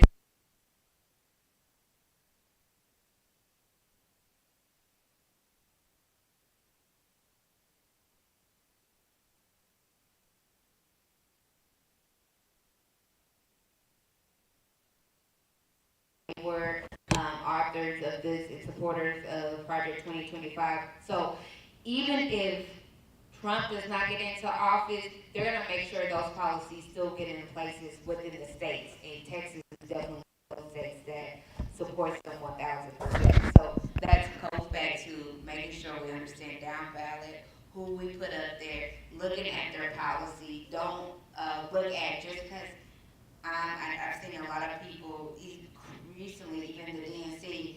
We had a lot of Republicans speaking during the DNC, and they're like, "I'm anti-Trump," which is okay, cool, but a lot of those same policies that Trump is putting together is the same policies that your friend is doing down ballot in your state. So all I'm saying, look at what Project 2025 is having and compare it to what you have already seen in Texas. And if you don't like it, replace the people that are there in office at the Texas legislature. Thank y'all, and we're gonna have closing remarks from our forum for the First Lady of this house. If you attended today, if you were here and participated on a panel today, if you thought about coming today, if you're online, because I understand we do have some people watching on live stream, give yourself a round of applause. When this forum was set up and the work that went into it from all aspects, I knew the information coming forth and the people that were participating would be great. I was skeptical about the attendance because sometimes we just don't know when to show up. And that's all I'm gonna say about that. But I just want to thank each and every one of you for your participation, whatever part that it has been. And just to sum up everything from this empowering community forum, if I were gonna choose one word, that one word would be, well, I wanna choose two. One would be freedom, and one would be democracy. Yes. And those are two things that we all not take lightly to having an insult be a part of. The day after a certain party was energized and we became happy and upbeat and saw strength and unity and all those things that are coming forth right now, I made my reservation to attend. I'm gonna put it like that, and that's where I'm gonna leave it. I made my reservation to attend. You made it? And well, it was made, and I did not want to purchase insurance in case I needed to cancel. So therefore, I have work to do. Yes. That's faith. Yes, That it is. I have work to do.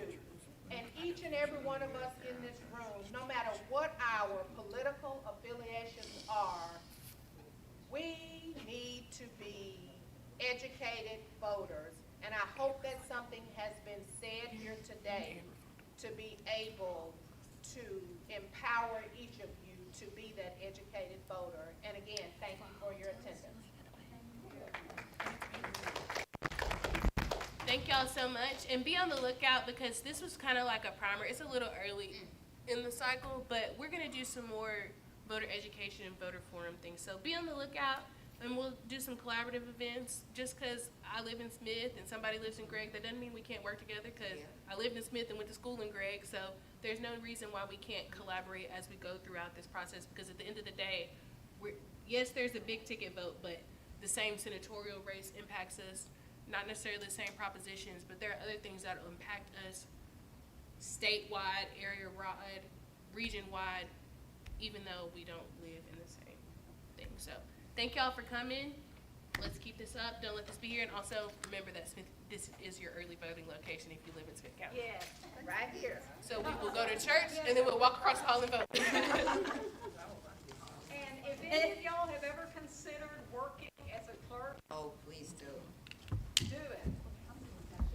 I'm the person, contact the election commission, and she will let the election parties know. I'm serious, we need